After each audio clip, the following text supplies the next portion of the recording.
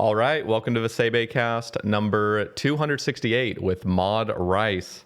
Maud Rice, how are we doing today? I'm doing very well, thank you. 268, that's a big number.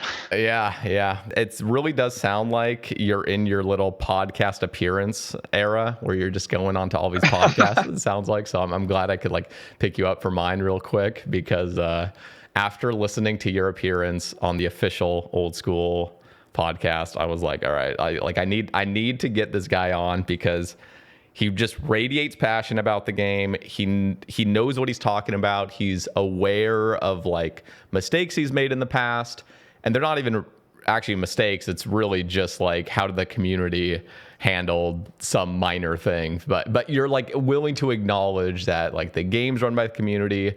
You're a dev trying to make the game as good as you can for the community, but you also have your thoughts on like what makes the game good. And I just thought the whole discussion was just awesome. I want to make it clear though on this podcast, I really want to dive into some of the deep game stuff rather than talking sort of like more about your personal life. I feel like if people want to know that, they should definitely go check out the Old School podcast with your appearance for that, because I do think it hit all that like juicy stuff of kind of getting to know you a little bit better. So, but I guess we will just start off with a very brief introduction of who you are. So if you just want to take us off with who you are and what you do at Jagex.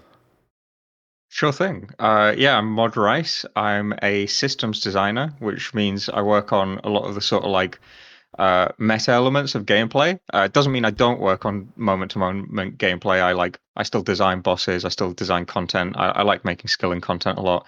But I have an additional focus of like the macro perspective of the game. So what does your journey look like from this level to that level, or over the course of grinding this boss out, or trying to reach I don't know, your first 100 mil on your cash stack, stuff like that. Um, and I've been at Jagex for just under 3 years now, and it's been a lot of fun. Worked on uh, Perilous Moons was the first thing I got to work on, which is awesome that I got such a cool opportunity for my first project.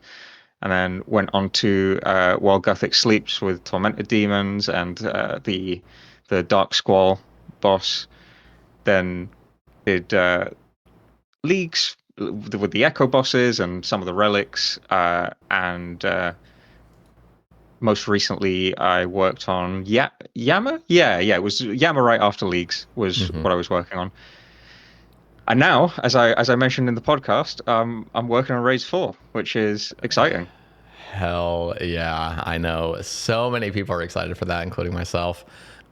And one of the things that, I mean, oh my God, there's like so many branches I already want to go down, just some of the things you listed as well, but I'll take it in order. I'll try to be patient. But so Raids 4, obviously insane. We're going to talk about it a little bit more in the discussion, but it really does feel like you guys as the team, whoever's working on Raids 4, sounds like you guys have a lot of experience and a lot of sort of mistakes that you've seen over past raid iterations and even other bosses and stuff that you can now learn from.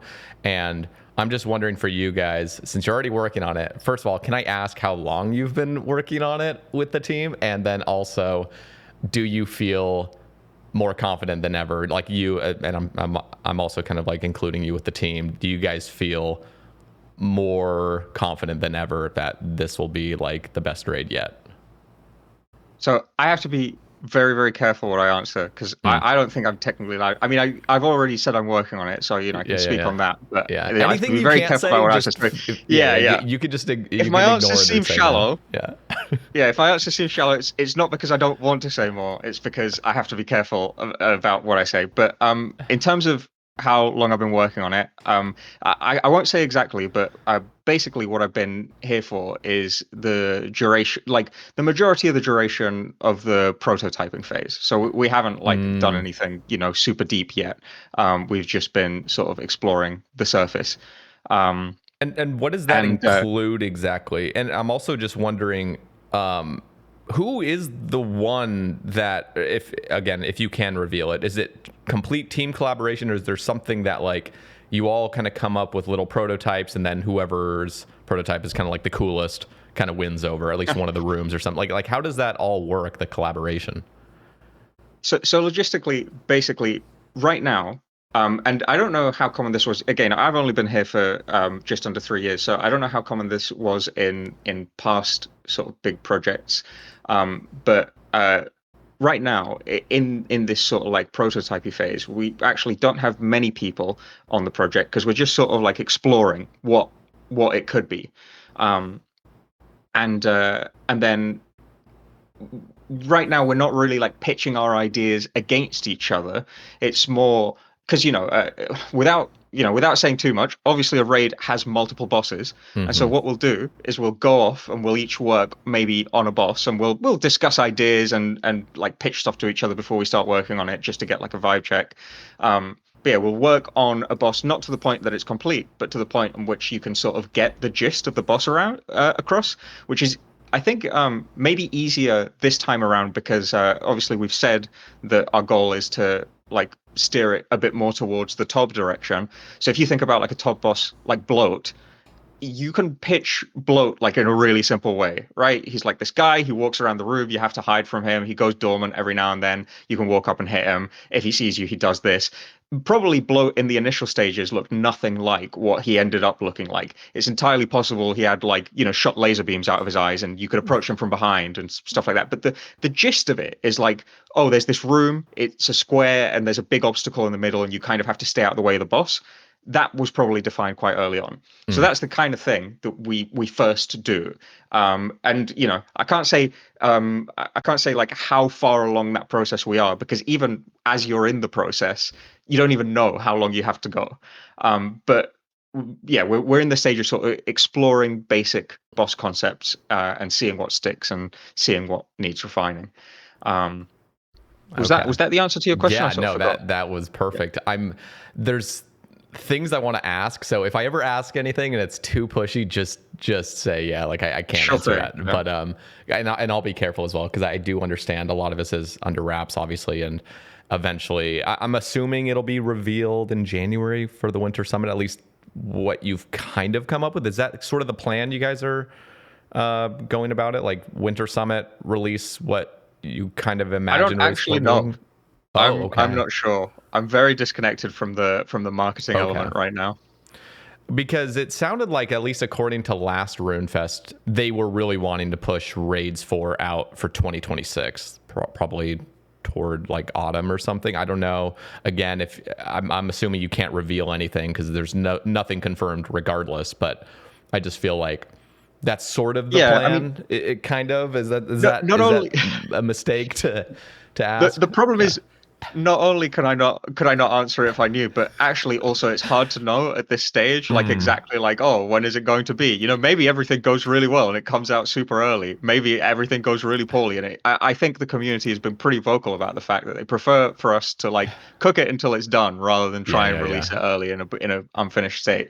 So it's hard to know at these early stages of the project anyway.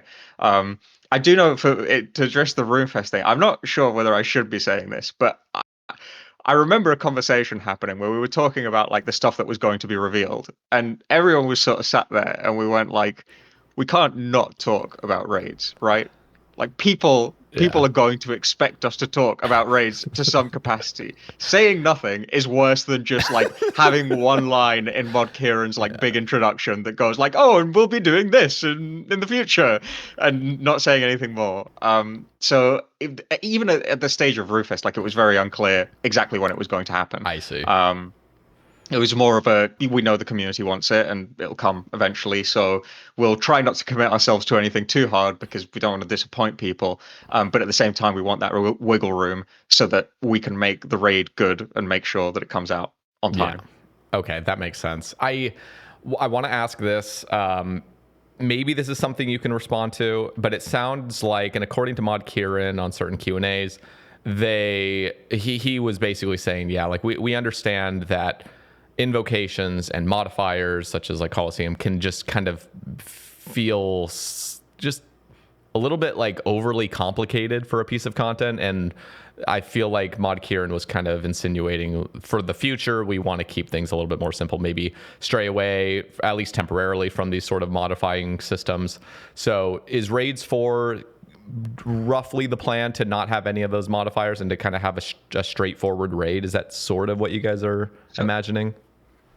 I feel like it would be unfair to the rest of my team to commit us to anything at this stage, Hmm. but I can speak to that sentiment that Kieran said of like we want things to be a little bit simpler. That is absolutely true because it's no secret that people love Tob and they think it's a great raid, and it seems pretty obvious that it is. That is because it's straightforward. Like even Chambers doesn't have any like interface driven weird systems, but like the random generation and all that stuff, like it's a bit gimmicky.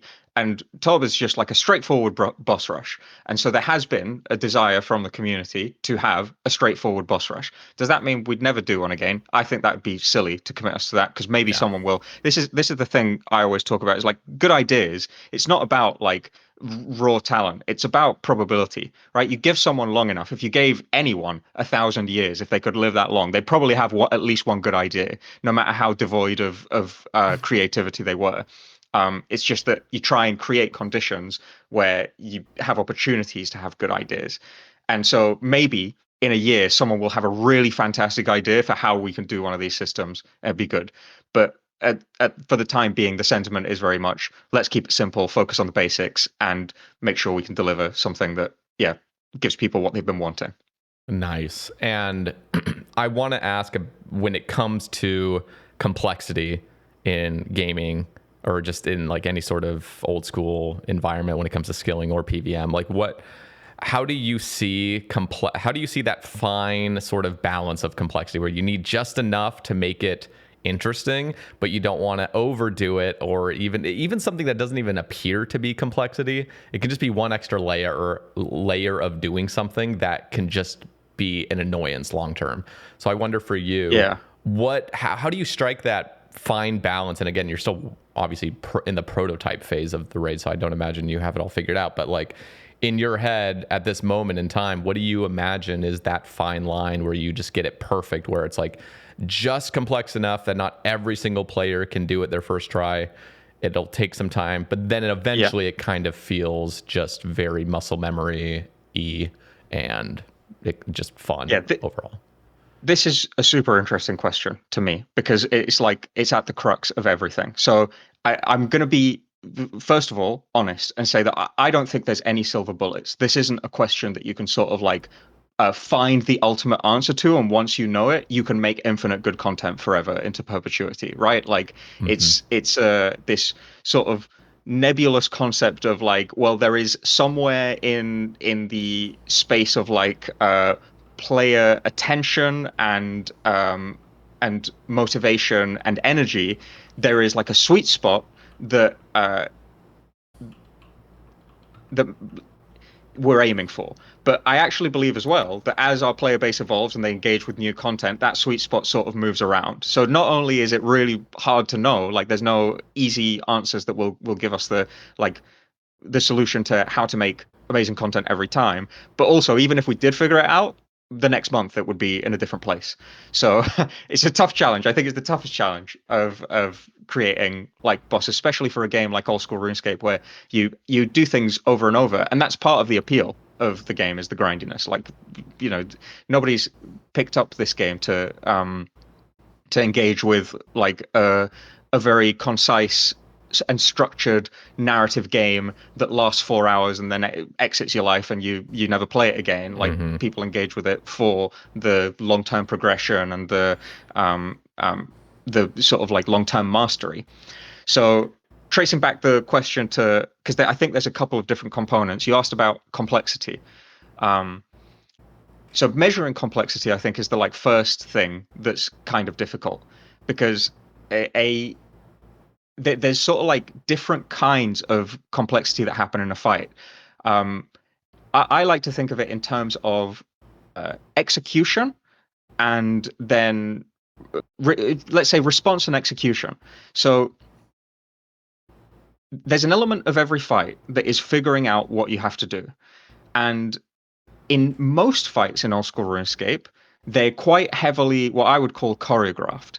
So you take something like Leviathan. Leviathan is really satisfying because it's very, very clear about what you have to do. It's like you can see the orbs flying in midair, the order that they're coming in, and you instantly know. So it's all about execution. It's not very hard to figure out how to respond. Um, I think maybe not so much nowadays because people have figured it out. But if you're a person who's doing TOB for the first like time or 50 times, or you're a person on release day TOB, a lot of the rooms are actually about figuring out how to respond to things. So, like, how do I go about taking down bloat in the most efficient manner is like the crux of the question. And that obviously over time, over the many, many years, gets figured out and refined into something that looks more choreographed. But I think that is sort of like the journey, or when it's done right, it is the journey that Old School RuneScape offers that many other games don't. Is that you start out with this encounter where you don't really know what you're doing and you have to figure out how to respond to things, and then eventually you get to the point where you are sort of mechanically executing things without even really needing much input from the game. Um, and so for me, the what it needs to be is complex enough to respond to that there is a difficulty in um, initially figuring out how to engage with the boss fight. Um, but not so much that it is like frustrating or off-putting. But it also can't be, in my mind, it can't be too easy. Like Yeah. this is what sets Old School RuneScape apart from a game like Dark Souls, which is so heavily telegraphed, beautifully so. You know, that's their thing. Everything about that game is like perfectly telegraphed.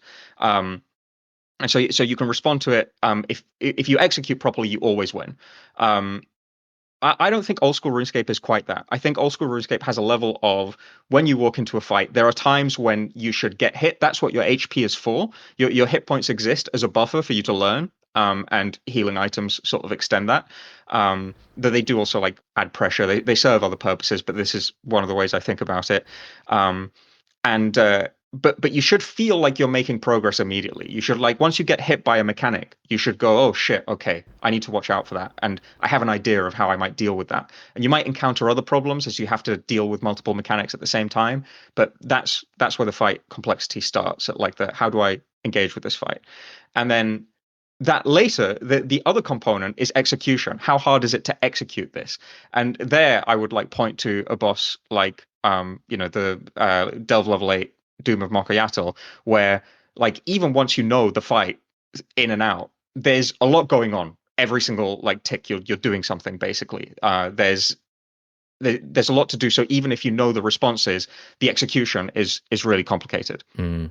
And actually, the Doom of Makayasul is a really a really interesting uh, place to look at because I was a little worried that it was going to be too much for some people. After a lot of the complaints we got about TOA being sort of exhausting, I was like, okay, this boss sort of like hits a lot of those same marks. But then it went down really well. And for me, that is really interesting. I've been looking a lot at that boss to try and figure out what is it about it that makes it palatable, despite the fact that it is like quite high APM. It's You have got to to lock be in to engage with it. a lot of it's got to be the duration, right? I mean, when you're Mhm. looking at a 600 TOA, like that's when I think is just peak exhaustion. Like this is just awful on a lot of fronts for most people. For some people, it's like their bread and butter. I mean, they just love it. They love just running in a 600 solo. But some rooms just drag on for 5+ minutes, and I feel like Delve, at least when I'm watching people with max gear and stuff, even at level 8, I mean, they're clearing it within a minute or two, it seems like. So, or maybe not a minute, Yeah. I don't know, it depends on your RNG, but it feels relatively short, and I feel like that probably plays a decent factor in it, right? Is that what you Yeah, imagine? totally. Like how long you need to lock in for is an element, and also like not just how long, but like do you get breaks in between it? Mm-hmm.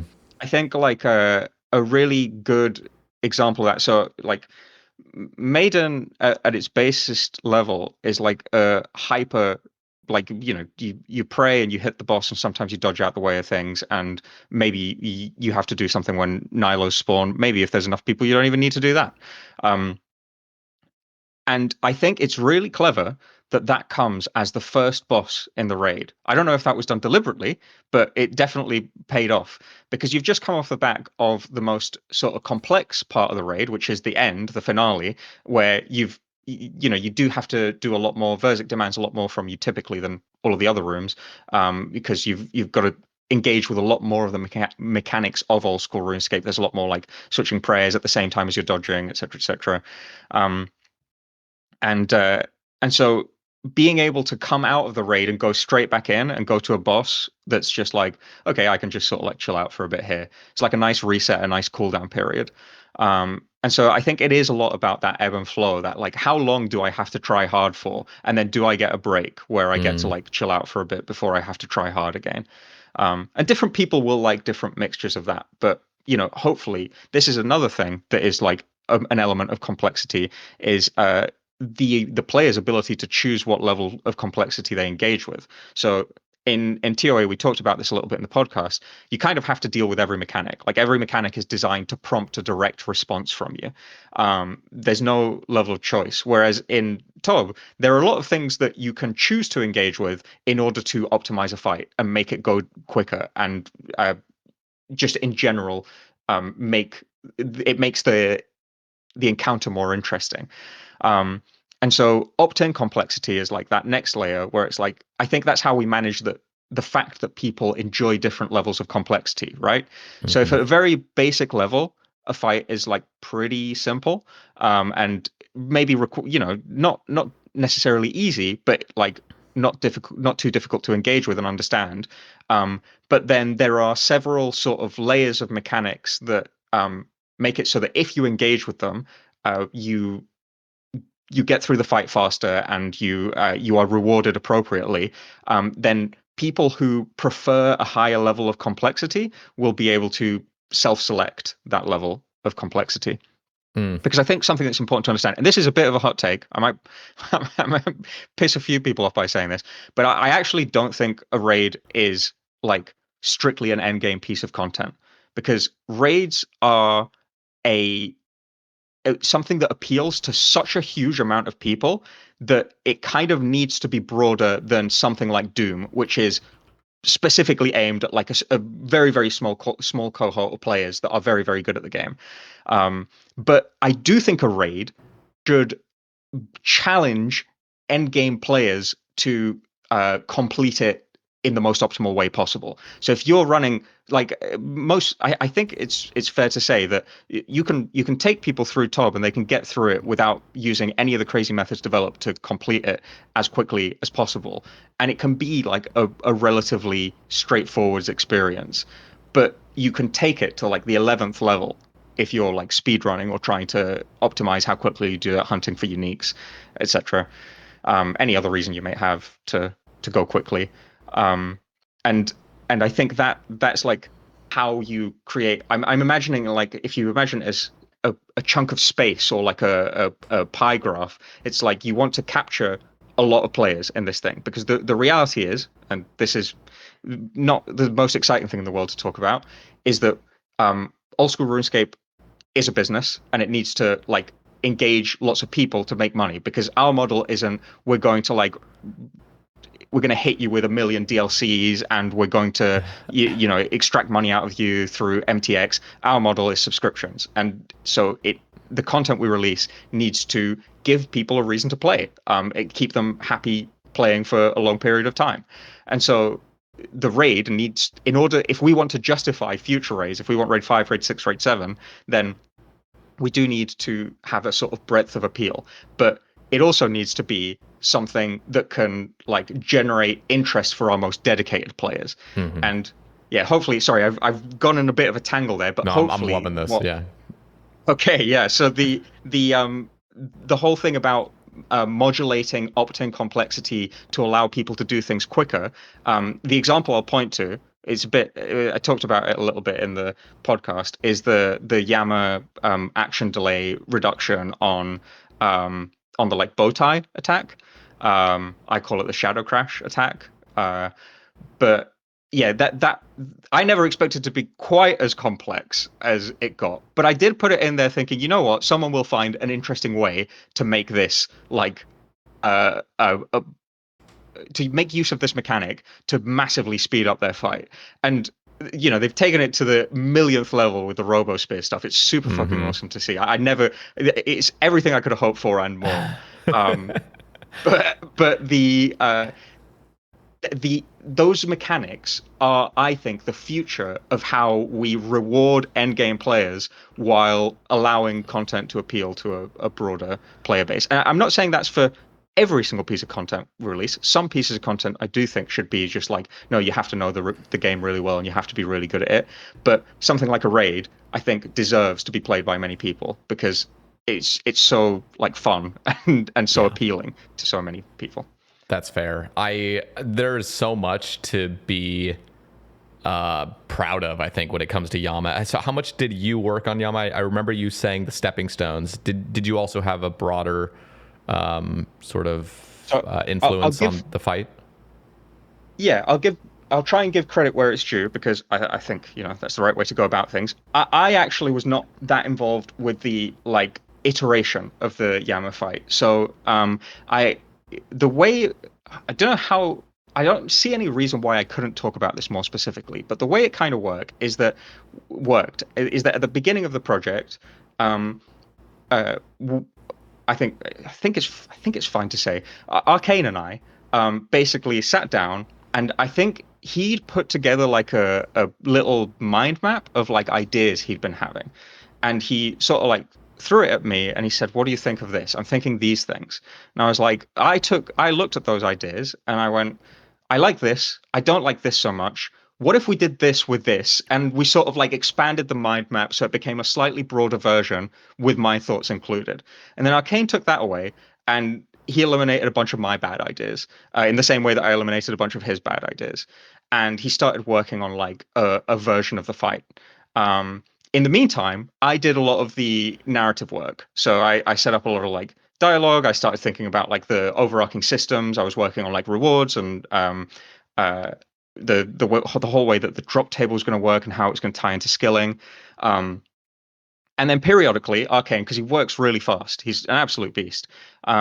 He like starts producing a prototype, and so we have these. I think my main point of feedback to Arcane on the first thing that he showed me was um, I don't feel like the players are going to use the space of the arena. So there's no reason for me to move around in this fight. I maybe need to move around Yama, but I don't need to move around the arena. And I suggested, I don't think I suggested exactly what the glyphs became. He like took those and transformed them into something a little bit cooler. But I suggested like, what if we had these like glyphs around the arena and you had some reason to walk over to them? And that means that throughout the fight, you're not just stood moving between two tiles, you're like having to actively use the entirety of the arena. Mm, Um, and so yeah, so he went off, he made a prototype, and he came back, and we played it with myself and one of the no, a couple of the QA testers, and then we gave feedback. And for a long time, that was basically my level of involvement. Is I would say like I would give him design input on the choices that he made, reinforce the things that I thought were done well, and try and sort of gently say like, hey, I think this sucks if something was like really unfun. Um, and at some point in that, so the stepping stones thing was actually like ripped out of a game jam project. If you look back at the blogs, you can still see it. I worked on this thing called Megubena's Hall, and I wanted a little agility course, and I wanted to make it like fun, and so I designed something that looks a lot like the stepping stones. Arcane sort of took that, riffed on it, had the fireballs come out, and then at the very end he had the like he added the demon where you have to swap gear, which I thought was like a really nice touch. Um, and uh, and then yeah, so that was him riffing off of something I'd done previously that didn't make it into the roadmap for a variety of reasons. Um, and then towards the end, we showed it to Mod Kieran, and Mod Kieran was like, "This is really fun, but it lacks a little bit of pizzazz. It's not got like it's okay. It's got some prayer switching. It's got some gear switching. It's got some running around the arena. It's all great. The glyphs are kind of fun, but it needs like something wow. And we already had the meteorite at that point, so you know he was asking for a lot. Um, and so Arcane was like, you know, I've been working on this boss for a while. Why don't you take a look at it and see what you would do? Um, and I started working on it, and I made a first version of the Shadow Crash attack, which was way more complicated. It would like track your destination and like home in on your destination tiles, so to like try and catch you off guard. And it had this like secondary shockwave phase. It was really complicated. But the sort of the foundational idea was the telegraph for the second attack is the first attack. So you have these three balls of fire that are falling from the sky in a line. And that is telling you that not only are these tiles now you can't step on them, they're quite easy to dodge, but you do have to move to dodge them. But also they indicate this is the direction in which the bow tie is going to spawn. And so you're going to need to react to that. And then the second attack would hit instantly with no reaction. So, and you know, I'll talk a little bit about the lore because I like this sort of thing. Is Yama is by the law a master of shadow and fire magic, and for me, that shadow crash attack is like the culmination of his magical expertise, where he Mm, churns fire into shadows and stuff. Yeah, all of that stuff. Um, and so yeah, I made the shadow crash attack. And I showed him the first version. He was like, "Ah, this is a bit overcomplicated. Why don't you just do this instead?" And I was like, "Okay, I'll pull it back." And I iterated with his feedback in the same way that he iterated with mine, though he did a lot more because he did the rest of the fight basically. Um, and uh, and then eventually we ended up with what the Shadow Crash was. And something in my head was like, you know, I feel like it's really satisfying to not panic against this attack. Like the easiest way to dodge it is to just run away in a direction. But if you stay cool and like sit right next to the bow tie's epicenter, it feels really cool. And I yep. was like, what can I do to make people do this? And I was like, well, probably shouldn't make it any more complicated because the feedback about the last version was that it was too complicated. So what's a simple thing I can do to encourage people to do this? It's like, fuck it, take an action delay off. So action delay is what we call like the delay before you can next attack. So it reduces your action delay by one.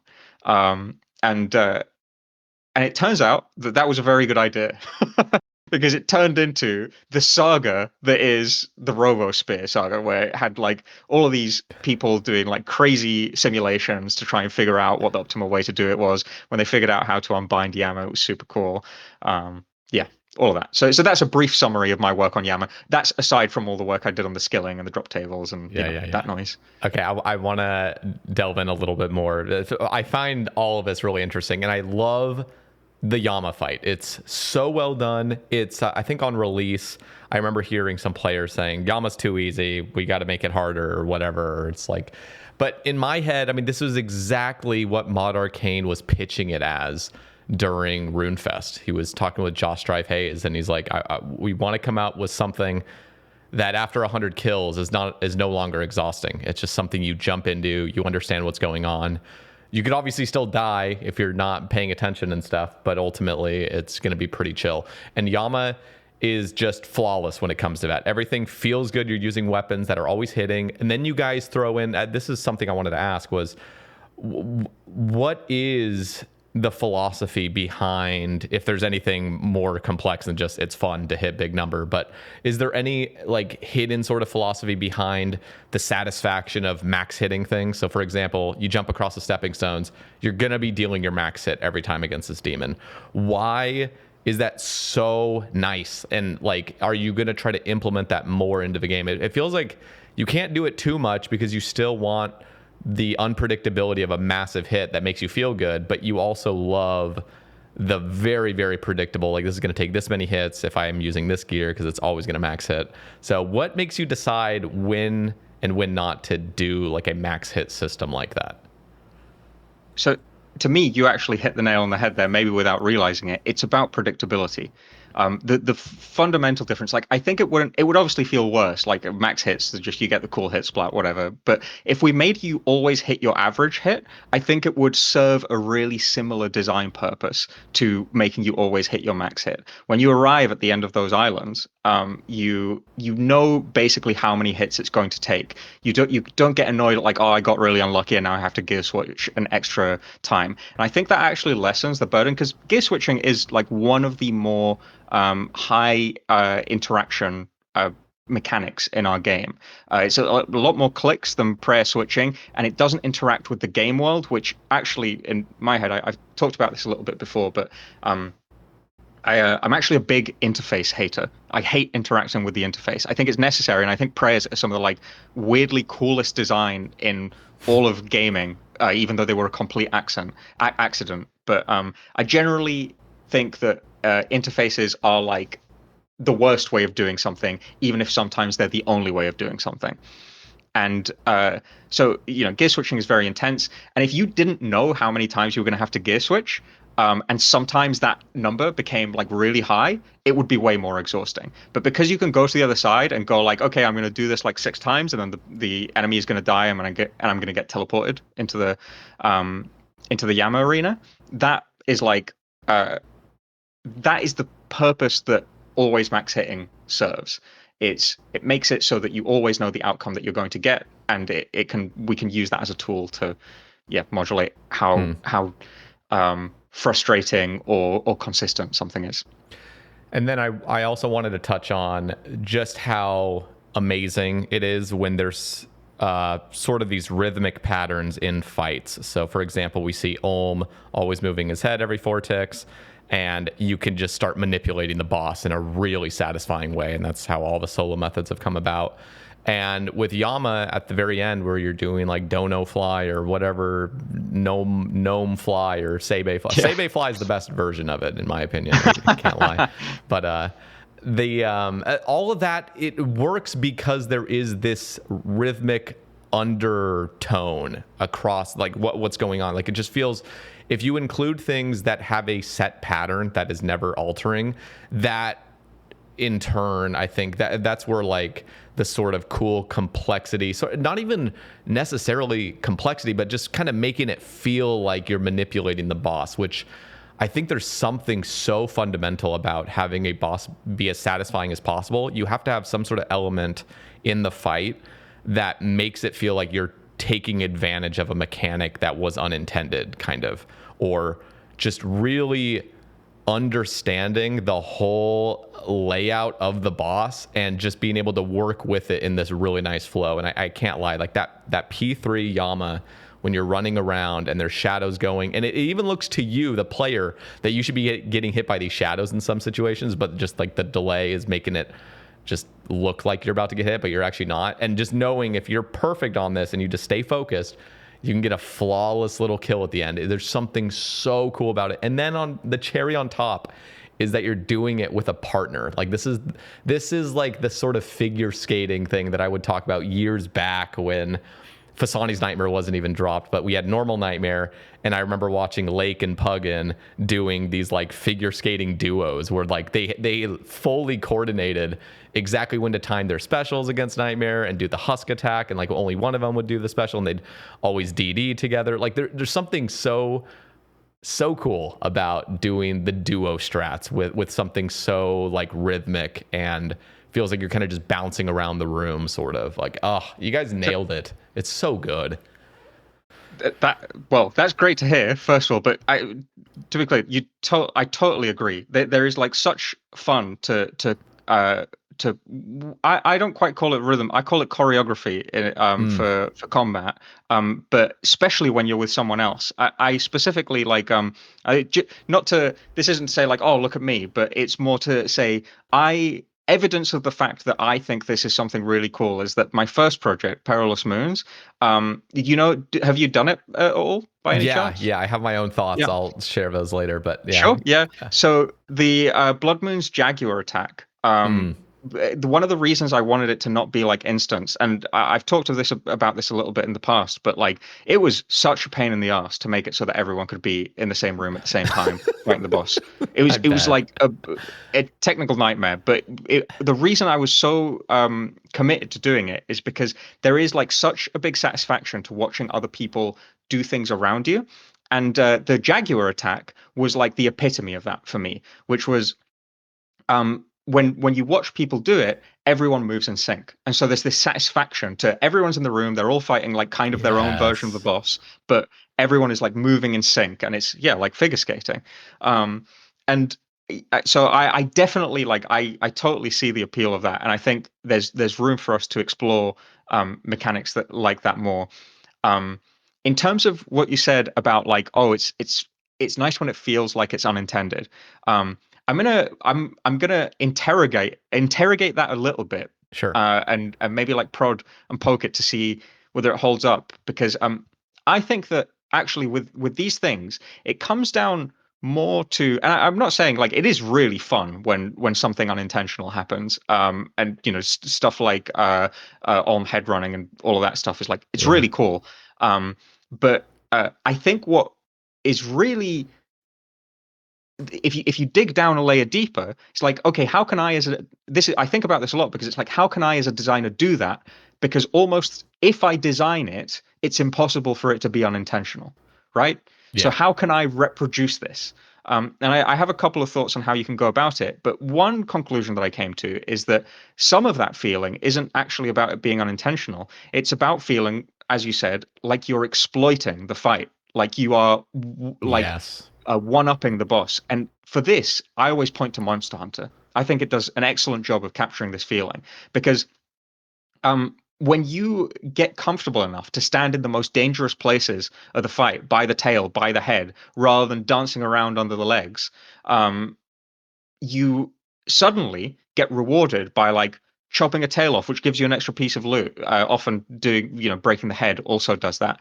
And you have this ability to sort of like use the boss's own sort of moves against them. Like, oh, this stupid dragon swung its tail right where I wanted it, and then you hit it with a big sword. The tail comes off. Fantastic cinema. Um, and it rewards you for proactive gameplay rather than reactive gameplay. So reacting is like, oh, the tail swing is coming, I need to dodge out of the way. Great, that is satisfying. It's the crux of, I think, why Dark Souls is so popular. But there is one thing that Dark Souls, I think, doesn't do so well, is proactive gameplay, or at least not obviously well. There are some ways to engage with it, but the average player never does. Um, Whereas Monster Hunter really encourages this from you. It really wants you to not just dodge at the right time, but to attack at the right time in the right place and hit the right thing.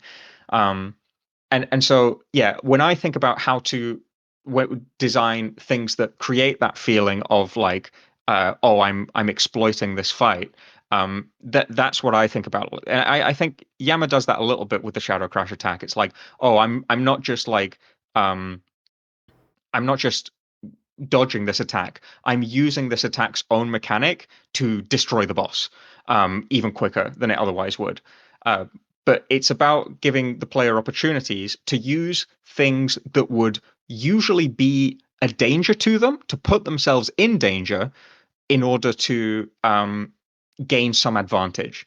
And I think that really like, yeah, uh, creates that sensation of like I'm actively like I'm using the boss's own attacks against them, Yep. so on and so forth. I do think there's an extra layer, which is like, yes, it is way funner when it's unintentional. And I think we can do that by being a little bit less strict with our design. So like again, I'm only talking about Yama so much because you know I haven't been here that long, so I don't have that many projects to draw on.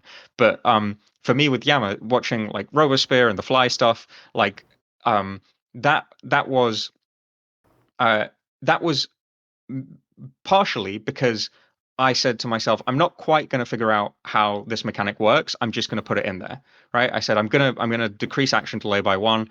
I'm pretty sure that's going to make something interesting, but I don't know. Um, and that's if that happened to work out in this case, I think a much smarter approach would have been to take like a shotgun approach to it. To say like I'm going to put like 12 minor mechanics in here that I don't quite know what they do, but they affect the fight in some way, in some minor way.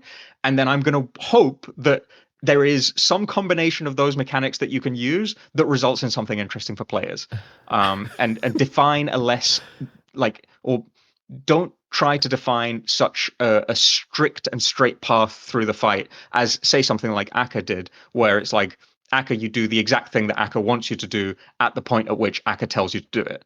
Yeah. That's sort of like the other element. I have one thing just to insert Yeah. in there, and I'm curious. So when I'm imagining, throwing 12 or something, just like small mechanics into something, what I imagine is the way you can almost for sure sort of get something sort of unintended or sort of like exploitative out of it that feels fun is to give every one of those little mechanics some sort of rhythm. And I wonder, as a developer, how much is rhythm being, and I say rhythm as in just some sort of like frequency, like there's going to be something that's happening every 10 ticks or something that's happening at this interval, but it's always going to be stable or something, or maybe it has a differing pattern, but it's always going to be on a set pattern. So I just wonder how much of mechanics that you guys designed really does have this sort of interval system in mind. Because I feel like if you go about sprinkling extra little interval things in, yeah, like you could have some outcomes that are just a complete mess and there's nothing that can work with it. But I feel like for the most part, as long as you're working with numbers that complement each other, like a 4 and an 8 and maybe a 6, so it's like an alternating thing, so like something's on an interval of 6, could be really interesting. And then you just throw it in there and you're like, I don't know what to do at this very moment, but I know for a fact because of the patterns that something very interesting could emerge from something like this. And I wonder, how much are you guys thinking as a developer of things like that when it just comes to intervals, rather than just like, we're going to throw a mechanic right here for a reason that's more just like sporadic? I don't know. Yeah. So balls, it hasn't saved the theme. I'm going to do something slightly unconventional here. Okay. And I'm going to offer to share a segment of a presentation that I prepared. Within the studio, every now and then we do a thing called a knowledge share, which is that somebody has something that they think is interesting that they want to talk about to the rest of the team. We have a sort of block of time set aside for people to pitch those things. And I did one about choreography because I think it's quite important for like interesting boss design. So the first thing I want to address is the idea of like what you said, like complementing numbers 4, 6, 8.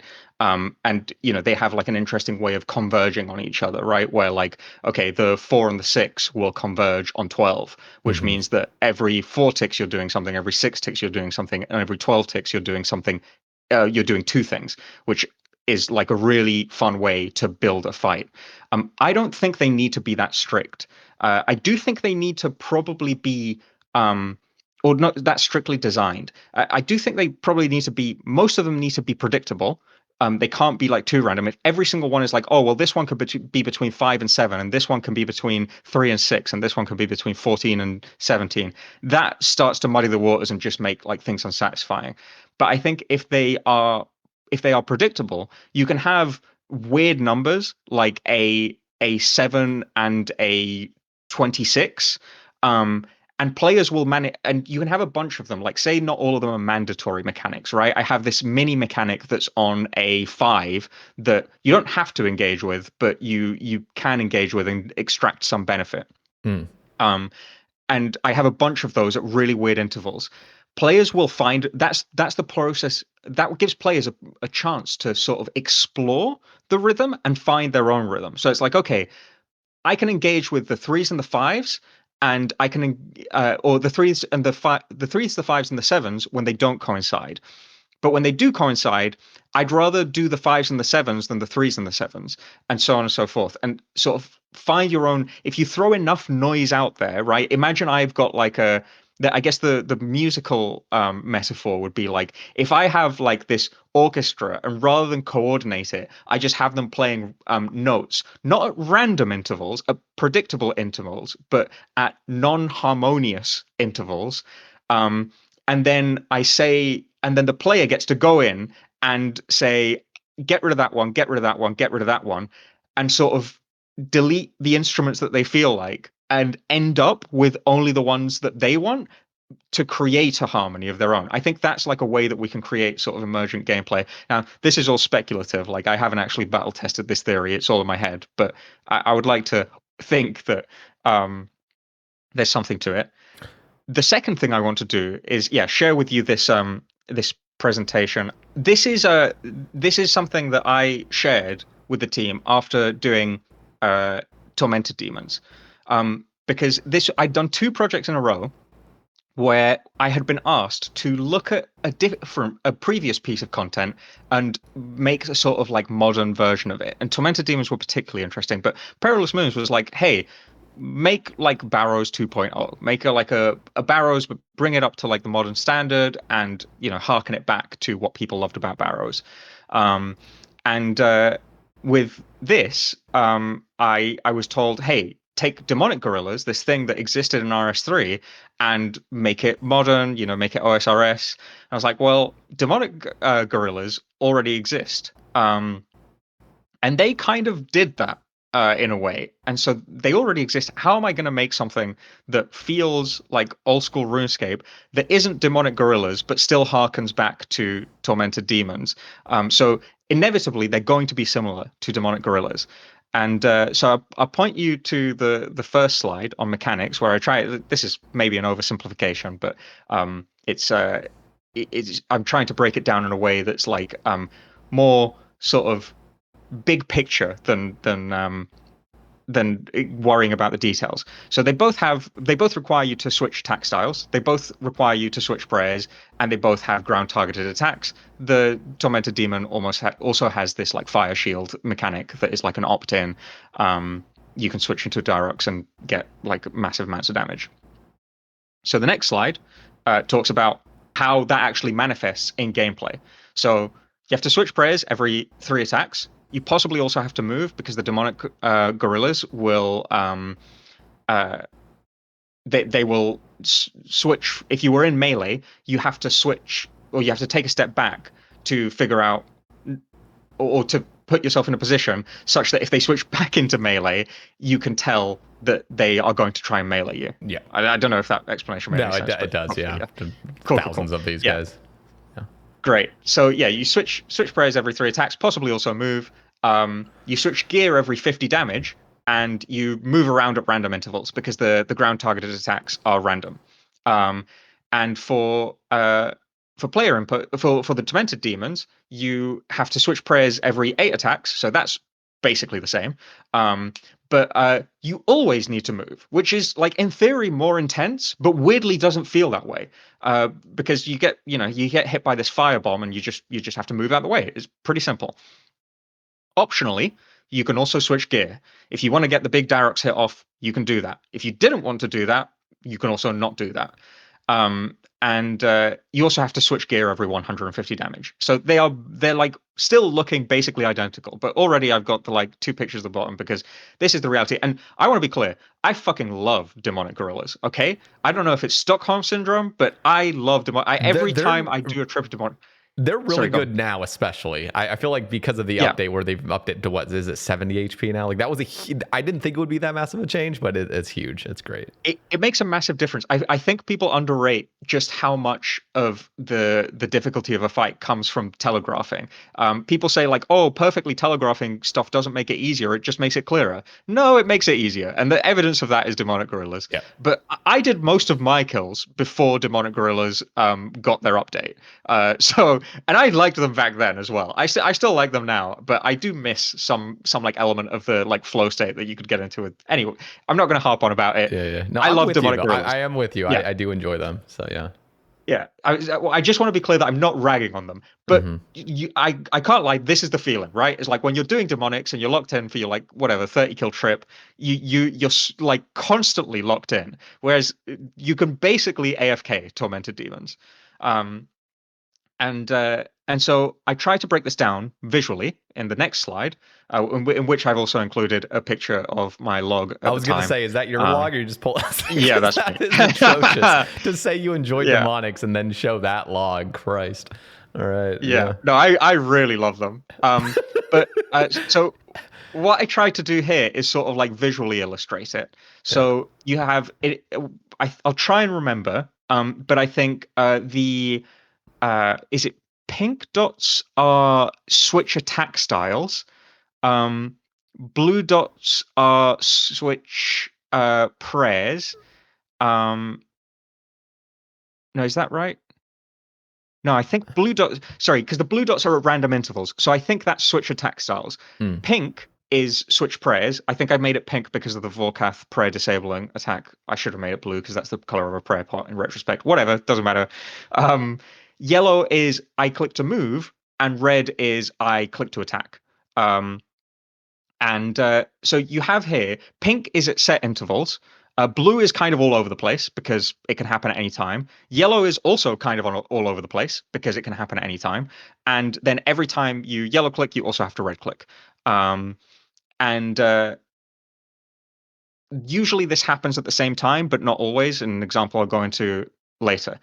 And so you can sort of see that if you look just visually at the demonic gorilla, it's sort of like all over the place. And that's why, to me, it feels so locked in.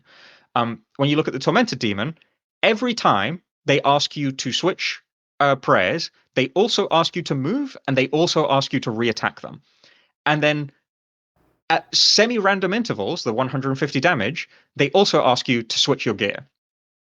And so you do have an element of randomness in this fight, but it's way more predictable because the movement and the prayer switching happens at the same time. And even if they were offset a little bit, they would still be at predictable intervals, which I think is the more important part.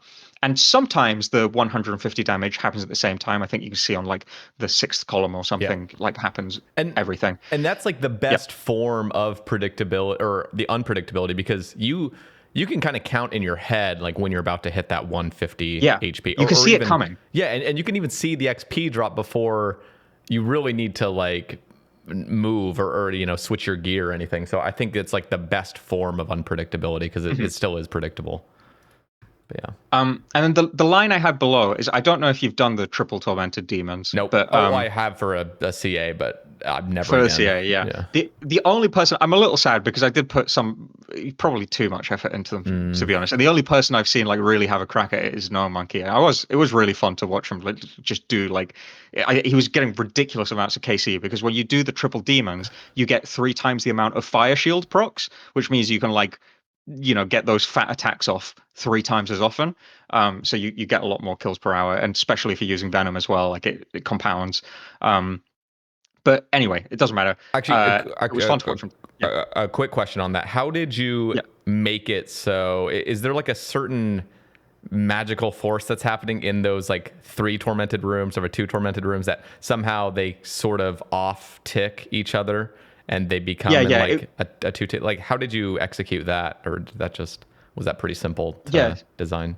No, it was not simple. It was a massive pain in the ass. It was way more effort than it was worth, to be honest with you. But it did inspire some nice things in the future. Like it's the whole like triple Dagonoth Kings during leagues. Yes. That was like kind of the same thing. And I think there's room for us to do more with it as well. So hey, we'll count it as R&D instead of a waste of effort. But yeah, so the bottom one is basically tormented or triple tormented demons are asking you to switch your prayers basically every single tick. Well, I think these time intervals are like groups of 2 or 3 ticks, so maybe not every tick, but yeah, very very frequently.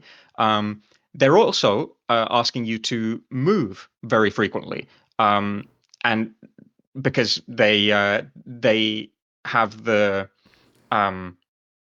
fireball attack intermixed with so it goes ranged attack, melee attack, fireball attack, ranged attack, melee attack, fireball attack. So you're being asked to move very frequently.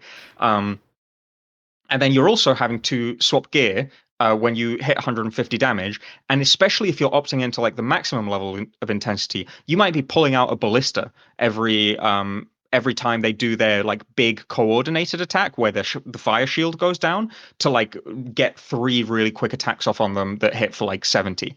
But even though it's like way more shit going on than a tormented demon, I would say that it feels a bit calmer because it's rhythmic and it's predictable. And so that's why I've got the image of like the guy, he's obviously way more prepared and he's doing something way more intense than the guy in the relaxed driving picture. But he is like fundamentally like more in control than the guy who is just sweating. Little do you know, his neck veins are just protruding so hard, but he has a helmet on, so you can't see it. Do you see those F1 drivers' necks? I think I saw some posts the other day, just massive because their necks are just torquing all over the place. Yeah. Yeah, yeah. Okay. But yeah, so that's sort of like how I oh my god, man. I should have I sorry, there's a bunch of data in the next slide that I really should have pointed to. Yeah, You yeah. show it I if you want. just clicked Yeah. on that slide too. I'm like, oh, this actually solves everything that Yeah. we were trying to figure out. Yeah. Perfect. Yeah. So yellow is random because you get the attacks like the ground targeted attacks randomly. Blue is pseudo random because it's every 100 or it's every 50 damage, which isn't entirely predictable. Yellow, this is a thing I forgot to mention. Yellow pushes pink back. So when you Mm, when you what is it? Yes, when you walk away from the no. What what is it that yellow does again? maybe that There is is definitely because sorry, go on. isn't yellow the moving or wait, what was Wait, no, no, the blue was yellow the moving. sorry. Yellow might be oh fuck. There's a mechanic in I'm trying to remember. There's a mechanic in Demonic Gorillas where if you do it, it that might be a typo. It might be blue pushes pink back because when you do 50 damage to a demonic gorilla, they beat their chest, which has a chance to make their next attack happen later, right? Oh, yeah, yeah, yeah. I was just thinking And yeah, maybe it's if you run away and the melee is coming near yeah. you or something, or you stand underneath it briefly. But That's also possible, but okay. yeah, I think I was thinking about gear switching. So yeah, oh sorry, about the 50 damage. So when you deal 50 damage, you might also push the next attack back, which messes with the rhythm. Hmm. So yeah, there's not a lot happening at any given time, but something is always happening. Whereas tormented demons are like really, really regimented with a dash of randomness. And and it means that it's I imagine it a little bit like fishing. Yeah. When you're fishing, you don't not like in-game fishing, but like real life fishing. When you're fishing, you're usually not doing much, but when something happens, you have to sort of like do a lot at once. Um, so yeah, that's So my big spiel about. You said choreography is important to you. yeah, I hopefully this demonstrates it is important to me as I, well. I, I love these visual charts too because this helps so much. I mean, it reminds me. This is obviously a very very simplistic view of it, but I love these visuals. I think it was. I don't know if it was exact that made it, but somebody made like an Inferno whole like tile thing where like it shows where all the spawns could be, and then it kind of has like a time lapse of like where the tiles will be of like line of sights for monsters and things. I just love those visuals because it just makes everything like clear. I don't know. It's nice. But Yeah. here's one question though I have is demonic gorillas, if I were to think back, I mean, even right now with all the changes they've made, I'm just thinking to myself, what one of the most annoying things about demonic gorillas in particular is you never feel like you can quite get the DPS you want because there's just this trade-off of like how many switches do you want to do every Yeah. 5 seconds, which is cool in theory. I think in theory it's interesting to be like how much DPS do I want to do for how much effort, and every single little bit more effort I put in is one extra click. But I wonder, and this is sort of my question to you, is like, do you think there's something that I don't even know how to like really word this, but in my head, I'm imagining a similar demonic gorilla fight that only ever requires one switch or something. So it's very sporadic. It's just kind of like everywhere. It's kind of chaotic, but everything is very simplistic. It's not like this unpredictability. Now I'm doing a 4-way switch and then a 4-way switch right immediately back. It's just there's these Yeah, very yeah. The, quick like one oh clicks. man. Yeah. Those are so annoying as well. The fact that there's so much variance because it's only 50, so you can literally get like one attack off and then immediately have to swap again. Yeah. No, I totally get it. It's also interesting because I think demonic gorillas are one of the last places in the game where inventory management actually like still matters. Like I don't know if you've done it, but like managing sharks on the ground so that they don't despawn while you're like doing kills because you got a shark drop when your inventory was full. Yeah, And like I that shit found is so anxiety inducing. By the way, I yeah. hate juggling, especially when there's players around, because then you really only have a Yeah. minute to juggle. It's like, god damn it. Anyway, Yeah, I have to. I can't lie. I took a little bit of sick pleasure in it. Like I really enjoyed like getting the hang of it. But I totally get why it's frustrating. I do think it's an interesting question. I mean, I did. So tormented demons do kind of do that in that 700 divided by 150 is less than 300 divided by 50. I think you have to swap more times for a demonic gorilla kill than you do for uh, a tormented demon kill. I think I'm not I think 100% sure on now that. it's around the well. Isn't TD 600 HP? Is it And 600? I think it's Yeah. 600, it's 150, and then I think I can't Demonics remember. is 380 and 70 now. Okay. So definitely, yeah, you have to swap more times for a demonic gorilla than you do for a TD. But sometimes you don't. There are those random kills where like you hit like 69 HP and then you hit like a 70 right after. So it basically like Yeah. leapfrogged one of them. But yeah, Yeah. generally speaking, yeah. Yeah. So, oh, right, because we changed it as well. We upped the threshold. Yeah, I forgot about that. Um, okay, so yeah, the question of would we ever do a fight with only one switch? I would say yes. Why? For the exact same reason that we made Tormented Demons, which is that there is room to explore this concept further. And one of the points I was trying to make to people when I put this presentation together is there are virtually no mechanical differences between Tormented Demons and Demonic Gorillas, but they do feel like very different fights. So we can do more of this. Like Old School RuneScape is a vast game, and we could have a fight where there's a lot more emphasis on moving and prayer switching, or maybe just on moving, or maybe just on prayer switching. But you only have to swap gear once per fight. I can imagine that being its own sort of neat spin. It would probably be kind of like Demonic Gorillas or Tormented Demons. It's not a full boss, but it's kind of a demi-boss monster. Yeah, Yeah. that's No, I think this might sound crazy, but these are some of the ideas that I think could be implemented into future skilling activities. So capture what's interesting, for example, about demon. This is again just one example out of a million that you could sort of come up with skilling, but making it so skilling in a way kind of captures that rhythmic sort of timing with PVM. But I'm imagining like a demonic gorilla that is like a skilling resource that you need to pray against, kind of, because maybe there's some sort of rock fall or something above you that you need to pray. And then all it is whenever it switches is just a one item switch. So you're like switching from like your pickaxe to your axe or something like that. So you're capturing everything that's interesting about demonics, but drastically reducing APM.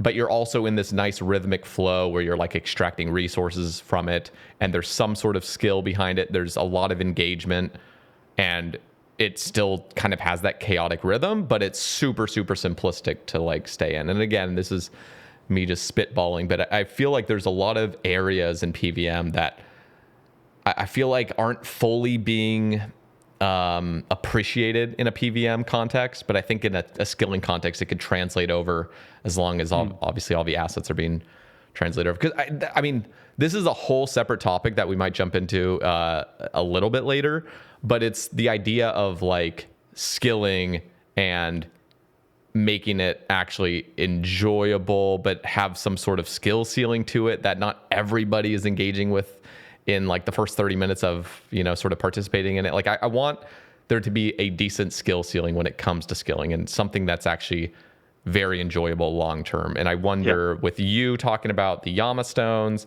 and I need to ask you about that whole game jam agility thing. What was that called exactly? Am I able to look that up on the Old School site? You should be able to. I don't know if you'll find it by its name because it's really weird. It's called Megubernes Hall, but it was basically like a troll. It was like a skilling PVM crossfight where you had skillers doing skilling things and PVMers doing PVM things, and they didn't actually like cross over, but the skillers provided resources to the PVMs to do things. Mm. I'm not gonna lie, it was a idea that the artists pitched, and I was like, I really just want to try and make this work. I think it's going to be challenging. I don't know whether it will work, but I'm just going to like throw it. And I think we did come up with some cool stuff. But yeah, it's a. I think uh, it's like if you look for troll in like the previous game jams, um, you might find it there. Could you type out Um, what you said? yes, let me Because I'm like, let me. I'm struggling over here. I'm, I've actually got to look it up because it's a weird Oh. Norwegian. Okay, so I'm not the Uh, only one. yeah. I think because it's no Meg Gubern. And was this 2023 or 2024 game jam or I 2025? think it was the last one. It was 2024. Okay. Did we do a 2025 one? I don't even think so, actually, now that I think about it. Yeah, so I think it might be. So it was Game Jam 5 that Man, ran from April 22nd to May 6th, 2024. Let me just. I can't remember exactly. Let me see. Let me I mean, click I'm on this. googling like so many spellings, and it's just giving me back like margarine. It's not very helpful. Let me see. OSRS game Yeah. jams. Look down. Oh, the wiki. Trust the wiki to be helpful. What did They it have a say? page for all of the um so look for troll. No. There we go. Megubin's Hall. Here it's the first one on this page. Okay.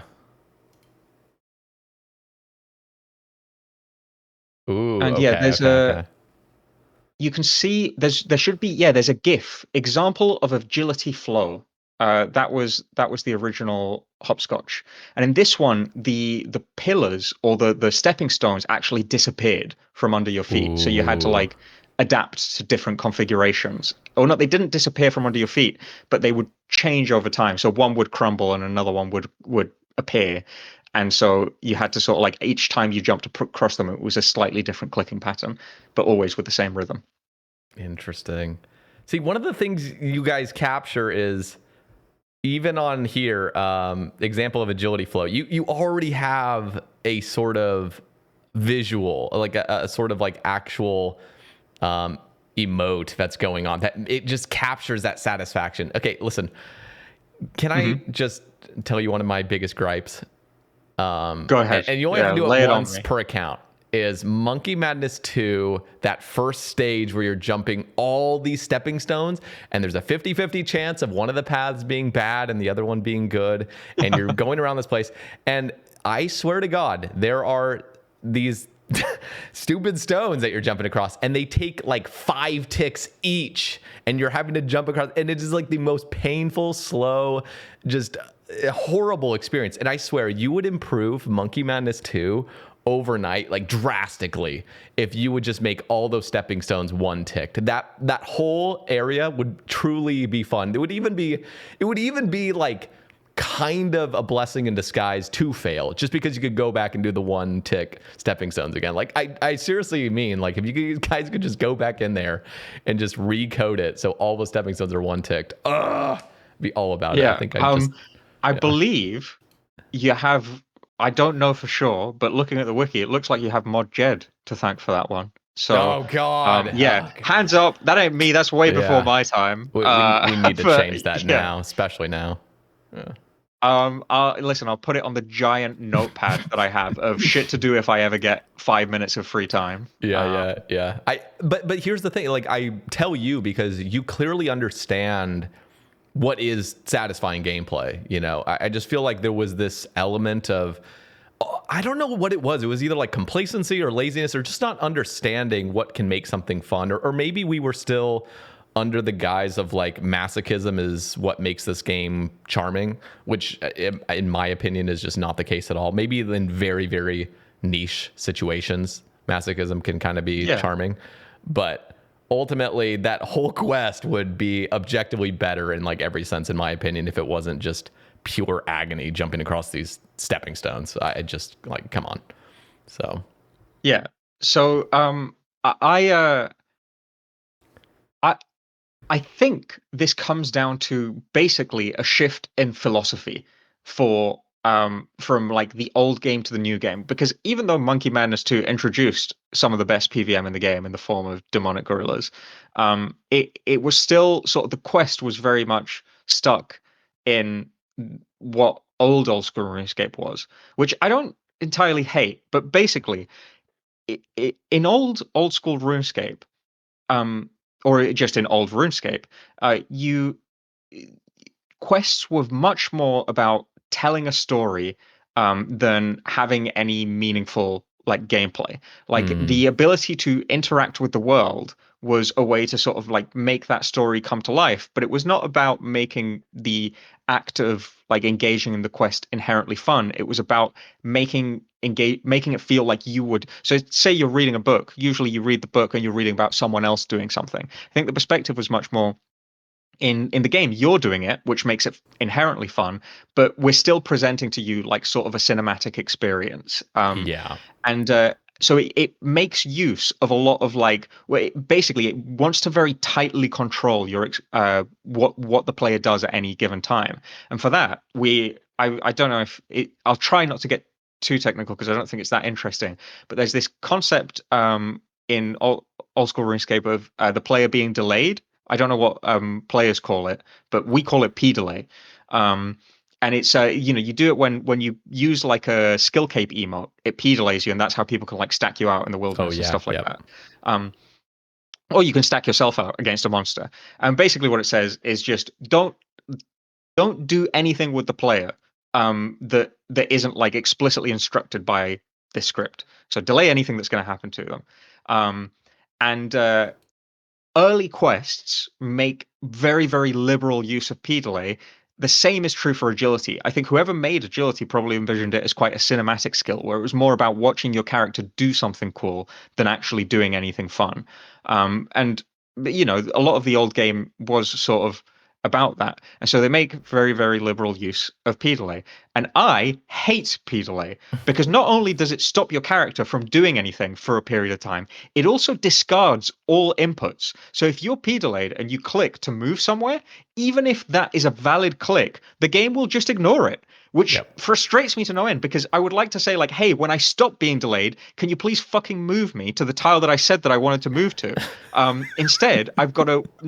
The P delay sort of works for an extra tick because once it's over, I also have to redo my input to get it to fucking listen to me. Yep. Um, so I hate it with a passion, and everything I do is to minimize it.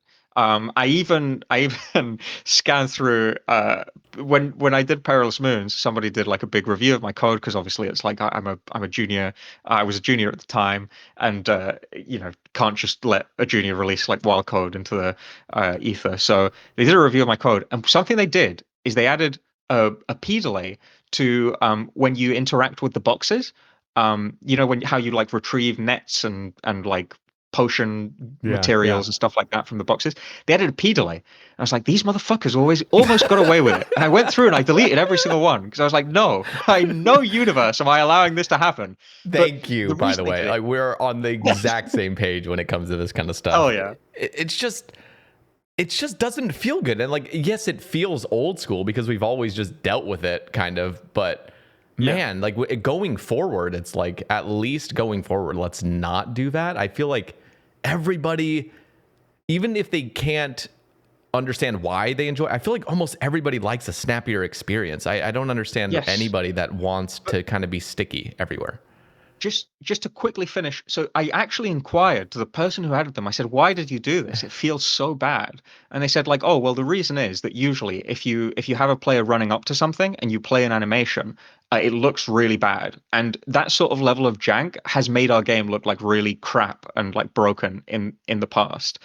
And so I understood, like, oh, okay, this person is actually like concerned about visual feedback, which is an important part of the game, right? Like if your character is like halfway across the screen and then they just like reach into the air and pull out a net, that looks bad. And I can understand wanting to stop that.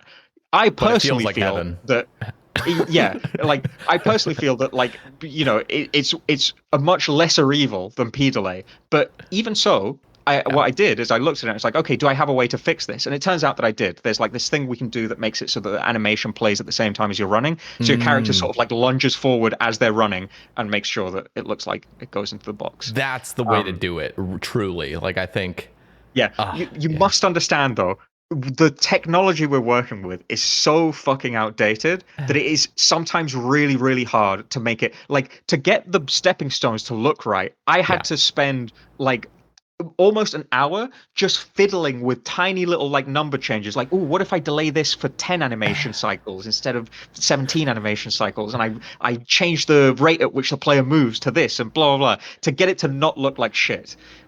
So if we had better tech we could do a lot more, and we are working on that. I think sailing's a pretty great example of that in that it like looks like butter. It's great. But yeah, we don't have as many tools for like just running around. How many frames can you get per tick in this game, like of animation? It's not quite. Oh man, getting into the weeds of it now. So the number of frames you can get is different from the number of frames that I as a programmer can interact with. So Hmm. um, a your computer may render something at 60 billion FPS, and I won't have access to that information. But I, as a programmer, have like two levels of fidelity. One is to the server tick rate, so that's every 0.6 seconds. Everyone knows that one. The second is to the animation tick rate, and that is 30 animation uh, ticks that take place in a a server tick, which is 0.6 seconds. So 0.6 divided by 30 is some number. I can't be bothered Point to do the math right now. point zero two. I'm guessing. Yeah, yeah, yeah. It's actually, yeah, it's just divided by three and a yeah, Yeah. okay. So um yeah, it's 0.02 uh um animation or seconds per animation tick. And so I can say delay an animation from playing by 5 animation ticks when the server tick starts. So I give the command, and rather than playing it on 0.6 seconds, I can say play it on 0.68 or 608 seconds. That's the level of fidelity I can work with. It is worth noting that this is how cheat clients like do stuff like a Juke, where you can sort of see the vents. You can like have the ID change so that you can see which one is going to go like explode before it happens. Oh, interesting. Because we send the animation through, we say, hey, play this animation in however many animation ticks. And that process that arrives at the client instantly, but the client is told to wait. And so good clients respect that and they just do it. But some nefarious clients or nefarious plugins can identify that information ahead of time and flag it, Interesting. which But you could is kind of always annoying. avoid that, right? Because or is there a situation where just the animation just looks much better if it is delayed? I'm just Yeah, wondering. Okay. exactly. Say, for example, I have a projectile traveling towards a place and I want it to like explode outwards once the Hmm. like I have an even better example. Say I have like a projectile that impacts and then it has an initial explosion and then an aftershock.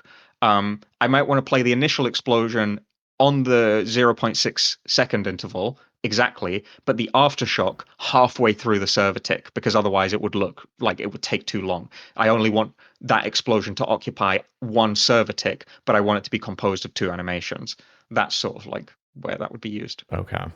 And correct me if I'm wrong. This is sort of a weird question, but I heard at some point years ago that a tick is actually like 0.603 seconds. Is there any truth to that? I remember it not being I don't quite know. exactly zero point 0.6. It was like slightly off, and people had recorded it for. Is that? And I think part of it came from like 6 hour logs.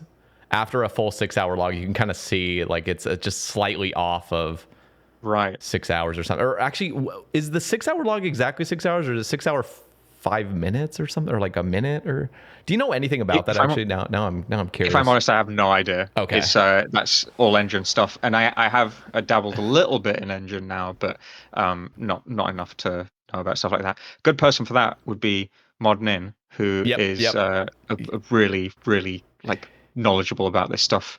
I had him on earlier. Maybe that's probably my mistake. Just thinking how much I could extract from him, and I'm like, surely you know everything that he knows, right? Yeah, but it's different world. Absolutely not even close. Yeah, yeah, he's brilliant. He knows a lot. He knows a lot about like the old game as well. Like I feel like he's just like studied all the like The history of the game almost with how the engines evolved.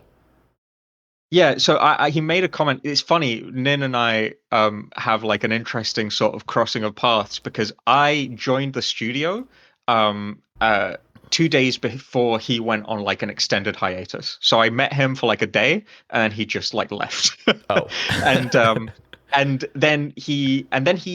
so before he went on this extended hiatus, he was like, he was talking to people and he said uh what was it exactly? He said, I feel like in the time I've been at Jagex, something along the lines of, I feel like in the time I've spent of Jagex, I'm starting to understand what they were going for with this engine. And I don't get the feeling that many other people feel that way about the game engine. So he sort of like, I think, understands the underlying philosophy of the game engine. And sometimes when he says stuff to me, he'll say like, I was complaining to him about this parameter that we have for projectiles. I was like, it's so stupid. And he was like, yeah, the problem is the old school RuneScape engine was designed to do very specific things very well. And that parameter exists to let you make arrows arc. And if you try to do anything else with it that sounds like it should be able to do, it will shit itself and die. But if you just do what it wants you to do, it will behave it will be exceptional. And I feel like, that's a glimpse into his like vision of like he understands the underlying philosophy of the engine. Okay, so I want to trace back just slightly to the whole like animation as you're arriving, because Mhm. you know what frustrates me to no end. Like this is bad. Is when I see a random update that I swear is not even included in the blog of like that week's update, and it's the one example I'm thinking of right now is going down to Dave's basement, Evil Dave's basement. And so you're at Edgeville, you go down the door, and when you now click on that trap door to go down, I swear that shit takes 4 ticks for anything to actually fully register for you being down there. It's like they added additional ticks to almost like, I want to give them the benefit of the doubt and say the dev that did this was like, this is for immersion's sake. We got to make it so it looks like you're climbing down a ladder. But it ended up taking like 4 ticks. Plus there's like another tick stall once you've actually reached downstairs. And it's Where is just, this? this is Edgeville. So just go to Edgeville and go to Oh, Evil yeah, yeah, Dave's yeah. basement. And Sorry, in yeah, fact, yeah. I didn't hear you. Yeah, I'm gonna go there right now on my client that I'm logged into right now, and go for it. I just want to show this because there's another example of where it's beautiful, where it's like we got to do more of this. And so, oh crap, I have all my bank stuff unlocked. I'm rearranging my whole bank right now doing this. Okay, so let me go to Well, Edgeville, and then I'm gonna go over to the Watchtower, which is the really brilliant place. yeah. But Do just you want me to give you my prediction for why it works the way that it does? yes, please. So we have standardized like code that we've like written to be reusable, right? And does it fade you out and fade you in when you click on the stairway down to Dave's Nope, basement? there's no fade. There's no fade. There's no fade. No. Oh, Okay, okay, then I don't let know. me I'm gonna share my screen right now for Yeah, you. please do. And then I want you to kind of, all right, are you able to see it? I'm ready. Yeah. All right, so this is me clicking. This used to be faster, by the way. I don't know what happened, but at Yeah. some point,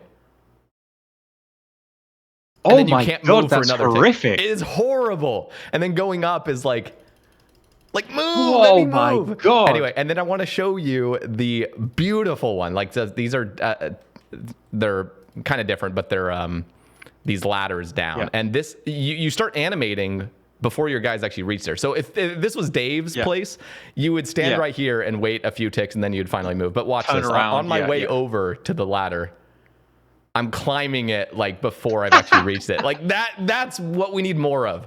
We need more of the Okay. I, okay, well, maybe it's just I'll that tell lower you what. one. Yeah. I I I think I'd have a hard time selling the team on that one because that one does Yeah. look really shit. If we're honest, No, oh, we dude, should. I Oh, love it. It makes you I feel know, so speedy. But yeah, okay. I know, but we can do that different. Can I get you? Sorry, I'm now directing you around. Yeah. Could I get you to go to the Chasm of Fire? Because have you used the shortcut to Yama with the chain? Yeah. Yep. That So so that yeah, yeah. Oh, yeah, go let ahead. me go over there. Um So I implemented that one, and my goal was to make it like really snappy while still like really impactful. Like you're going down 4 things, and you get like moved into thin air. Um, and for me, it's basically it's better for us to do stuff like this where we have both the immediate feedback and the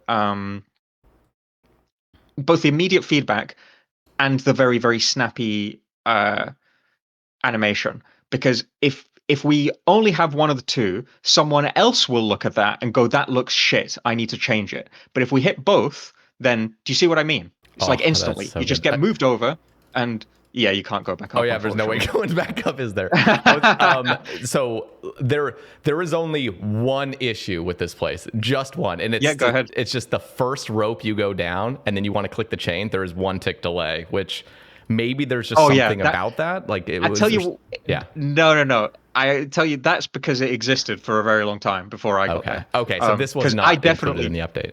no. That was Yeah, there it's right ages there. ago. So yeah, Let me it do is it again. egregious what you just showed, and we should Yeah. definitely fix it. That's like a P delay 4, Oh, that's and so yeah, good. That chain. it's I yeah. love the So chain, man. You nailed it with it. It's hell good. yeah, thank you. I tried. So yeah, my opinion is that we should be seeking. We should, because basically what happens is someone goes, "Oh, we need to make this animation look good," and they go about it in the not the team isn't lazy. Like to be clear, people are really hard working, but they go about it in the easiest way they know, which is to briefly P delay the player. That one is not brief, but usually they briefly P delay the player to get them in position so Yeah. that the animation plays correctly. It's a bit more effort to make it so that you don't P delay the player, but it's so fucking worth it. And so, yeah, we just need to do a better job of making sure that people implement things in that way.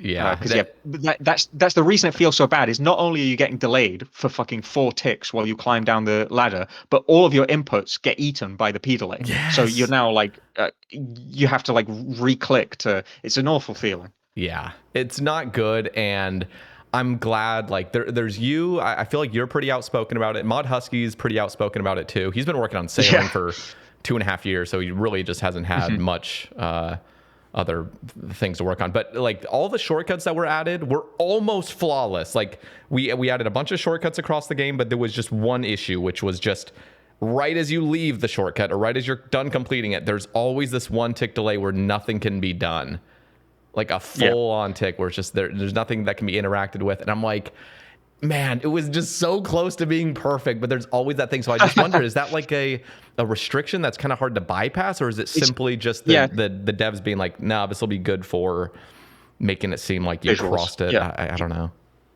It depends on the situation. Basically, the quicker the movement is, the easier it is to like if you have an agility obstacle that takes like 5 server ticks to complete, it's a lot harder to fake it so that the P delay doesn't feel as bad. If it's only 1 server tick, it's a lot easier. So the longer the animation is, the harder it is to fake it. That said, you can do it. It's just really scary as a developer to do it because Mm, the strength of P delay is you can ensure for this amount of server ticks, the player will do exactly what I want them to. And so they won't get into some weird bugged out state where they're like in the middle of the agility course, they're surrounded by like blocking terrain and can't move, and now they have to like home teleport or some shit. Because that would be really bad also. yeah. So the safe thing to do is to do the full P delay. But you can do certain things with commands that we have access to mitigate that. That said, we could also I have been sort of shouting from the rooftops that we need a version of P delay that does exactly what P delay does, but doesn't fucking ignore inputs. There's no reason for it to ignore inputs. Yes. Um, so like don't execute the input, just store it and execute it as soon as the P delay is over. Or execute the Okay. latest input as soon as Is P there delay is. That's what I would argue. any way they can make it happen? Like, well, I'm guessing the whole reason there is a delay is so that nothing can happen. But what you're suggesting is just for everything to stack up for as soon as the P delay is actually over, Yeah. that's when everything registers. And that's how And you would like it optimally? absolutely, and I can almost hear the engine devs because they're very responsible. It's their job to make sure that the game doesn't catastrophically fail, Yeah. and it's my job to whinge and complain and tell them that I want things that I can't have. Um, but what they would likely say is that doing that has like a risk of creating like weird behaviors. But I would Mm, argue that that is no different to stacking hit splats behind a P delay, right? Like when you get attacked by 5 different enemies and all the hit splats just wait until you're done being P delayed to hit you. Why don't we do the same thing with inputs? Just wait until they're done and then execute the latest input that was given. Like defer it, make it happen later. That would be my like I would like to have access to a tool like that. Yeah. Okay. So on this point, But and ov- oh wait, yeah, no, sorry, just go, real quick. go for it. Obviously, the engine team have like a billion things to Yeah, do. I Most can't of them more imagine the important than that. the So work they yeah. have. Yeah, and this is Mhm. this is just this goes to show how great of a game we do have. The fact that we're nitpicking about the smallest little details of the game and not like this horrible fire that's going on. Like we can actually focus in on these micro issues. That proves how good of game we actually have right now. The fact that we're not focusing on like this massive. I mean, there's always the massive issue, the botting stuff, but I'm not even going to go there in this conversation. But like Mhm. generally speaking, the game as we see it is very good, and it's easy now to see the little teeny things that there's issues with. So I think it's just a testament to how good the game is. I wanted to go briefly into this, and then we'll take a break right after, and then we'll continue. Is like so I'm trying to figure out how to phrase this. I want to start by saying like rooftops are so ancient. They're very ancient. Mhm. Like it's like an ancient artifact, and some people enjoy it. I want to definitely give those people a shout out. I think the people that enjoy it really just want something chill that's sort of consistent. But I do feel like even the people that like rooftops in their current state could like it more if we had like a better system. And this will kind of evolve into what I ultimately want, which is like a new agility course that is inspired by like the Yama stepping stones and other things like that. And I just feel like right now, without even making a new course, I think one of the things that could drastically improve the rooftops is making it so you don't run up to the ledge of a rooftop, stand there for one tick, look around, and then finally make the jump. Yeah. And then when you made the jump, you stand there for another tick, and you're like, oh, okay, well, now let's move on and keep running. If that whole thing was like this fluid motion of actually running, and you've clicked on the click box, and your guy just makes a full-on running leap to another roof, without moving to 3 different planes of existence in the meantime. I'm thinking of the already rooftop right now, like that first cursed thing Yeah. where you're like jumping on these like stalls and everything's glitching and all the players are reappearing and disappearing. And I'm just thinking, man, if we could just clean up this whole system, but keep it classic rooftops, just make all the animations better, it would speed up the courses, which would mean a toning down of the XP.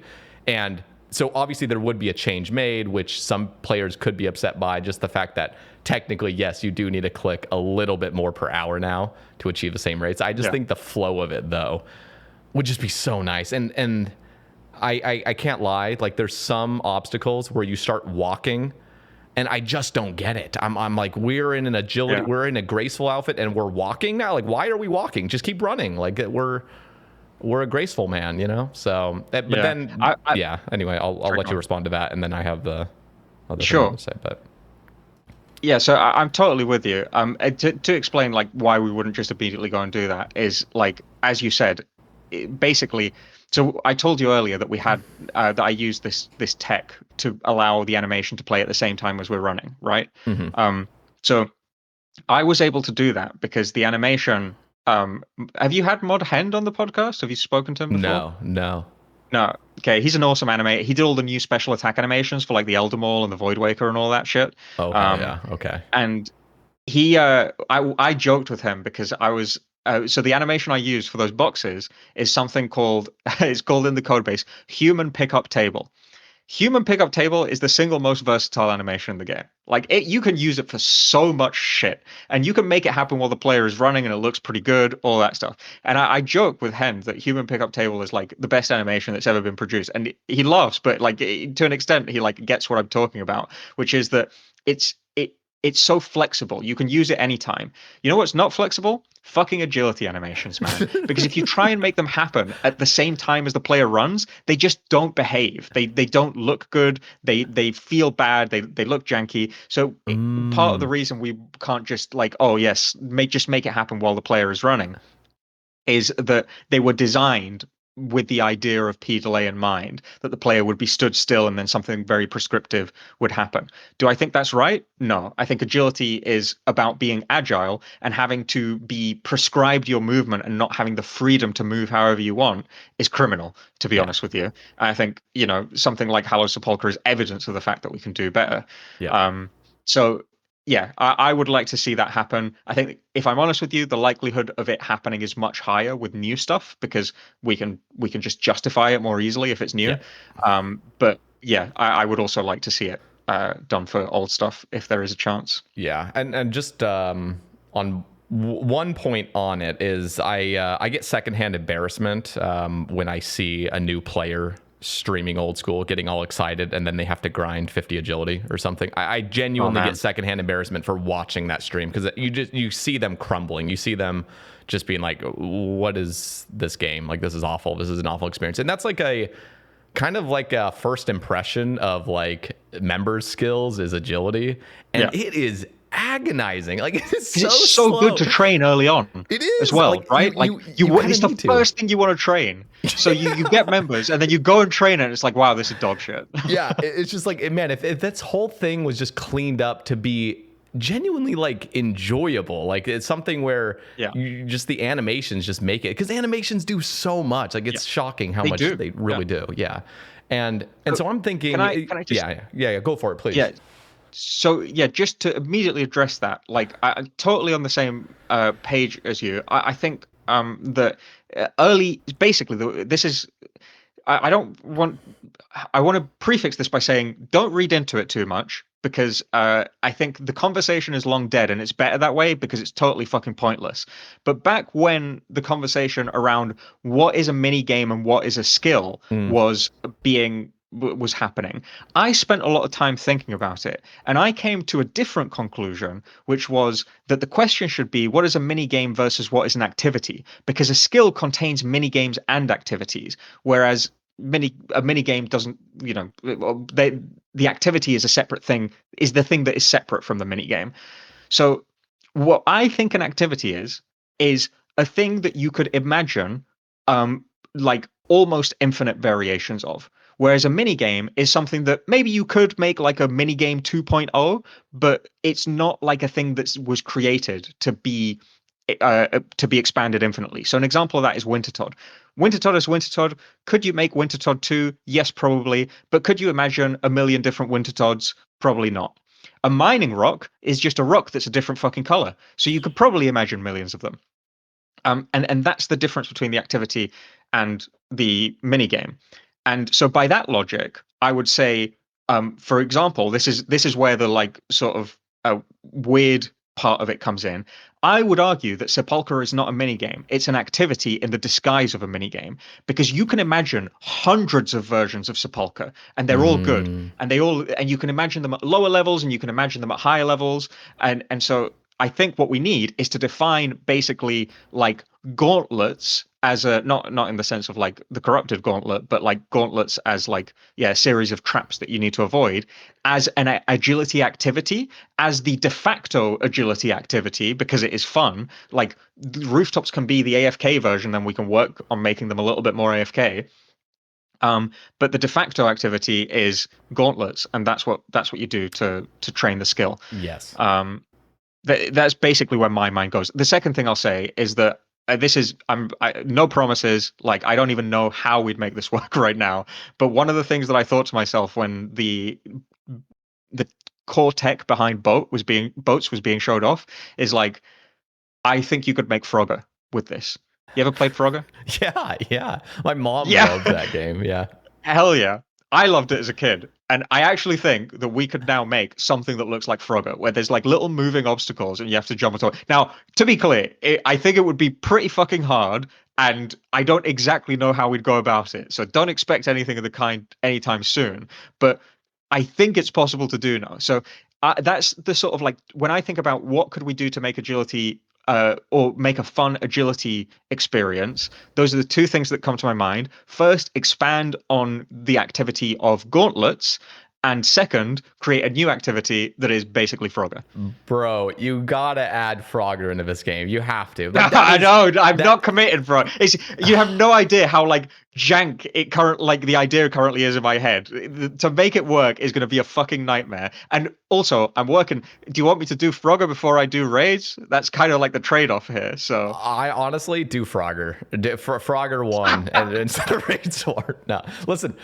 I'm imagining right now in my head when you said Frogger, I'm imagining a swamp-based agility course oh that man, has that's so floating good. logs, floating 5 rows of floating logs going back and forth, and you have to step on one, and then your guy starts slowly moving over. The logs would have to move at like 0.5 tick Yeah. what am I trying to say? Yeah, 0.5 ticks per, or 0.5 tiles per tick. Point That's what I'm point trying to five say. tiles per tick. Yeah. That's right. Yeah. So these logs would be floating, and who knows? Maybe like the advanced courses would just get faster and faster. But Yeah. I think the challenging thing is just having your players slowly drift, because there would have to be sort of what you guys did with sailing, where it's like, I think aren't all tiles split down the middle, so there's like 4 tiles in one Yeah. tile.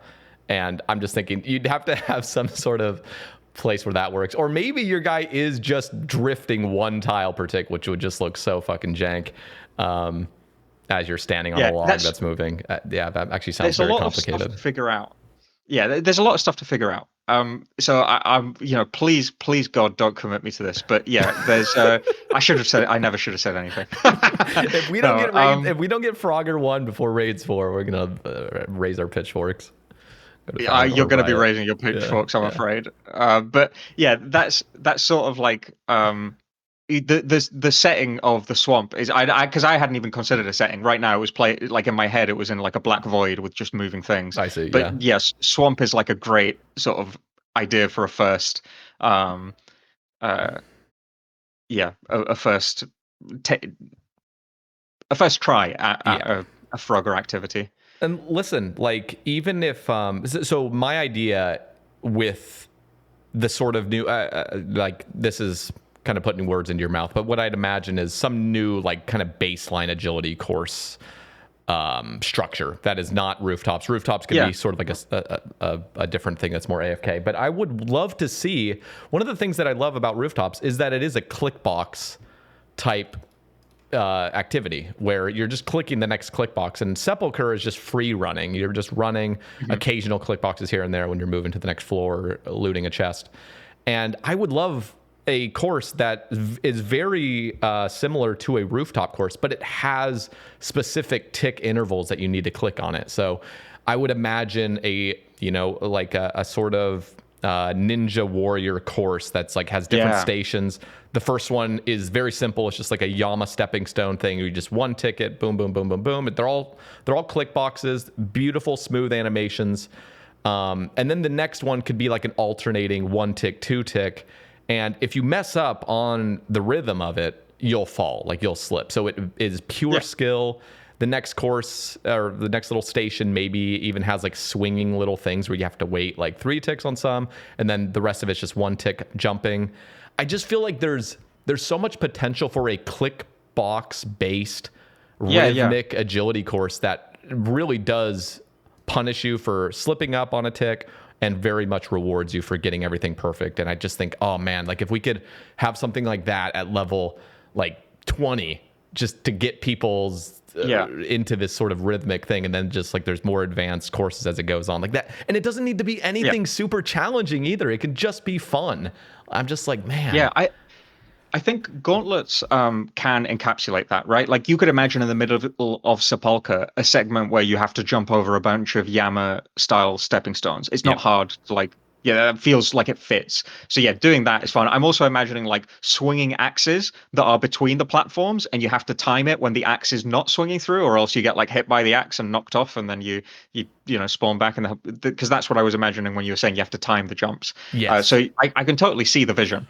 And yeah, I definitely. The thing is, it's always a matter of priorities. It's just Yep. like we've got a million things to do at any time, given time, and figuring out that. And in some ways it's sad, but in some ways I think it's just the nature of working on such a beloved game is that the way it sort of works is that when something is in need or when something could be improved, it's often not at the forefront of the community's mind. And so if I asked most players, do you want Frogger or do you want Raise 4? I think most would say Raise 4. Yeah, I do too, actually, But the now that I long think about it a little bit more. yeah. But the longer that we wait and we don't do Frogger or some solution for agility, the more pressing of an issue it becomes in the players' minds, and the more anger and anxiety around it builds up, and the more pressing of a concern it becomes for us as like a business and a game and a series of designers. And so the more likely it is to get done. So it's the unfortunate way that like the game works, that sometimes more time needs to pass so that something can be addressed, because Yeah. there is always a more important thing to do. And to address it ahead of time, a lot of people in the face of this say hire more developers, right? It's easy, just hire more people. To that, I would say, who? Like, it's not exactly. You have to be a person who knows OSRS intimately. You have to be a person who knows how to program, and you have to be a person who knows how to design. And it's not good enough if you have one good idea. You need to be able to churn out good ideas every week. I'm not saying I'm special. I'm not saying I'm like super talented or anything like that. I'm just saying that finding talent, like talent acquisition, is difficult. And there are also like other people, there are other games that people want to work for. If they're really good designers, hell, maybe they want to go and work for Riot, or I don't know. I can't think of. I can only think of indie studios lately, but yeah, just some other studio. So there's Hmm. competition to think about. It's not always as simple as just hire more people. They also need to be trained up, right? It might take a year to 2 years for them to actually be able to like produce work in the old school RuneScape engine. So yeah, And it's then just there's tough. also just there is such thing as too fast, too frequent of updates, Yeah, where the totally. game becomes unfamiliar. It's like, okay, what are we doing here? There's way too much stuff coming out. So yeah, the frequency needs to be on point. And You got to get the right talent. That takes a lot of and time, and and yeah. communication, like if the team becomes bigger, right now we have sort of the ability to keep tabs on everything that's happening, and that is one of our strengths, is that we have, like, if we were EA, there's just so many people at EA that you can't possibly keep up with everything that's going on, and so things slip through the cracks. I'm not saying they don't right now, but slip through less. Yeah. So yeah, I think that there's a lot of challenges that people don't immediately see with just hire more people, lol. So I've got no interest in, like, I would love to see more things about the game be better, but I'm also conscious that it's not always as simple as it may seem to do Yeah. so. All right. Next big topic I want to touch on is drop tables in Oh boy. general. Oh god. This will kind of intertwine into dry protection as well, which has been a hot topic in the community for Uh-huh. years now. So, and you have been firsthand working on systems like that, like oath plate shards and stuff, which I think are just, it's like a wonderful addition. I think you did it in the right way. We've tried it before with DT2 stuff, dry protection. Don't think it landed quite as well, but there's some good from it. And so let's start off by just talking about maybe your general philosophy with old school RuneScape drop tables. I guess what works, what doesn't work. Do you have any general sort of things that maybe the players, like an average player, might not quite have understood, but now, I don't know, can kind of see it differently from like a dev's perspective? Yeah, that's an interesting question. I think I'm gonna answer the question on the fly, because to be honest with you, a lot of it is just like looking at a monster and then just doing the thing that I'm familiar with doing. But I'll try and sort of, yeah, work through my process live. So the first thing I would think to answer that question is, what makes a good drop table? Well, what makes a good drop table is what makes old school RuneScape good, which is that you have to work hard to progress, and you are rewarded for your hard work is rewarded. So I guess that implies that drop tables should have rewarding stuff on them, but that rewarding stuff should feel earned. Much like literally the whole rest of old school RuneScape. Like, you get stuff, but it feels earned to do so. Um, and I would start there. Um, the second layer I would uh, I would explore, which is one that I think, because I think a lot of players will hear that and go like, yeah, yeah, that sounds good. Um, the one that would probably be slightly less popular is drop tables uh, should try as best they can to not well, this is the way I'm phrasing it isn't unpopular, but the outcome of it is unpopular. Drop tables should try as much as they can to not negatively impact or devalue the efforts made um, to farm other drop tables. So, what's an example of this? Well, if we had there are two ways this can happen. The first is the Zulrah way, which is like, okay, now I'm dropping 7 billion magic logs into the game, so chopping magic logs is now worthless. Um, that that's how that's the most obvious example people see, which is PVM devaluing skilling. Um, the second, slightly more subtle way in which it happens is to do with gear progression. So we typically, I think people do feel we've been doing a pretty good job at this particular topic, but basically it would be possible for us to release, say, a boss that could be killed before, I don't know, uh, before Armadil, that dropped better ranged armor than Armadil. Mm. Um, and if we did that, by virtue of existing, that drop table would devalue the efforts of other people. That's a very extreme example. It seems like pretty obvious to not do that, but it's quite easy. I'll even go as far to say I think Oathplate sort of verges on doing that with Torva. Like Oathplate is very, very good, and the fact that it now exists does sort of like question, like, the people who worked hard for their Torva, are they still being uh, have their efforts been devalued? The answer is probably yes, a little bit. And I think that's the tough bit, is that the goal should be to not devalue things as much as possible, but often it is impossible to not devalue something at all. Like, the only cases in which we can usually do that is when you have to like do like upgrade components. So it's like the Desert Treasure 2 rings being a direct upgrade for the Fremennik rings means the Fremennik rings are not devalued at all. If anything, in a way, they are sort of given extra value by the fact that they are now upgradable. Yeah. Um, but Just outside of that scenario, it's a lot harder to avoid. just one point on Nex, at least. At Yeah. least, an argument that it's not a full devaluation. There are Zarite Van Braces coming from it, Nilehorn, Ancient Hilt, Yeah. things that you have to grind Nex for if you want to get these other upgrades. So, whereas Yama is just this armor that's really competing with it, but it's just the armor. You're not getting these additional things. So, Yeah.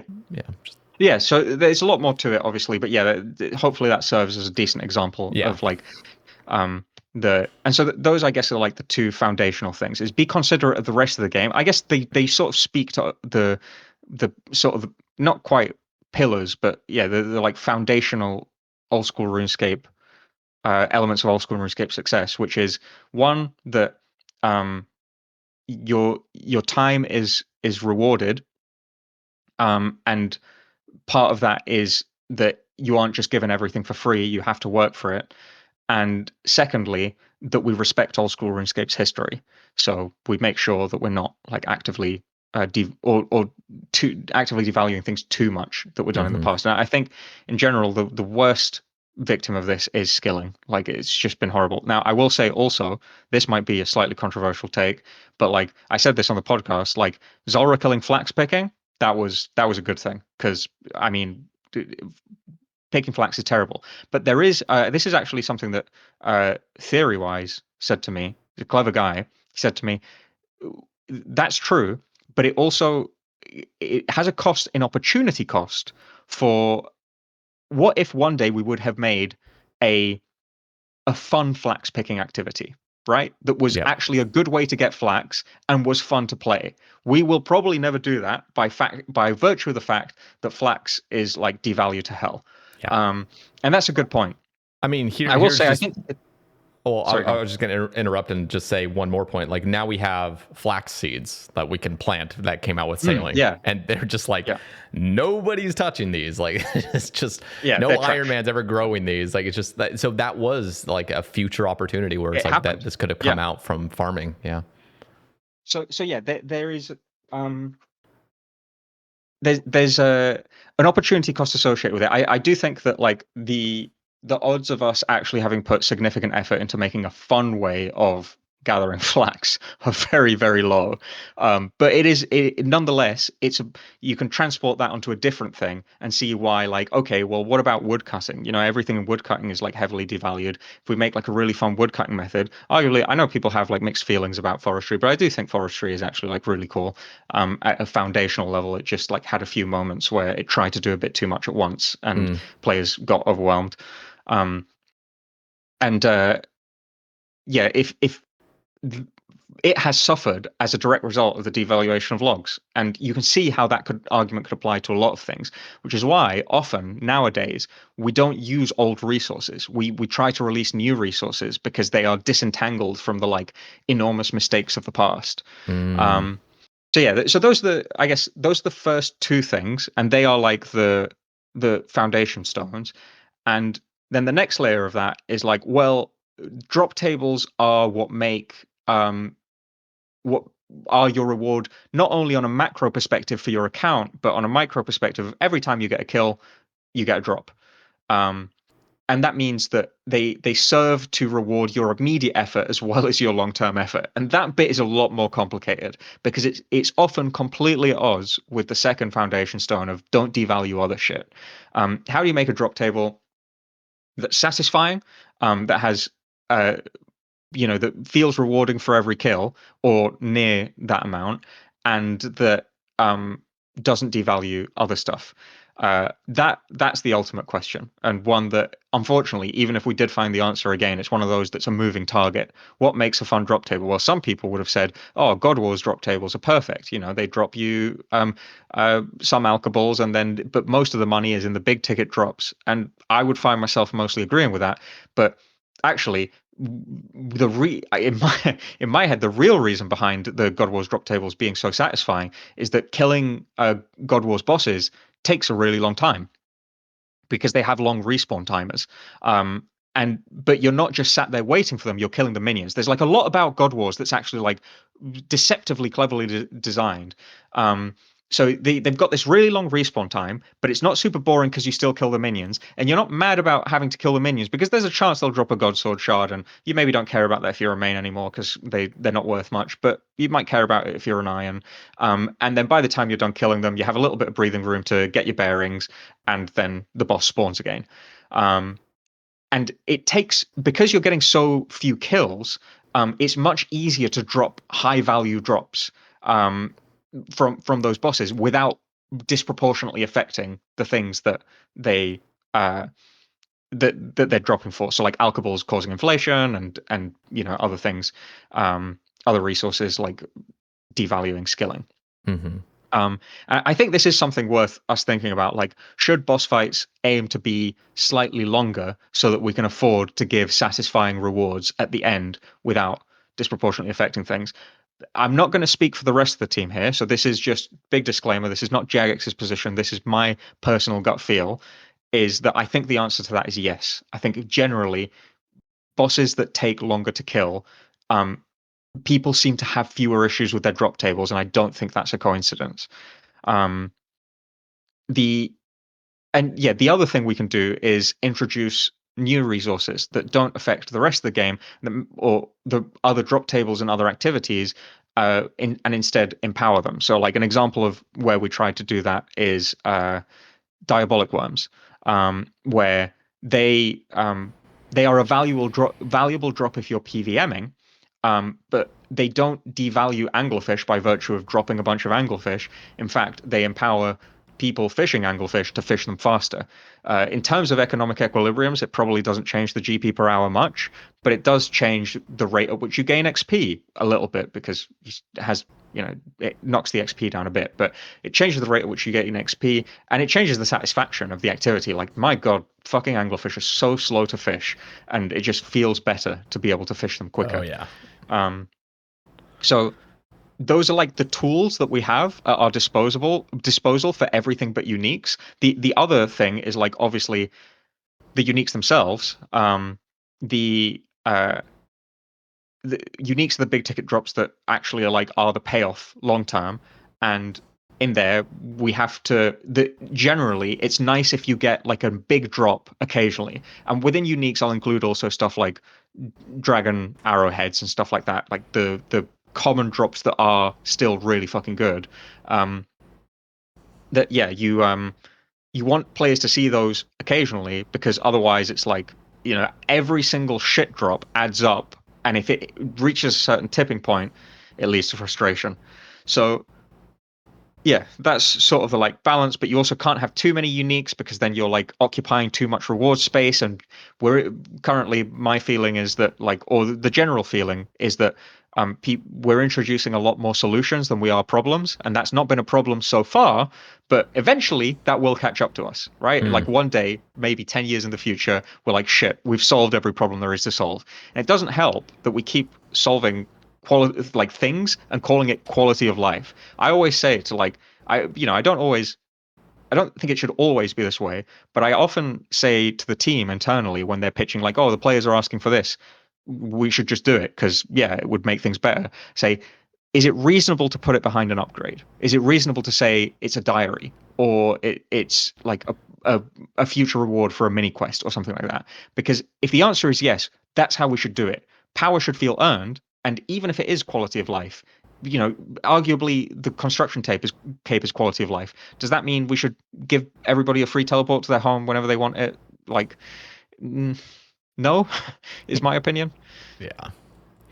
Okay, So so I've said a lot there. Sorry. no, So I'll no, give you a no. chance to. Yeah. Just I'm loving hearing this. So I did have a previous question. I guess I'll just lightly touch on this. Like, what decides if you're gonna throw herbs, like the herb table, into a drop table, or a clue scroll into it, or is it purely the dev's discretion? Just like, I'm just gonna throw this in there because this looks right, or is there like, oh, we have like, are you seeing a chart of here's some supplies on the Grand Exchange that are cheap, and so we should stop kind of dropping these for bosses for a little bit, but these are getting kind of expensive, so we can drop them on here. Like, who's deciding what resource type is coming from a monster? Right. So this I'm gonna sort of answer the question, but also not answer the question. The first thing I'll say is that we do a lot of the things that you said and more. But the undeniable reality is that economic systems, even in video games, are incredibly difficult to predict. Like, if I could know what impact a adding a herb to a drop table was going to have on its price, um, I would probably quit my job, go and trade stocks, and then buy Jagex in 3 years, and then make Old School RuneScape the game I want it to be. That's what I would do if Yeah. I could do that. And we get And now Frogger you might update say, one, because then I'd play it if we get exactly, Frogger. exactly, just Frogger for the rest of time. Sounds good. um, and so what I'm trying to say is, I'm not saying like, oh, pity me, my job is so hard. I am trying to say that, like, we do our best, but it's really, really difficult. It's so difficult to predict these things that in real life it's like a very lucrative thing to do, is to try and predict markets.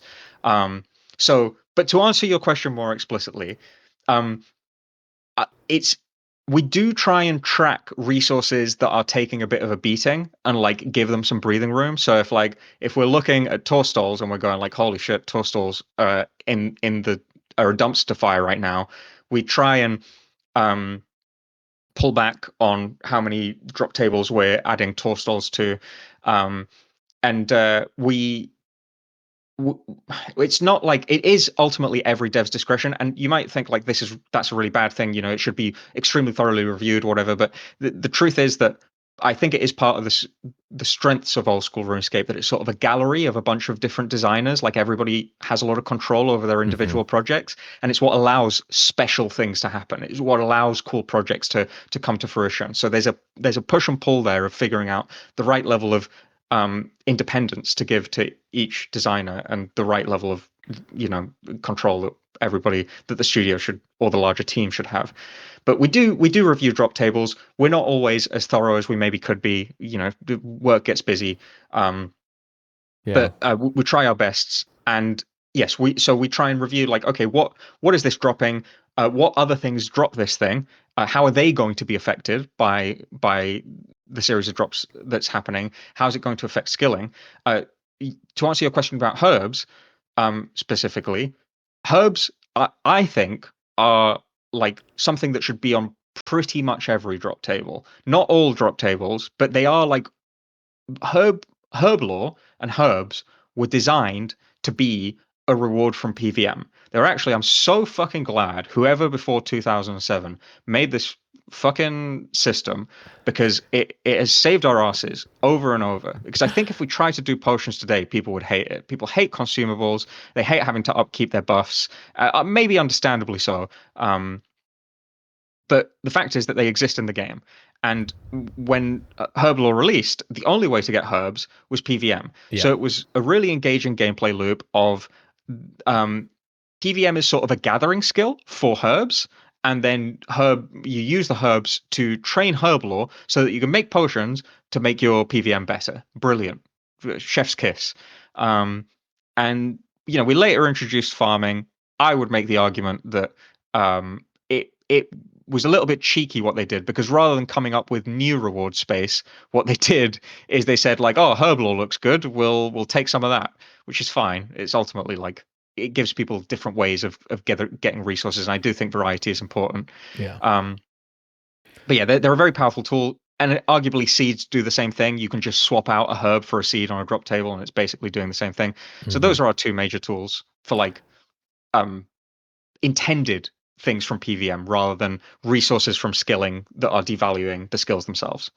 Let me ask, what is happening in a dev's mind when they decide that that a monster should drop 13 noted bronze chain bodies? Is that pure memes, or is it like there is some value to this because it's such a shitty drop that the better drops will feel better? Like, is there any calculation, or is it pure memes? There's got to be memes, Uh, right? it is a large degree of memes. The truth is that, I got to be real with you. Some drop tables got to be bad. It can't be, if every drop table was absolutely cracked, it the game would not last very long. It would not be good Yep. for it. Yep. And not saying, well, sorry, I shouldn't say drop tables need to be bad. Some drops need to be bad. Some drop tables need to have quite a few bad drops. 13 bronze chain bodies. It's a funny story, because when I first joined Jagex, they were wrapping up Desert Treasure 2. And they were so busy wrapping up Desert Treasure 2 that when because I finished my training, I think a week and a half early or something like that, they were so busy, they were like, we're really sorry, we don't have a project for you to go on right now because we're busy wrapping up Desert Treasure 2. Why don't you just playtest Desert Treasure 2? And so that's what I did. I just played through it, and I did all the bosses, and I gave feedback. And I killed Vardorvis after a while, because I was doing it like, I imported my shitty Iron Man save with like my fighter torso and level 80 defense. Oh And I was no. getting fucking wrecked by Vardorvis. It was so You using a painful. whip? What were And you using for your weapon? yeah, Oh using a god. whip. Yeah, it's Nezi horrible. helm. I did have the face guard Ah. at the time, actually. Okay. Yeah. So it was painful. And I finally fucking got the kill. And I got the bronze chain body drop. Oh And I turned no. around to the dev next to me. I was like, bronze chain bodies, are you fucking serious?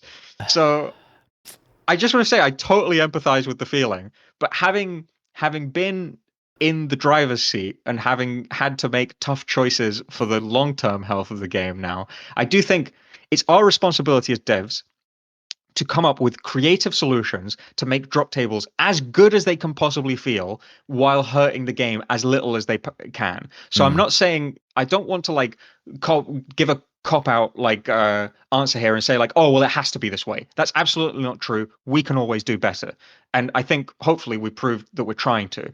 Yeah.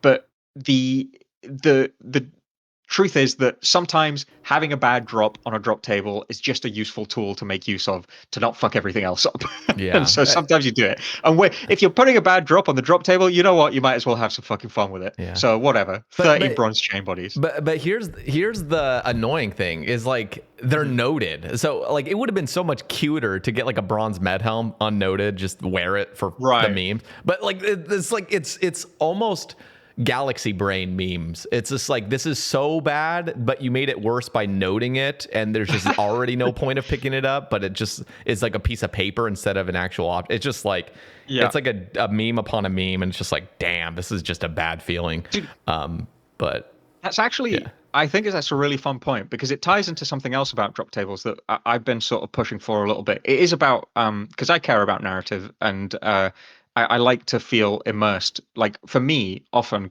combat, because I do find combat fun, but for me, combat is about feeling like I'm an awesome medieval adventurer, fantasy adventurer, Hmm. um, more so than getting the drop. Though I do like to get the drop.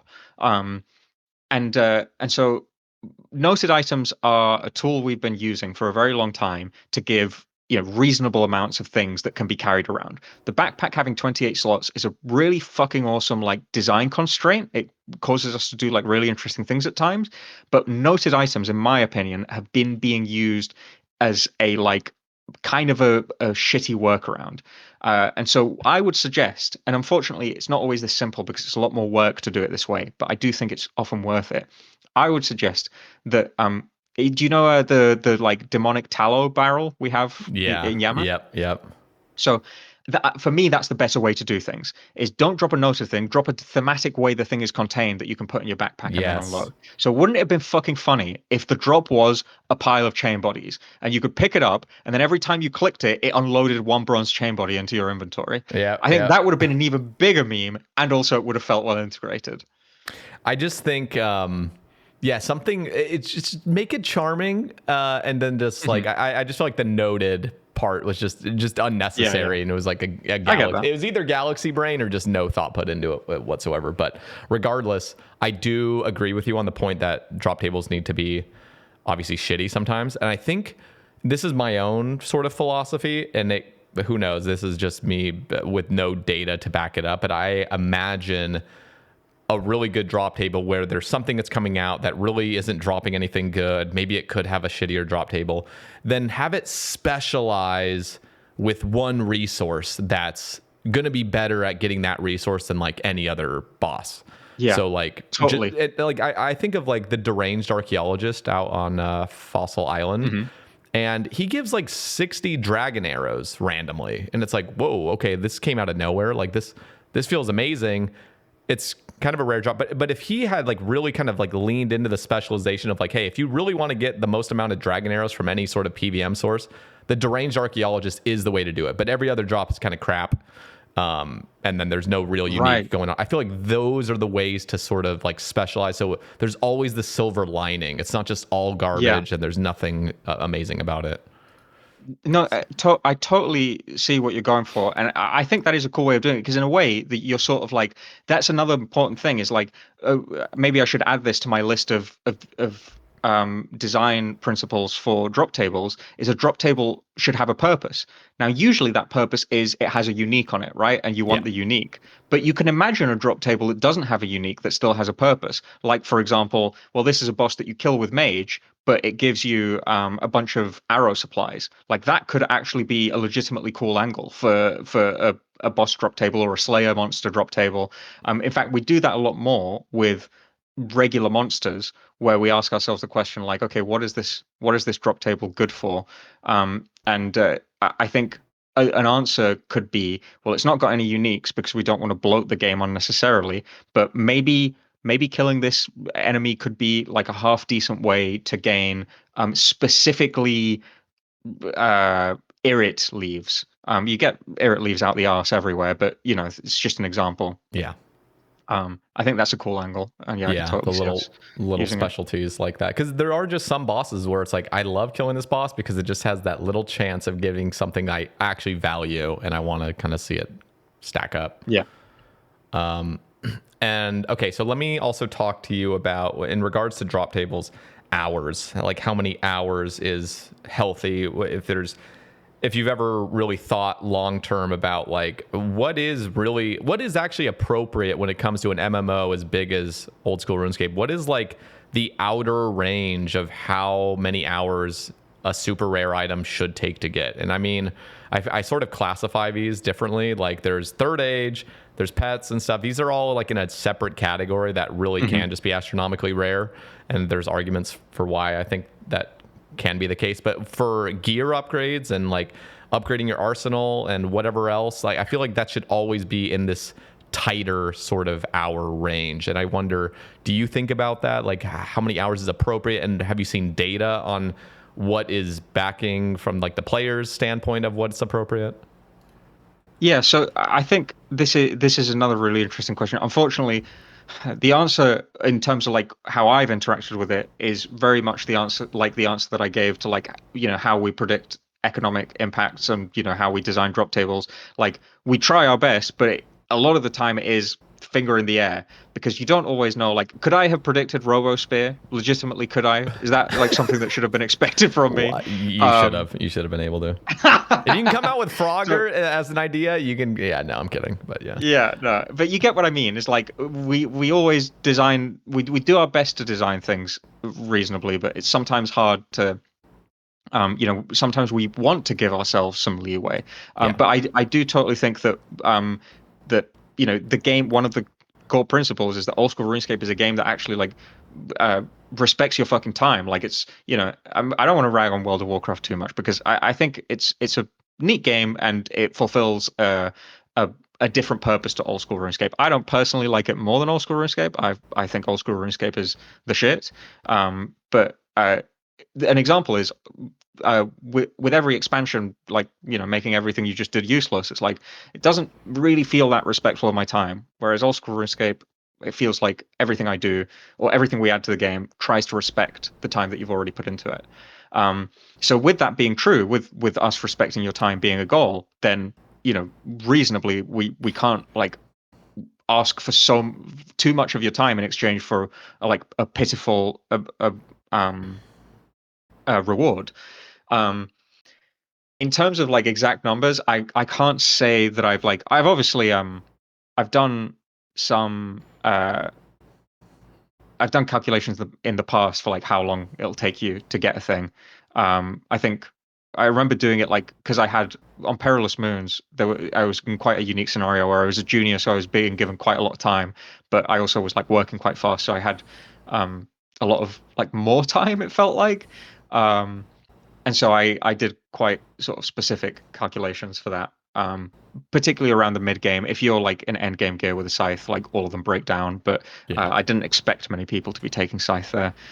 Um, and yeah, so there was that, and then for Yama, to be honest with you, I designed the sort of like systems for like the shards and all of that stuff. But I wasn't the person behind the math that of it. Though I think in general people seem to feel that we hit a good spot there. But we did have to nerf it, as I recall. Yes, Yeah, we did. We didn't did quick have at the to. start. It was so good at first, man. It was so good, but it Yeah, was because of Torva. It was because of like yeah, how yeah. many hours that takes. That just Yes, so that's the point. Is like we're in this weird scenario where because there is like an attachment between Oathplate and Torva, because they occupy like a similar space, we had this problem where it's like uh, actually we've by doing this we have massively devalued this other armor, yeah. and that does not feel respectful to yes, a small cohort of players. Admittedly, it's not like the majority. I'm sure were quite happy with the state of Yama, but I do think that in Old School RuneScape we do quite a good job of not just appealing to a mass amount of people, but really like um uh doing right by small groups who play in niche ways. Like we fix bugs for some accounts that have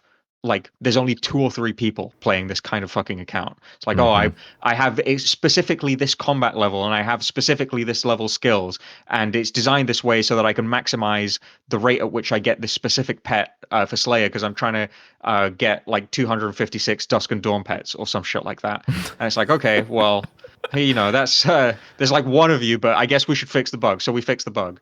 Um, and or so I think we do a good job of that, and I think it's valuable to do that.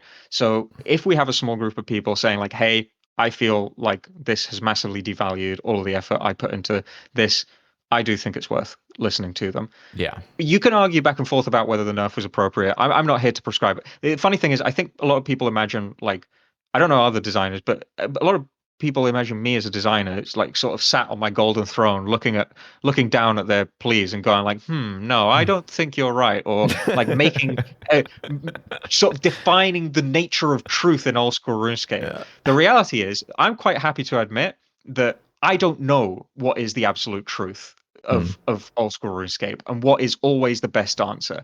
I do wish when people expressed that I'd got it wrong that they were just a little bit nicer, but nonetheless, I respect, like, I try and take it all on board because Yeah.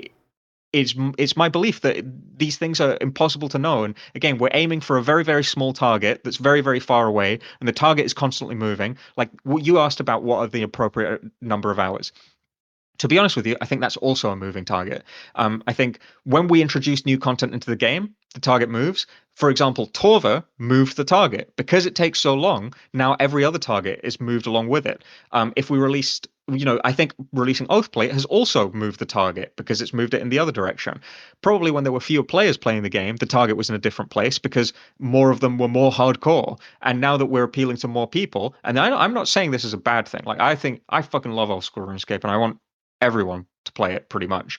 But and I don't want it to have to change fundamentally to allow that. But I want everyone who can enjoy Old School RuneScape to enjoy it. Yeah. But that naturally sort of moves the target around. So it's a bit of a guessing game. But yes, in terms of specific numbers, I'm really sorry to say I'm not going to be very helpful here. And I say I've no fucking clue.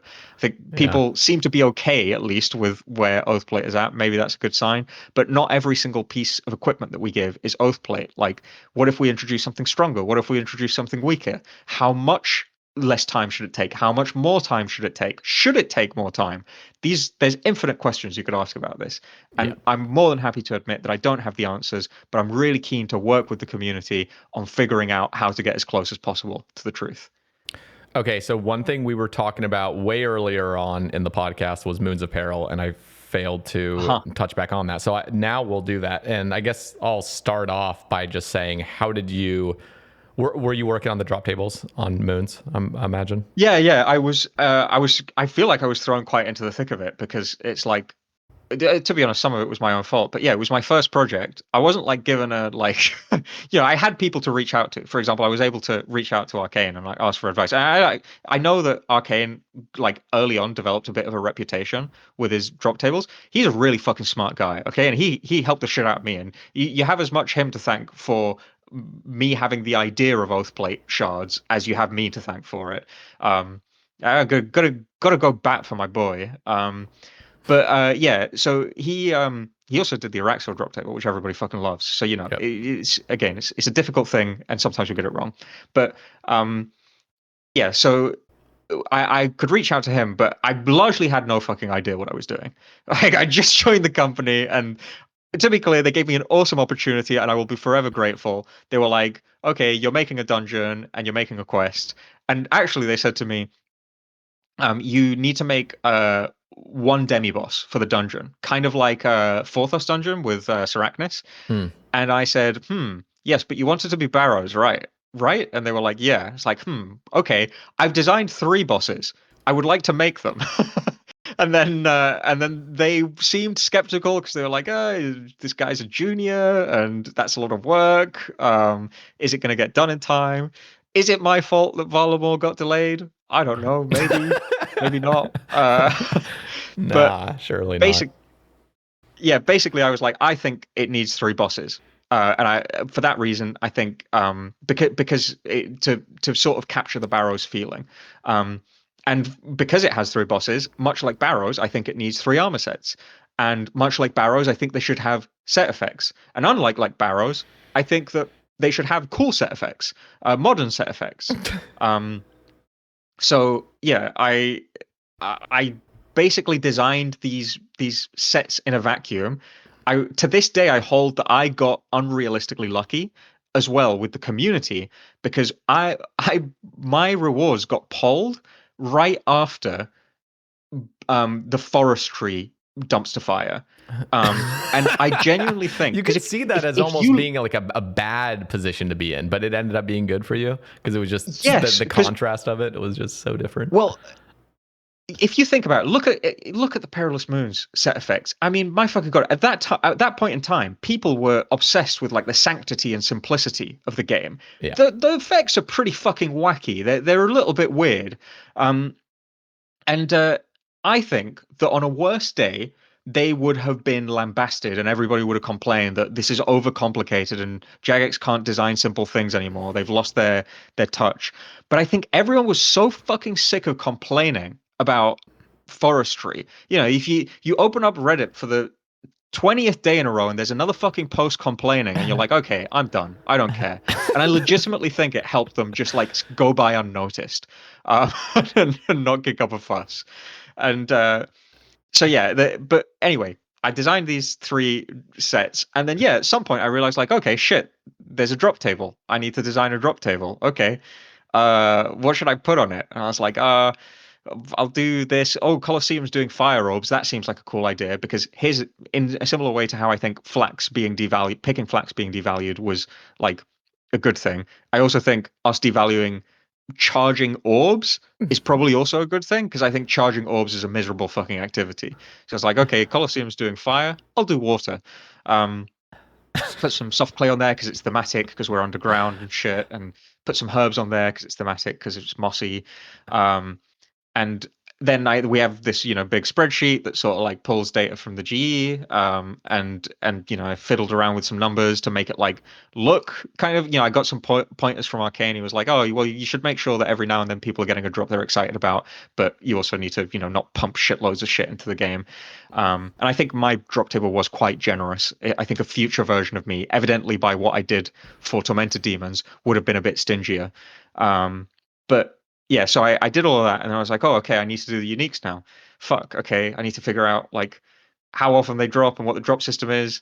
Originally, I had this like idea that if you did all three kills, it was going to have an extra roll, and I think we even said that in a blog. But then when we actually went in, like when we released it, people were killing them so fast that it was like it was going to like nuke the price to add that because there was a bug that Mm. didn't allow that to happen. And instead of fixing it, we just didn't do anything. Um, Yeah. so yeah, there was a lot of like you could tell like looking back on it, I don't know if from the outside it looked like super smooth. Looking back on it, it was a bit of a fucking like miracle that everything went as well as it did. Like nobody complained about the complex rewards. Nobody complained about the fact that there was a bug in the game that we didn't fix because we underestimated how quickly people would be killing them.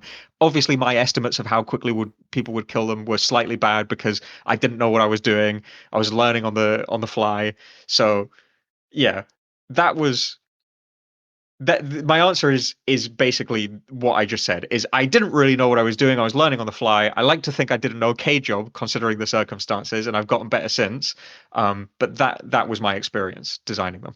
I feel like people are mostly just happy with the not being able to get duplicates until you've completed a set. I think like that kind of Yeah, dominated the whole like talking space. At least what I was seeing is like people were just really happy that you couldn't get dupes until you completed a yeah, set. And I think that yeah. so any other issues with it, I feel like were just underlooked because it was just or overlooked just because of that. So Totally, because positive sentiment won out. But yeah, I think there were also some people that are a little bit more hardcore, that are like, oh, this is a slippery slope. Are we going to start doing this forever? And I think hopefully, to my credit, I listened to those people, and I went like, okay, some people really liked this, some people really didn't like it. yeah. What do we do about this? And the next time I designed an armor set, which was the Oathplate set, I tried to find a better solution, and I personally, people will have varying thoughts. I have got good feedback about it, but I personally am super fucking proud of it because I love, for example, I love skilling and I love particularly smithing.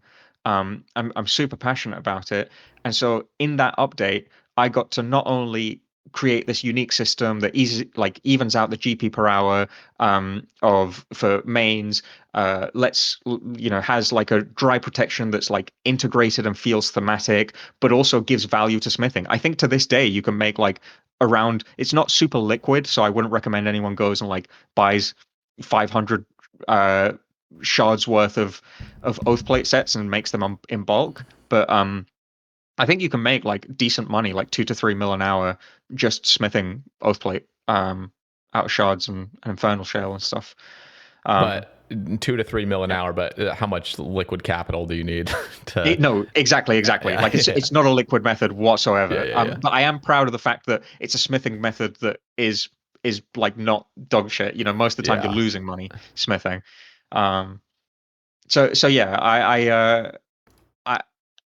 I really like what we did there, and it was a direct response to the people who had gone, I don't like this arbitrary, like, oh, you just can't get duped items.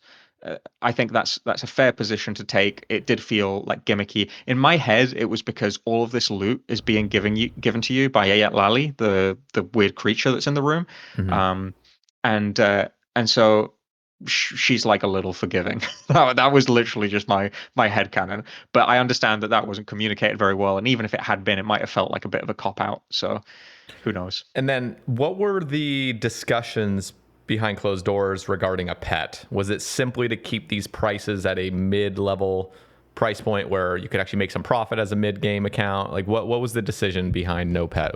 Just because Yeah. Barrows didn't have a So pet? big disclaimer. I was very junior at this time. Please have mercy on me. But because I know a lot of people really wanted the pet, because they're fucking cool looking monsters.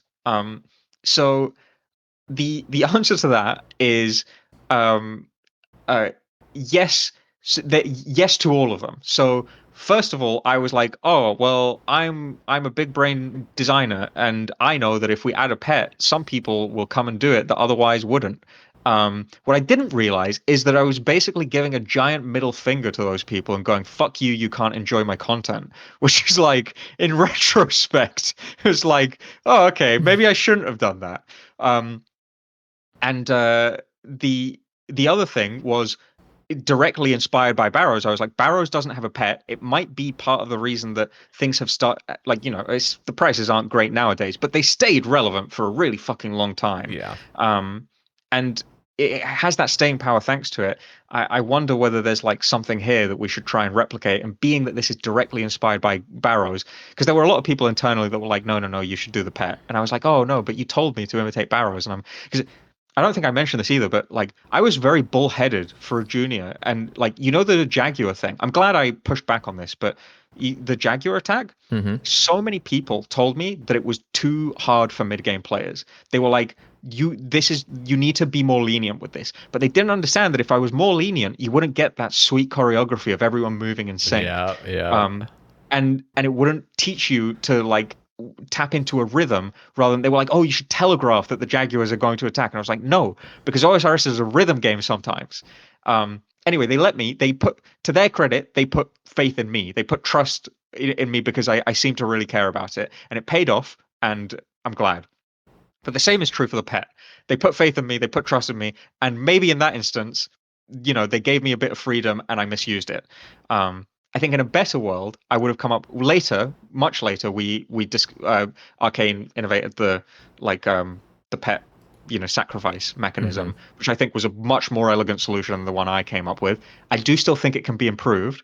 I don't think it's not anything to do. I can say for certain it's not anything to do with raids because I haven't talked to anyone about it. But I have in my head been churning what I think is a cool spin on the pet sacrifice. I've heard a lot of complaints that it's boring because you either get nothing, you most of the time you get nothing, right? Yeah. Whereas regular loot, you get a bit of variety. You get to see something new every time you kill the boss.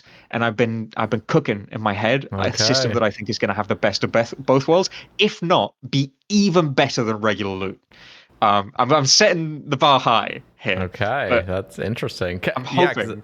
that was Yeah. another little topic I want to touch on was just like, what are your thoughts on destroy mechanics? Are we going to see that Mhm. more in the future? So Or people you're have voiced their saying, okay, yeah, go for it. people have voiced their concerns about pet sacrifice. I think their concerns are reasonable. Like the people like to see variety every kill. That's fair enough. My answer to that is it's as always, it's can we do it better? If the answer is no, maybe we'll return to the old thing, even if it's slightly worse for newer players. Which I should point out, I think a lot of people don't feel a lot of sympathy for this point, but I should point out that like the way the game currently works, um, richer players are gaining. This sounds like I'm fucking getting into like real world politics. I promise it's not some sort of propaganda. But the way things currently work, late game players make disordinately more money than early game players. Like Oh yeah. so much more. It's Yeah. insane. Catching up is like a gargantuan task. Um, and so in some ways, I think having a little bit of like lenience and going like, okay, well, maybe the late game players can make a little bit less money if they're hunting for pets, so that the early game players aren't getting cooked. Yeah. I think that is worth striving for. But my goal is to do right by everyone. So yes, have that system to help the early game players a little bit. I don't think it solves the problem entirely, but it's a step Hmm. towards it. Um, and at the same time, satisfy the late game players. Yeah. Listen, on that note, when it comes to like somehow clamping down on how just out of control some of the wealth can skew, I was just thinking, so one example from Hallowed Sepulchre was there used to be like a dock of XP if you didn't make it in time or something like that at the final Mhm. floor. And then Mod Husky realized, like, okay, wait, you're already losing XP by just not making it in time. Like the amount of XP per hour is already hit. So why are we gonna like double hit you? Like here's Mhm. a secondary punishment for like Yeah, also kick being you while you're slow. down. Yeah, and it's like we see that with Chambers, and this is something I think I talked about like a couple years ago with Ron Plays Games, but I mean, and I've talked to many others about it, but just the fact that like noobs are the ones that are paying the price of dying very late stage in Ulm and losing 40 fucking percent of their points. It's like by the end of a raid that already took an hour and 20 minutes for these three noobs to go through it, you're also just gonna slash all their fucking points by 40. So by the time they're leaving and they're inexperienced, they've all died 3 times and they're walking away with 2K points for an hour and 20 Yeah. worth of work. And it's like this is truly kicking you while you're down, which some players, again, it's always the players that are already in a better spot that already understand the content, already have really good gear, that are like, no, that's the way it should be. Keep them down, like just keep kicking them while they're down, Yeah. and the rich get richer And and whatever else. But I'm like, we need to get rid of that system. I feel like that, or something where a death is just a linear subtraction. It's not anything yeah. that's like for like a percentage. It's just out of control, and it's just punishing those players that are trying to learn something. Like I swear, like Yeah. that is No, brutal. Yeah. so I do think, to be clear, I just want to amend the sentiment a little bit because I do also think like there is something to be said for if I am better at the game, I should be more rewarded, right? Like Yep. that's sensible. But I do think the point you're making about it being like horrendously skewed and us just like really doubling down on on fucking over like the people who are bad. That yeah, we could maybe do more. Yeah. As always with old content, like stuff that has already released, it's much harder to make changes than stuff we do in the future. Totally. Because we're not bound in the same way. But yeah, I totally hear you, and even like just looking at where all of the GP in the game is concentrated, like we can see that just end game players, naturally they have more of it. But it's not just that they have more of it, is that they have a better ability to make even more of it. So Yep. it just gets out of control.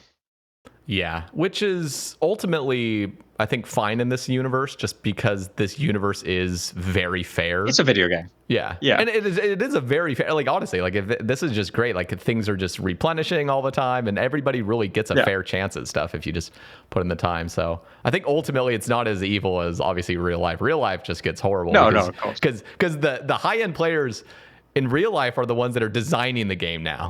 Like, that's not good. Yeah. Yeah. Like, that's not what's Yeah. good in real life. As long as we have a sort of like grounded, like, okay, we have specific developers that are all across the board that are just trying to make a game good for everybody. That's a much better system. So, Yeah. okay, now finally, I want to touch on just a few things with Moons of Peril. I'll keep it somewhat brief, but Go for it. I'm curious. And again, this was me first experiencing Moons of Peril on Sae Bae, like maxed Iron Man, full Torva, Scythe, everything, and just going through there, zipping around.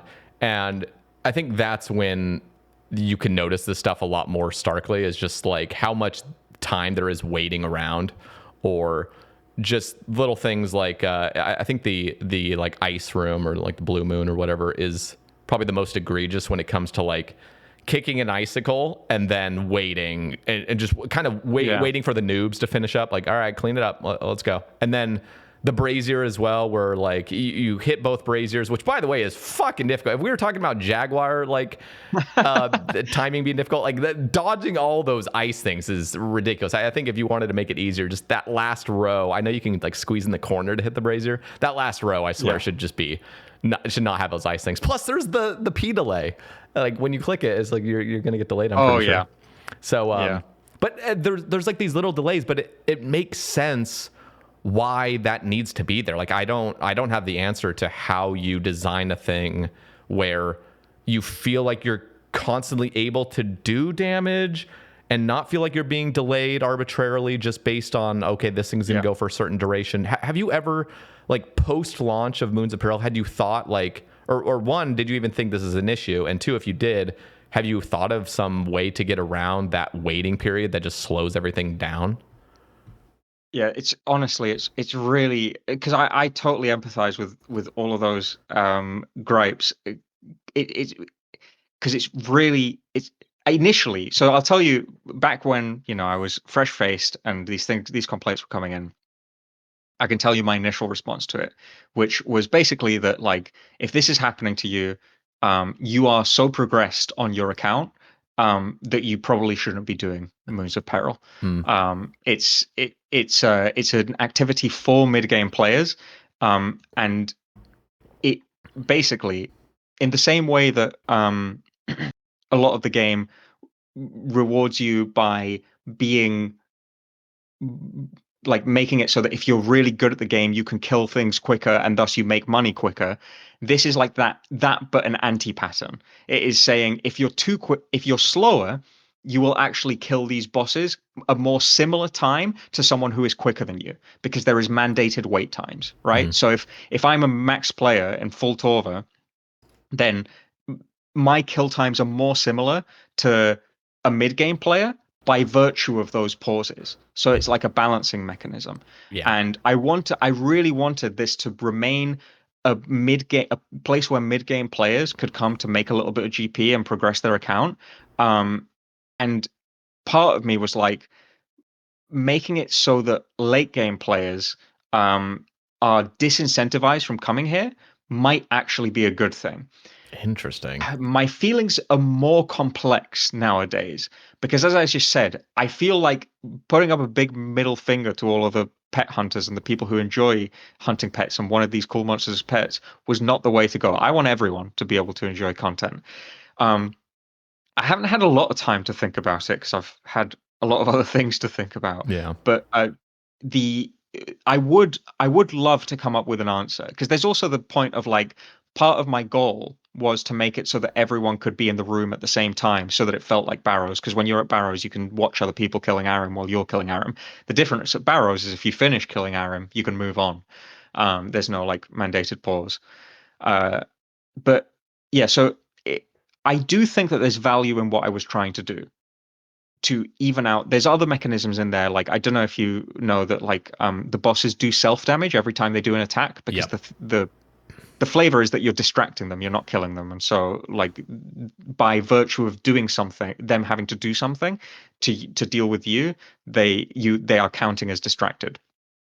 And so the way that it works is that they take more self damage the more HP they have, which means that a really endgame player will get them low HP quicker and benefit from that less. Whereas a mid game player will spend more time in those high HP ranges and benefit from the system more. That's cool. Um, so yeah, these were, you can see that I had like a real intent to make it to close the gap between mid game players and late game players. I think the bit I regret is just going, and if you're a late game player and you're being frustrated by this, good, go away. Yeah. I think that was too extreme of an attitude, and I would like, if I did it again in the future, I would like to come up with a better solution. Mm. I Because I haven't been working on any projects of that type, I can't say that I have any good ideas floating around in my head right now, but it is something that I can at least say that I do care about. Yeah. I was gonna say one of the things that honestly could be interesting.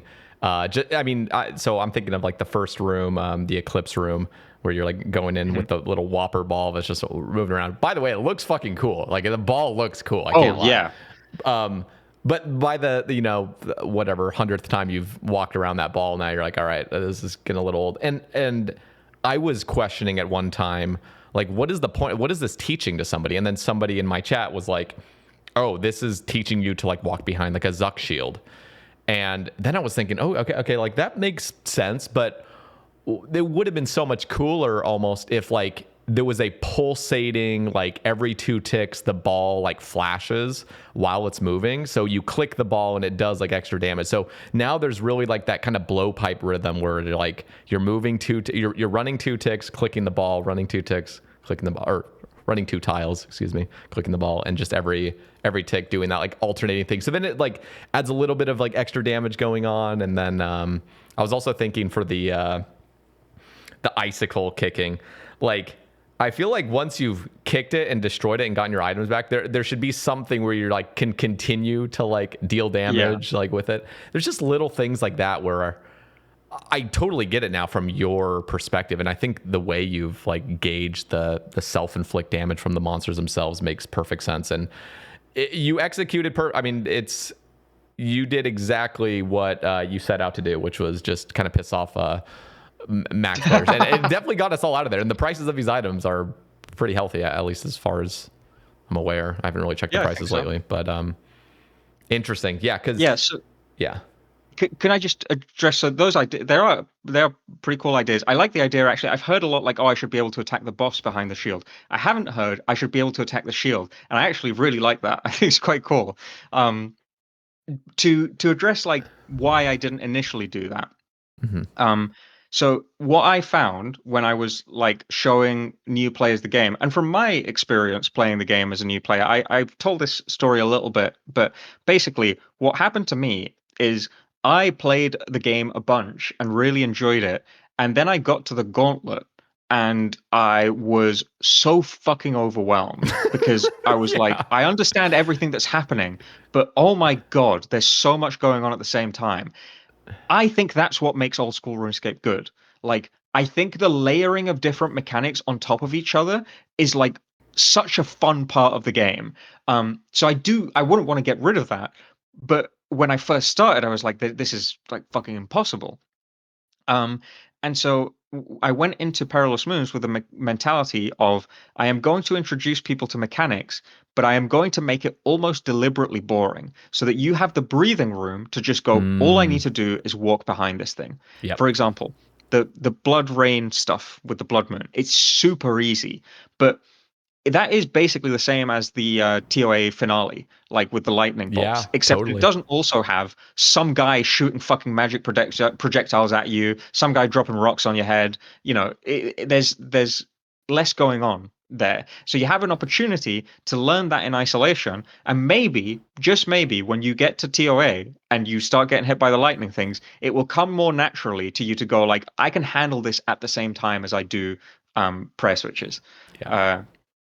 So that was the basic thinking. Now, totally agree that it would be much nicer if you could still be rewarded in some sense for executing the mechanic properly while doing something else. But there's a risk there of overwhelming people, of like, Yeah. if the meta thing to do, if the guide that you watch on YouTube says you're going to want to do this and this, you'll try and do it and then you'll get fucking hit and you'll be mad. And I was trying to basically say, like, yes, this is boring, but it's boring for a reason. It's because you're going to sit here and you're going to do this 100 times, and it's going to be so natural to you when you get to the later stages of the game.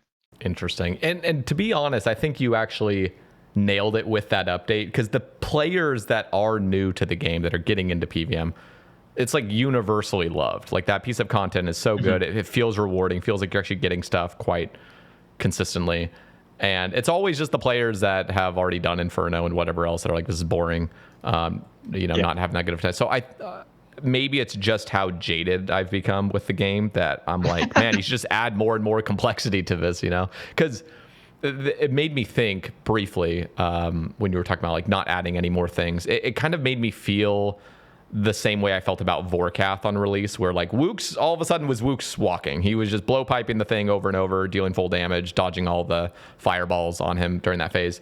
And then they decided to nerf it because it was just like too good, and like a lot of players weren't going to be able to like really utilize it. So we got to kind of narrow the field by nerfing anybody that is going to sweat a little harder on it. And I thought that was like antithetical. Like, I thought that was like a bad, like unhealthy thing to do, is to nerf people that are doing something that does take a little bit more concentration and not just walking the fireballs. You know what I mean? But I do feel like, yeah, it is a little bit more complex than just saying, give everybody what they want. There is that kind of like, okay, rich really will get richer, and now the GP per hour is going to be very skewed if people aren't willing to learn this. But there's a time and a place. As I say, I would like to find a better way to do it with Perilous Moons, but I do think, barring me coming up with a better solution, Perilous Moons was as right a place as you can get to go like, no, you're just going to sit here and be bored and not have anything to do. It would have been much worse if we'd done that for something like Yama, for example. So yeah, I think there's context is important, and I'm not familiar with the exact example that you gave for Wooks, but I do think when it comes to like strategies like that, one thing that we sort of like, it happened actually with RoboSpit, and I just want to say as well, I hate going like, oh, you should feel bad for me because my job is so hard. It's not. I get to have loads of fun. Like, I'm really, really lucky and privileged to be able to work on this game. But it's more to say, like, this hotfix was done by somebody who had no idea what was happening at like 2 a.m. And people lost their shit, and they were like, "Oh my god, Jagex hates us!" And it's like, no, someone got called in the middle of the night and was like, "Hey, this thing is happening," and they were like, "Oh fuck, this doesn't sound good. Okay, let's buy ourselves some time and nerf this until the morning yeah, rolls around." And that makes everyone was sense. like, Jagex just hates emergent gameplay, and they want to kill it as soon as it happens. And we all woke up, we saw the RoboSpear video, and we were like, Oh "Oh, that's no. fucking awesome." Oh, okay, yeah, As in, yeah. like, we saw the method, and we were like, "That's so fucking cool." We wouldn't want to nerf it. Yeah. Um, and so for us, it's much more so about like being realistic about like the balance of things. So for example, what was awesome about RoboSpear? What was awesome about RoboSpear is that it let players opt in to a version of the finale where Yama was running after them and execute like a way more complex pattern in order to achieve like marginally higher DPS. When I say marginally, a somewhat significant amount. What was Frostmoon Spear doing 200 damage a crucial part of that equation? I would wager that the answer is no. I think that it's important to reward the things that are actually difficult. So what should be rewarded? The difficult part of like where also rather we should reward the effort that people put in. What should be rewarded is the super cool mechanic. Now, for the Blue Moon Spear, we weren't actually mad. Like, it was a cool discovery, and in a way, players discovering cool things deserve to be rewarded. Arguably, those looking up on YouTube don't necessarily need to have the same level of reward, but you opt into a much harder version of the fight, so it's unlikely that a random player is going to actually do that. Yeah. But yeah, the point was more that this thing can deal deals an average of 100 damage for like not a very reasonable like requirement. It's not the thing that's enabling the core mechanic. The core mechanic is something else. So let's just balance the emergent gameplay rather than delete it. And I know that some players still chafe at that, and it's not. I really have to insist. These are opinions that I have, but they're not unchangeable. And I always am keen to have conversations with the community rather than tell them what is right and expect them to just listen. I want to hear back. But I hope that we can reach a place with the community where they trust us to balance the gameplay, and so that we can afford to not delete it. Because if things are out of control, if there is like a super easy way to just like pump a million scythes into the game with zero effort, I think most players would reasonably go like, okay, yeah, this needs to be addressed somehow. Maybe it doesn't need to be deleted, but it needs to be like nerfed. Yeah. So yes, I think it's all about like effort to reward, and I hope that in the future we can reach a place where we can sort of earn the trust of the community to go like, okay, well, it probably needed to be nerfed to an extent. Yeah. Let me get your take on Sailing's launch just over a month ago now. I'm just curious. Just, I know you weren't working on it directly as far as I'm Yeah. aware, but let me know. I mean, No, I it had very doesn't little really to do sound with like it. you play the game as actively because you're always playing it at work. So have you even got to Yeah. experience any bit of Sailing post launch? Okay.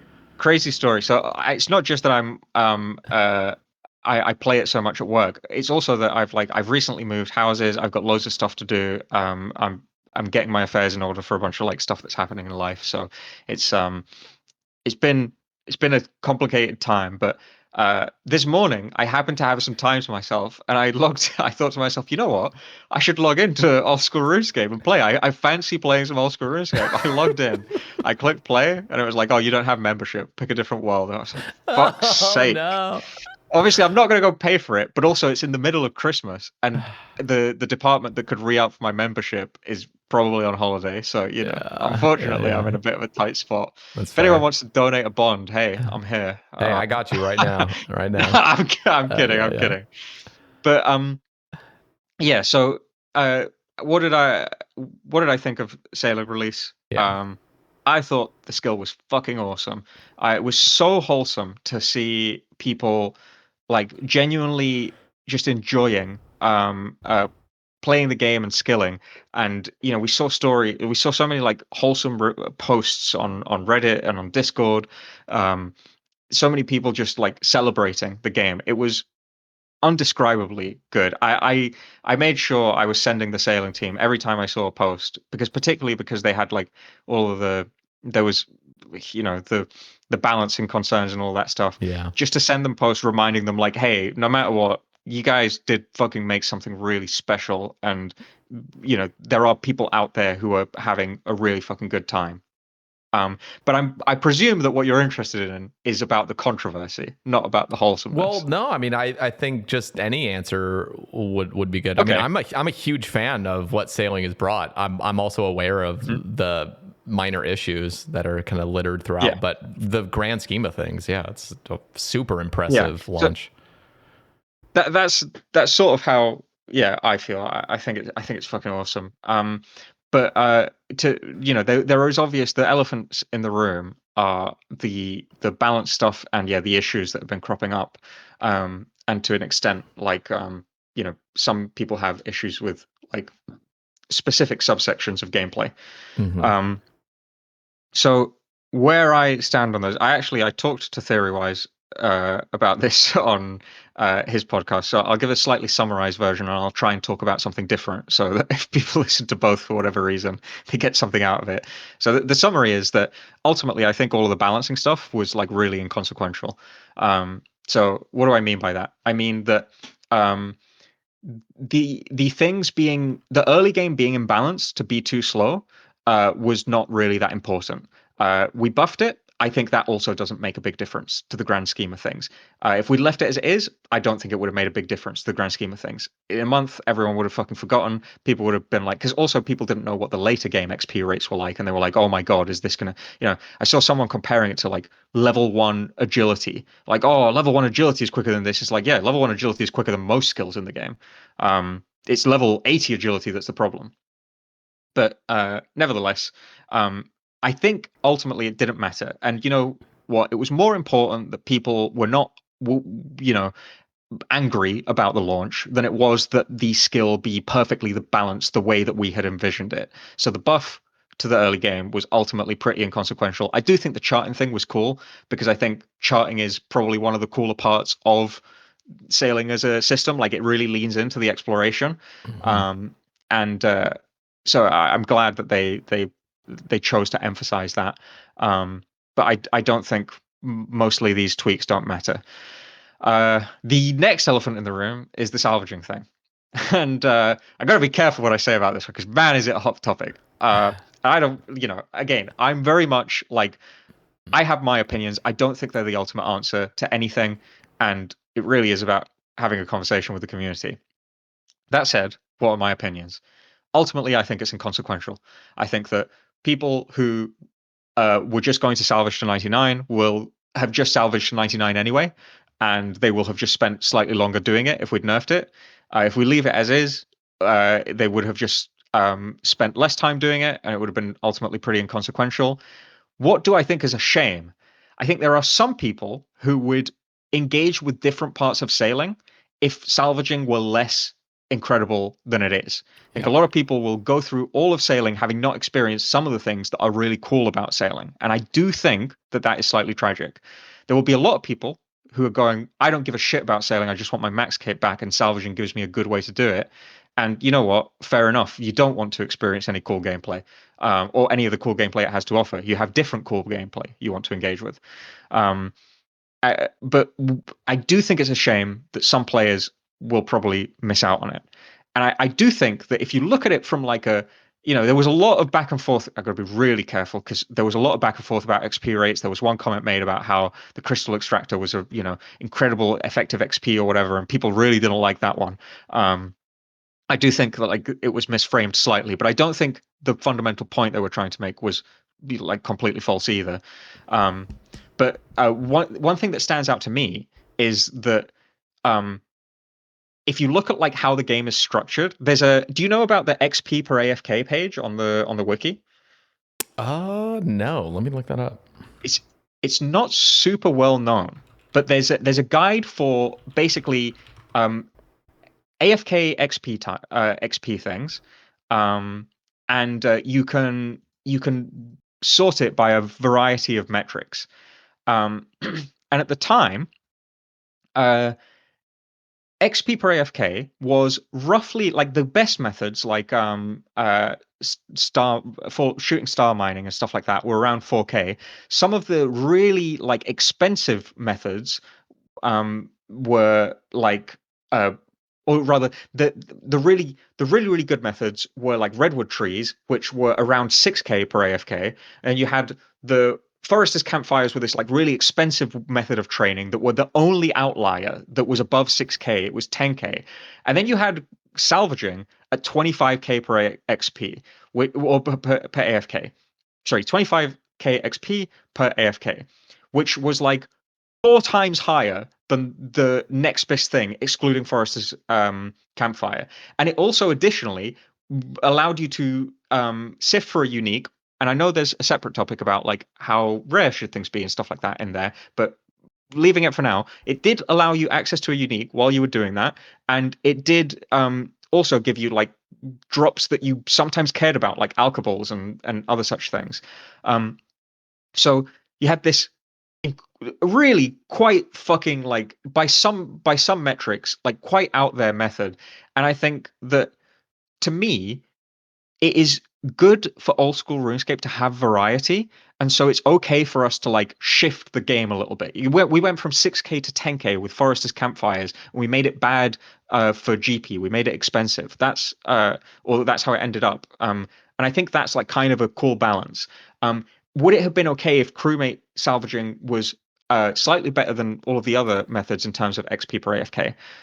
Yeah, I think absolutely. I think like we can make things better over time slowly. Like the game can change slowly. I think when the game changes too fast, it's a different problem. Like Yeah. thing that that that leads to like it's a slippery slope.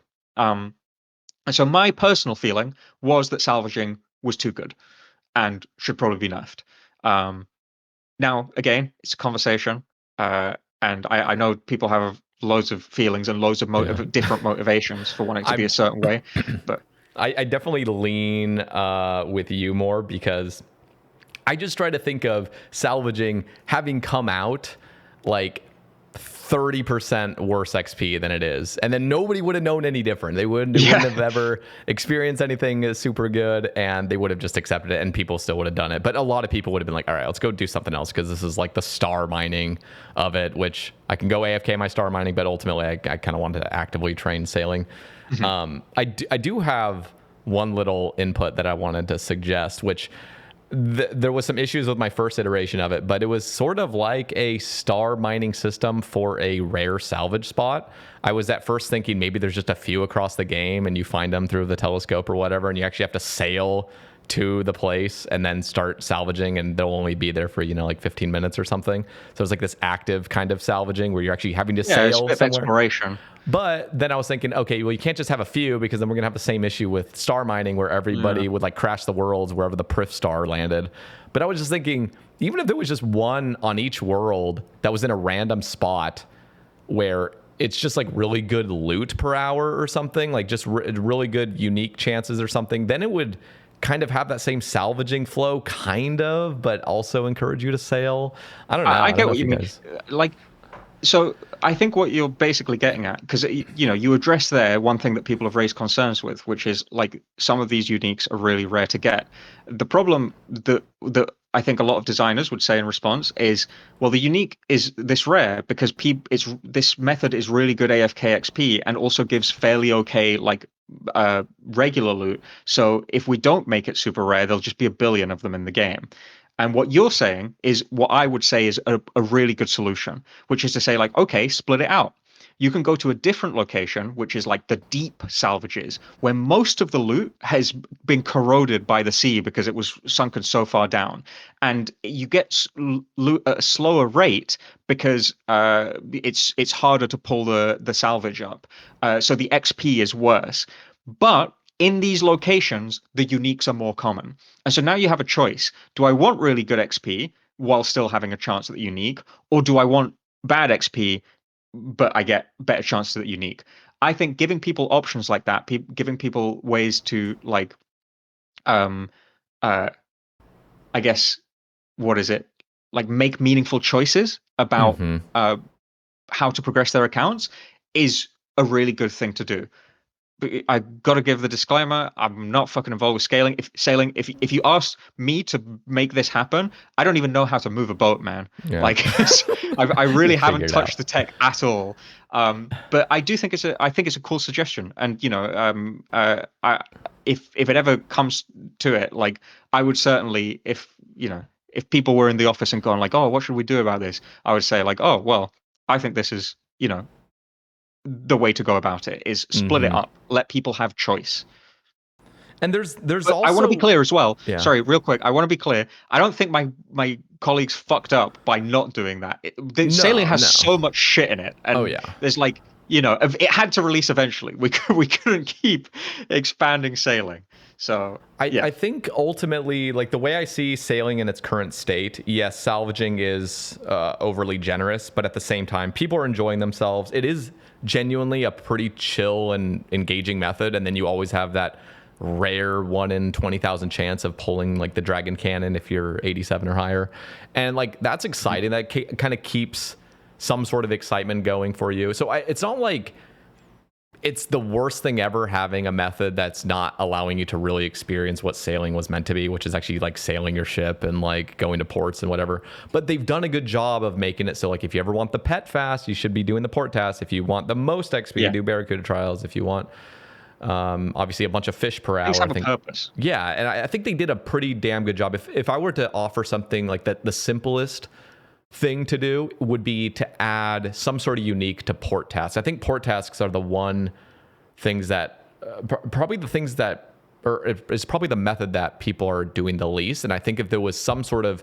ship upgrade tied to it, or like I think with Gwyneth Yeah. Glide, you get the crystal extractor from actually participating in it, which I thought was brilliant. Yeah. It's just the medium course, do it, and boom, you're good, and you got something. I think that they should have done something similar with port tasks, where it is just like a one-time unlockable Yeah. And kind of RNG. just But to be yeah, clear, the reality is that it's a brand new skill. It's fucking massive, and we will keep adding to it over time. So it's not like that will never happen. And I'm sure as we sort of take these concerns on board, we will sort of like again in a similar way to how I said before, like we have too many solutions and not enough problems. Sometimes when a players bring a problem to us, it's nice to have it in the back pocket in case we ever release new content that needs like a justification to be able to like so this thing you said about um these special salvaging pots spots, hmm maybe that's an unlock from a quest, like that's and so we keep it in the back pocket until it's the right time, because my opinion is that Old School RuneScape's a fucking fantastic game. It's here to stay. It's going to be here for decades, and so waiting a year, 2 years, it's inconsequential in the grand scheme of things. It yeah, doesn't matter. So but yes, and for port tasks the same thing, like we might add new stuff there. That does bring me on to like the third elephant in the room that I was going to mention, which is that people are saying like, "Oh, this needs fixing, that needs fixing, this needs fixing, and this should be better, and that should be better." Um, I do think my opinion is currently that the community is fixating a lot on sailing, um, and forgetting that actually, even though sailing is great, there is more to the game than sailing. And so, all of these things that could be sorted out, are they really the most important thing to be doing right now, or should we, maybe do some other stuff and then come back to sailing over time, so that it can become a sort of like, in the same way that the other skills are, integrated slowly as we learn more about the skill and have time to let it rest, rather than trying to like fix everything immediately. Because I think you do get into a slippery slope, for example, with stuff like, well, combat is one where like, say, there are many things about combat that people want fixed, and uh, there is a lot we can do to fix it. Well, I'll just the first one of the suggestions that I saw that I thought was pretty cool. I don't know how the sailing team feels about it, and they know a lot more about sailing than I do. So there might be a reason why this is actually not such a good idea. So talking out my ass here, but we'll go with it. Um, is that people feel that cannons use ammunition too quickly, oh yeah, and one of the suggestions I saw was make them fire half as fast and deal 3 times as much damage. And I was like, huh, that's pretty cool. It would reduce ammo consumption and make each piece of ammo more lucrative. So I think that's a pretty cool idea. Um, that is one thing you could do to make combat better. Um, but you run the risk with this stuff, and this is less about like design and more about like community management of like, when is enough?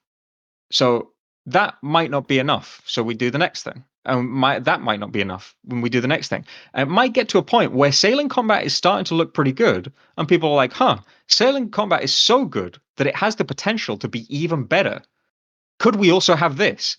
And all of a sudden, sailing combat is starting to turn into its own fucking skill within the skill, and is starting to take on the same level of complexity as regular PVM, because people love PVM, and of course they're gonna, if they see the opportunity, ask for also PVM on boats.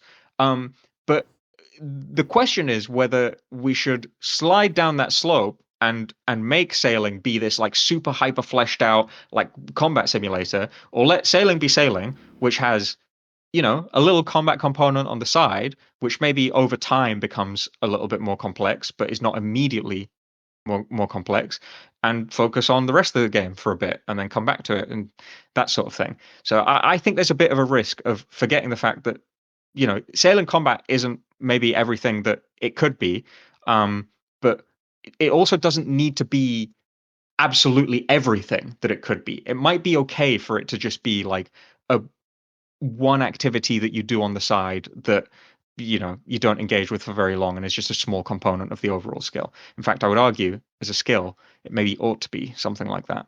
Yeah, no, that's a good point. And things just build over time. I mean, look at PVM on Old School's Yeah, release versus now. Jesus, it's progressed that's a massively. great point, right? It's like we have all of the tools we need to make sailing combat extremely complex, like Old School RuneScape PVM is, but actually the fact that Old School RuneScape PVM developed slowly over time allowed it to like gain its own unique identity. Yep. And if we let it fucking simmer and cook slowly in the slow cooker rather than in the pan, we might get something similar with sailing. Whereas if we try to rush to make it, as engaging as regular PVM, we'll probably end up with something a little burned and a little similar to regular PVM. Yeah, burned on the outside, raw in the middle. Yeah, that's exactly what would That's it. happen.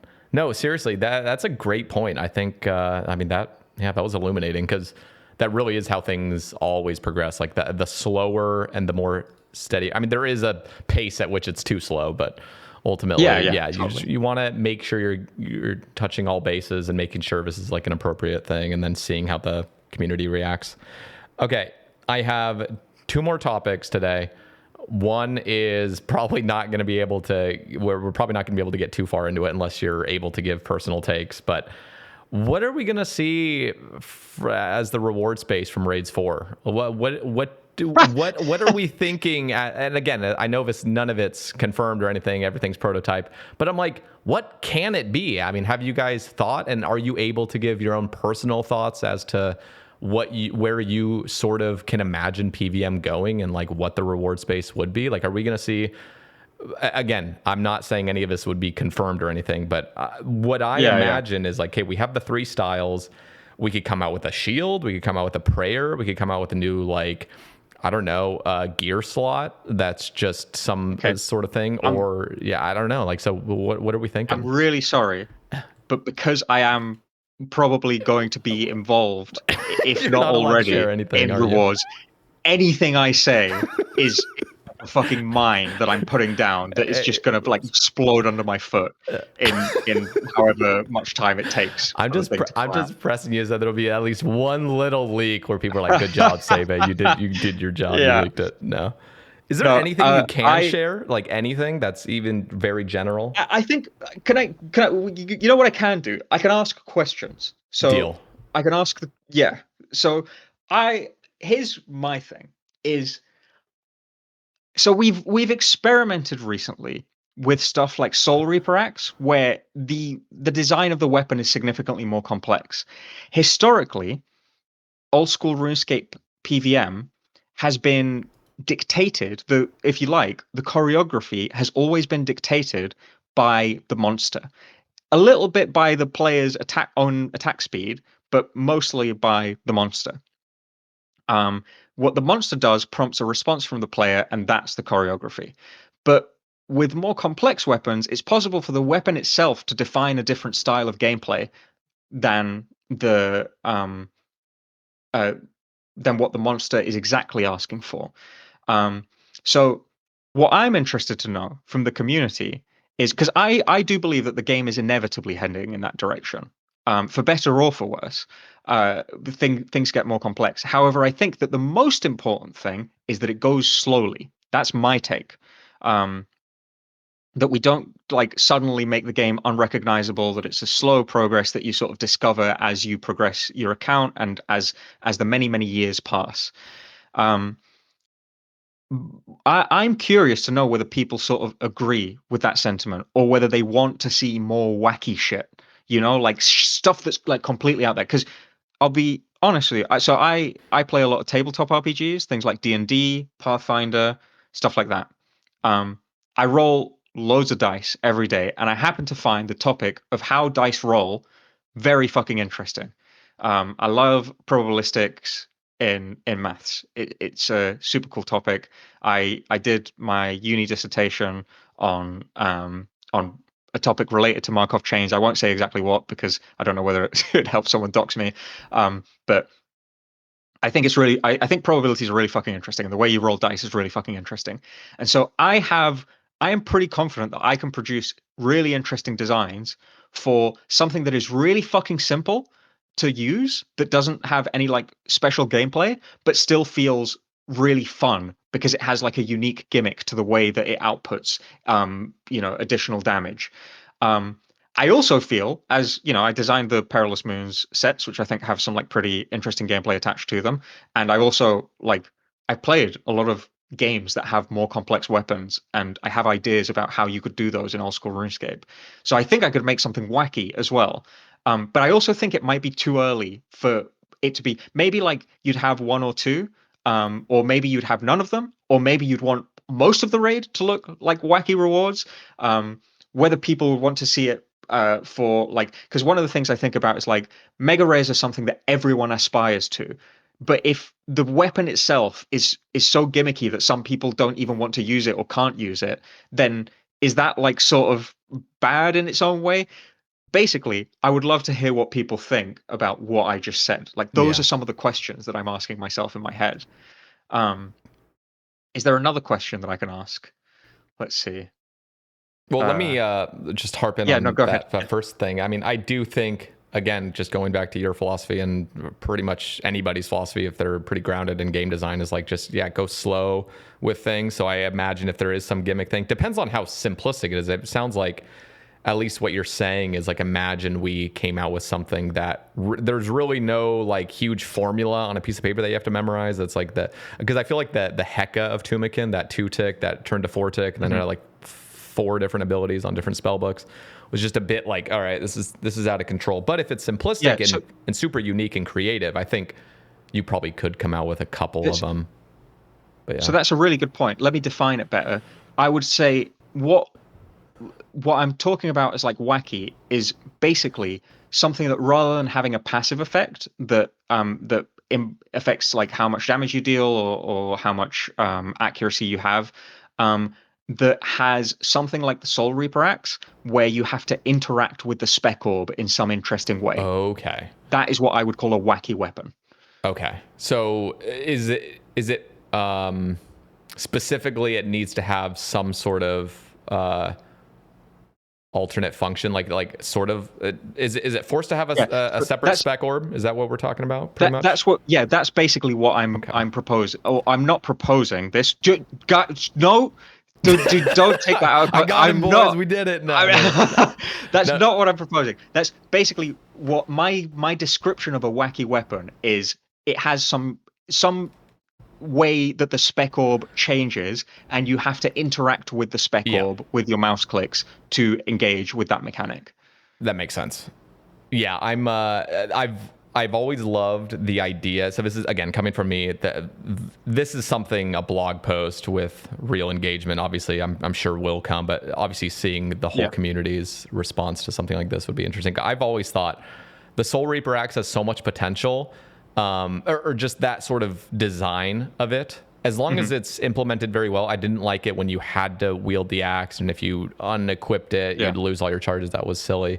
But I'm at the point in this game where I would be okay with 2 permanent spec orbs. One is like your spec orb, and then one of them is your action orb or something. And that action orb not only could be implemented in like a raids 4 weapon or armor piece, or most likely a weapon. I can't really imagine it being an armor piece, and then you could go down that line and start introducing new skilling tools that also introduce this action orb that can't be abused with spec alts and whatever else, and just hitting your pool over and over and over. But it's something that needs to be engaged with actively to build up charges that later unleash.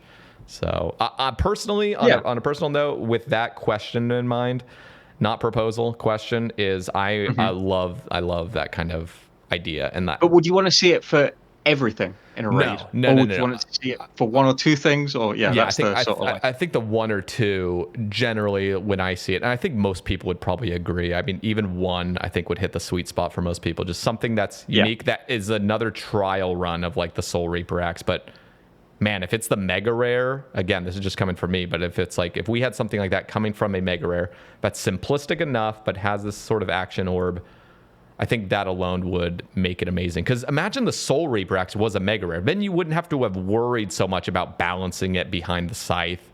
And then you would have Yeah. felt some real power out of it, which would have But been cool. do you worry that, like, say for example, it's something that to get the best performance, you have to engage actively with a mechanic, which seems likely because why bother Yeah. putting the mechanic in if you don't need to engage with it? Um, is it my internal worry is that the while that obviously is going to massively appeal to people who are really really good at the game and Mm-hmm. can do most things easily and would easily deal with another layer of complexity, that a mega rare should be something that anyone is excited to receive.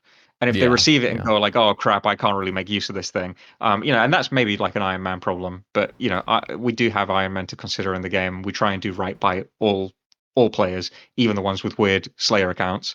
I The So is that a worry? That's basically one of the worries that I have. So I think what's cool is like your guys' ability to almost create a new narrative. I mean, think about just pitching it as, listen, we have completed the trifecta of classic mega rares, 5-tick shooting stuff. They're all hard hitting, very simplistic to use. I mean, I've always thought mega rares should be the more difficult weapons to use. Not like just stupidly difficult, but just the faster hitting weapons are more difficult to maintain DPS with. And I've always thought it's silly that the mega rares are like the easiest things to use generally. I mean, yeah, it doesn't have the nice little 4-tick cycle going on. That's a little bit more even, but 5 ticks, it's like if you lose 1 tick, it's really not that big of a DPS loss. If it was a 3-tick weapon, you lose a tick, it's like, all right, there's 50% of your damage basically right there.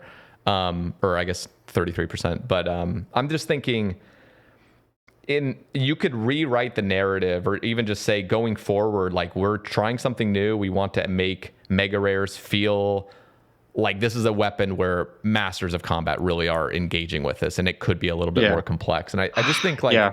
going down that road is a potential, but yeah, it's like you kind of have to go about it slowly and just introduce more simplistic That's things first. my big worry. My personal feeling is that we have a lot of, as much as people have their own opinions, um, I actually think we have plenty of space to explore.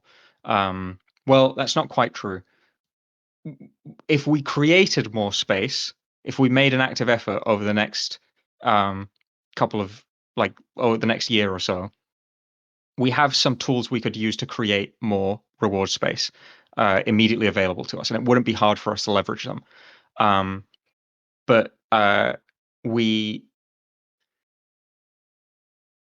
so I don't think people have obviously like worried that, like, oh, the reward space for mega rays is too complete now. I don't think we have that problem as Mm. bad as many people seem to think. So I'm not that worried about that. Uh, which means that I feel that by extension, having like one of these like really gimmicky weapons might be moving too fast because we have space that we haven't yet consumed. Oh, okay, And interesting. so, Yeah, um, yeah, but that again, I don't have all the answers. yeah, yeah. I'm just a I mean, guy. and So there's also space beyond mega rare. I mean, you could come out with a new Soul Reaper type thing, whatever action bar type weapon that's not the best in slot, mhm. mega rare, and you could just give it a little test run. The problem is exactly what I was saying earlier, is like you want the action bar weapon thing to feel really good so people really do Yeah, understand yeah. how cool this could be in the future. So if you No, just and purposely nerf it, trust me, it's like, no. I've got ideas for that. Like Yeah, yeah. I'll say that I've shared a few, like this was before I was even working on raids. I've shared a few ideas for it with, for example, I shared one with Goblin, which he was very enthusiastic about. He thought was really cool, but it didn't have a place in the game. Maybe we'll Mm, release it one day. But yeah, so I'm confident that we could make cool stuff like that. I just think it would be more appropriate, but this is my personal feeling again, just my personal feeling, yep. that it would be more appropriate to explore it as like a um a powerful reward, but not quite mega rare tier. Mm, But my yeah. as I say, nothing is set in stone. Um Those are just my thoughts. Let me get your. This is beyond the two final things I had, but this is just a little side tangent. How do you feel about PvP going forward? Like, is there eventually going to hit this cap where we either need to like up the HP threshold or like make it so many more weapons can't be used in PvP? Do you worry? I mean, I personally don't worry about that day to day because I just don't engage in PvP. But I'm always wondering. Yeah. I'm like, you can just stack people out pretty damn easily now. And in the next 5 years, it's just going to get worse if we're still capped at 99 HP, still have weapons dealing more and more damage. Do you ever Yeah. wonder how that goes? So yeah, it is actually a concern of mine because as much as a lot of people have very strong feelings about PvP, for me personally, I talked on the official podcast a little bit about how, I used to play a lot of competitive games and I just don't have it in me anymore to Mm-hmm. compete. Like I just don't enjoy it. Um, and I but I do really enjoy watching it. I actually like love watching people compete. I still watch League. I still watch Dota 2. They just released a new hero, by the way. It's fucking cool as hell. It's like this frog, and you play a guitar with it. It's insane. Um, and I still very very occasionally watch MMA. I have a history in the interest of boxing, but I'm not like a super knowledgeable person. I just like to. I have enjoyed things that I've learned about it. Yeah. Um, so and PvP in Old School RuneScape is no different. I fucking love watching PvP. When I was a kid, I used to stand at the GE and watch people PvP in Torag's armor and think it was the coolest shit ever. And when I grew up and I released the Perilous Moons armors and people started using them in PvP, I genuinely had Oh. like a fucking Ratatouille moment where I I became a kid again and the world changed around me. It was insane. Um, and then there's All Stars, which is so fucking fun to watch, and creators really like did a great fucking job of creating a new format for PvP that is like really enjoyable to watch. I have to get a hold of Solo Mission and tell him he has to do a 50 death pure version of it so that we get some Perilous Moons action but anyway, I joke. The point is that I really like it, and so Yeah. I care quite a lot about it. Um, how do we handle PvP going forward? Obviously, in the past, we've had quite I think quite an elegant approach of, well, Tebow would be really good against people if they had high magic levels. They don't. Scythe would be really good against people if they were 3x3s, which they're not. Shadow would be really good against people if it weren't a powered staff, which can't be used against players. So we've done it like that so far, but that does still your question is still good. It's just I don't think it's that related to mega rares. Is as we add a more strength bonus to the game, for example, eventually a weapon might hit for it's going to take a long time, but it might hit for 126, and it's like fuck. What do you do? What do you do at that point? I've I've seen suggestions that like it might be interesting if once you went above 100 or above like 90 or something like that, some threshold. I don't know the exact number. I'm not super knowledgeable about PvP balance, though I do try my best and I reach out for help when I'm doing stuff to make sure it's like good for PvP. Um, if you go above say 90, um, every single max hit you gain becomes a min hit, and it just makes your kills more consistent rather Yeah. than gives you like higher KO potential. But maybe that it's entirely possible we've also already crossed that mark because with a Gmaul and max melee nowadays you can just like one hit KO person Oh with yeah. like practically no. Um, so I do think it's an interesting question. I don't think I have like the solution off the top of my Mm-hmm. head, but I would like to see us um, try and keep respect. Because, as I say, even for small communities, and the PvP community isn't that small, but even for small, like tiny communities, we try and preserve the way they like to play the game. Yeah. And I think it's worth preserving PvP as well, alongside everything else. That's fair. Okay. Final topic today. Sure. Non RuneScape related. I heard Okay. on your OSRS appearance the benefit of having existential crises that allow you to live more in the moment, to try new things, to just stop caring as much about things. And I'm just wondering, well, first off, if I can ask how old you are, and then also where did that kind of stem from? If Okay. anything, was there some sort of trigger? Um, I don't know. I feel like I shouldn't say my exact age, Okay. but I'm happy to give a range. Okay, sure. So I can say that I am between 1 in 100. No. 29 and 37. Deal. All right. That I'm makes in that sense. range. Okay. Um, and where did it come from? Well, so here's an I don't know whether this is like too much information, but you'll understand in a moment why I say things like this. Um, when I was younger, I there was a period in my life where things were really not good, and they were largely that was largely not entirely my own fault. It was like classic like parents got divorced, and I actually ended up moving countries, which meant I didn't see my dad that much, and I developed.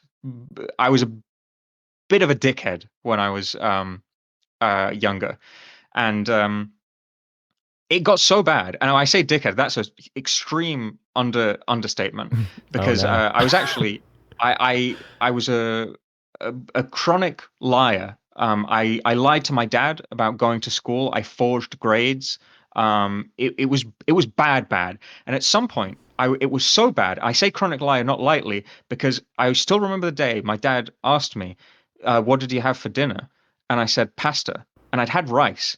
And I thought to myself, is it really so fucking easy for me to lie that it's easier than just telling the truth? It was actually a slightly scary moment. Um, anyway, things get real bad. Obviously, eventually, the truth catches up with me because it always happens, guys. It's not worth it. If you're currently lying, bite the fucking bullet. I eventually did. It was so much better for me. Um, but so the truth caught up with me. A lot of bad times ensued, but eventually, to my dad's credit, he kicked me out, but he also took me back in. And so I have this policy now that I just don't lie. I just swung the other way. I'm I'm I'm hopelessly honest, and so far it's worked really fucking well. So I just keep doing it, and that's why there's sort of context for why I'm sharing uh, this stuff. But yeah, so to be clear, the reason why I think about this stuff a lot and it's because sometimes my depressive tendencies, because I was very depressed back then, my depressive tendencies catch up with me. And I have part of the way that I got better, because I was bunking off school constantly. I didn't have a job. I struggled to get a job. Like I was a really shit person as well, like just mean to other people for no reason. Um, the the thing the thing that I had to learn to do was to process new sources of sadness and depression. And this latest, I had a moment when I was like really sad recently, and I was trying to figure out like, okay, this can't keep going. Um, what do I do to fix this? And so I returned to some of the things. I had a therapist. She was amazing. She helped me so much. And one of the things that she always said is like the basics. It's like be in the present, don't be in the future or the past. So I started meditating. And as I started meditating, I started to realize how important it was, how I'd lost track of the fact, because I love Old School RuneScape, I love my job, which means that a lot of the time I end up working even when I'm at home, not like physically on my computer writing code, but thinking about the game. Um, and that, I still do that. That's not the least healthy thing I do. The least healthy thing I do is browse social media largely. Um, but the thing I realized is that I was I wasn't letting my brain rest ever, and so I needed to just be fucking bored for a bit. And then that's when I let myself be bored. That's when I started to go like, oh my god, now that I have nothing to think about, I've remembered I'm gonna die one day, and that's when I realized that if I'm gonna die one day, living this miserable fucking life of being stressed and angry constantly because I'm not like appreciating the good parts of my life enough because it's more important. It's so much harder to appreciate the good parts than to be annoyed at the bad parts, but it's so fucking worth it. And so I made a commitment that I was going to do that, and here we are. Wow. Okay. So there's a few things I want to touch on there. So one is like I love the no lying policy. I think that's in a way I was lucky to have. Again, I'm not a perfect when it comes like when it's like an awkward situation where I'm clearly caught red-handed, I'll try to brush it off, but I know deep down I'm like, okay, just tell the truth, because it makes everything else, as soon as you start lying even a little bit, it just snowballs and it'll eventually catch up to you. And so it's so much easier, and I think I recognized that earlier on, and it was easier for me because in my life I feel like I did hit a rock bottom, quote unquote. It wasn't anything like horrible, but it felt like a new start for me where I really could just be honest with myself, because I didn't really have much to like uphold in terms of like stature or something, like it wasn't like, oh, like people are going to think worse of me. Like they're already thinking something, and from now on I can build up. And I think that was a good spot for me to really just start being honest about like everything in my life, without being like, without trauma dumping on people, like just trying to keep it somewhat tame. But sorry like, if I just did that. Yeah, like just being honest. But the thing is, like, it helps in so many ways, and then it helps. I think this like internal process of you keeping an honest account of your own life, because it starts slipping into like your own internal world where you start lying. You're like, I don't even know what the truth is anymore. Like, Absolutely. Can I just say part of the reason? So lying fundamentally is a defense mechanism. You lie because you think something is going to go wrong, and lying might help you make it not go wrong. Because if you think about it, there's no fucking reason to lie other like than a self-motivated one. And the self-motivation is it's a defense mechanism. And if you get too good at using that defense mechanism, you start to use it against yourself. So like one of the things I had is like, oh well, the reason I'm not trying in school is because I don't like, or the reason I'm failing in school, the reason I'm getting bad grades is because I'm not trying. And if I just tried, I'd be like really good at it.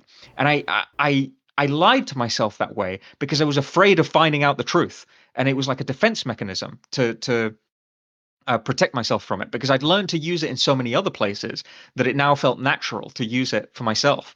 And actually, yeah, digging in and being honest and being like, holy crap, I'm afraid. I'm so fucking frightened that I'm not good enough. And that if I actually fuck around and find out, I'll find out something really bad. But it turns out that most of the time, those defense mechanisms are in modern life, when we were fucking cavemen and we had to like protect ourselves from saber-toothed tigers, these reactions were very appropriate. But in modern life, they're really not. And so uh, learning to like, one of the first things that I started to do is because I couldn't instantly stop lying. It was like fucking breathing to me. So it's like, what do I do about this? And my therapist said like, oh, just apologize. And so I started lying to people and then apologizing to them for lying. And then I would apologize for. I then, when I got more comfortable, I started apologizing for old lies. And what I realized when I was doing that is that I would apologize to people and they'd go like, "Oh, well, it's okay, it's fine." And guess what? The thing I was trying to defend myself against with my fucking lying was not a threat that existed. Maybe once you dig yourself deep enough, it is a real threat, but you're never gonna get to a point where you're not threatened anymore by continuing to lie. You're just going to dig deeper. So you have to unpack, you have to unravel it all and get back to base level 0. And then from there, if you just acknowledge the fact that there is no danger and you don't have to lie, usually you'll find out, actually, yeah, there's no reason to do this. And when I applied that to my life, and I was like, listen, I gotta actually try in school, and I gotta, do homework and attend, because even if I'm not good enough, I need to know. And I probably am good enough. I probably am good enough. Most people are. And I stopped fucking lying to myself about my reasons for not doing it, and I admitted that I was just fucking afraid. Um, and then I started to go to school consistently, and I got better, and I started getting good grades, and now I'm making old school RuneScape, Yeah. baby. You just Like made PvP armor, I got man. the dream job. Yeah. And all because I stopped fucking lying. So, best decision of my life. Okay, so now I'm curious. Was there ever a moment in that process that felt more illuminating, or was it really just a slow process of stopping doing this thing, doing this new thing more and more and more? Was there ever a moment in that felt like an awakening, Yeah. or was it Yeah, very slow? it was once I started trying in school and I got my first report card back and I had like well I think in school it wasn't such a big deal, but when I went to university I got like, this was the like big deal for me. I was going to It was definitely like pushing the boundaries of what I was like naturally capable of doing, and I needed to like work hard to learn it. And I did actually put the effort in, and I knew that whole time that I was like just it was part of this like and when I finally got my report card back and I'd gotten like, well, I'd effectively gotten like the maximum grade that I could. I Even though it's like, I don't know if you know this, but in England your first year of university generally doesn't count towards your grade. Mm, But when I got that report card back and I thought to myself, I realized like the whole time I had nothing to worry about. And for years I tortured myself and I lived in fear and agony because I was afraid of finding out. And the whole time I had nothing to worry about. What the fuck was the point? And that really like solidified my commitment. As I say, it's been a long journey, and I'm pretty sure at this point, if I do tell lies, it's by accident, um, and I don't realize it because I try. And if I do, I always apologize. But it was that was the point that really solidified. Like, this is the correct strategy. What I'm doing here is clearly working for me. It's making me a better person. It's allowing me to achieve my goals and to be the person that I want to be. I'm never giving this up. This is going to be me for the rest of my life. I'm the guy that either apologizes that he can't say anything, or gives a really long-winded answer because he wants to give all the context, or just tells the raw truth. Like, yep. I'm not doing anything else. They're the best people to be around too. I mean, it's the people that are the most honest, most self-aware. They're the most fun to be around. Like we've been talking for almost 4 hours, and it's just felt like a total Oh my breeze. God. So it goes Yeah, totally. beyond. It goes beyond just your work and your productivity and your creativity. Like it helps create better relationships. I it's just like it helps in everything. And I actually wanted to ask about meditation. Do you even feel like meditation is something you can plausibly do when you're a pathological liar? Like, I just wonder, like, is it like, no, Yeah, I'm being serious. Like, is it like yeah, a mutual exclusive thing where like, if you're lying about your whole life, basically, like, can you even meditate for a second without it just being like yeah. an illusion? That's such a fucking cool question, actually. Because I think there's something to the fact that like, my immediate answer is like, yeah, of course you can. But actually thinking about it, like, if I'm really real with myself, I think in my state, it took me being pushed to my absolute limit and my whole life falling apart to even entertain the possibility that meditating would help me.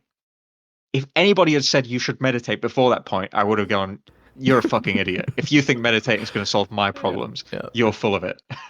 And so I think the answer is, I think meditation, if done, would is very, very helpful for people who are depressed. And there's a lot I could say about meditation. It's very misunderstood. People are like, "Oh, I can't meditate." Neither could I. It's fucking hard, actually. It's People think it's like, "Oh, you just close your eyes," and it's like, don't think. That's actually really difficult to do, Yep. and so you have to make an effort. Most good things are an effort.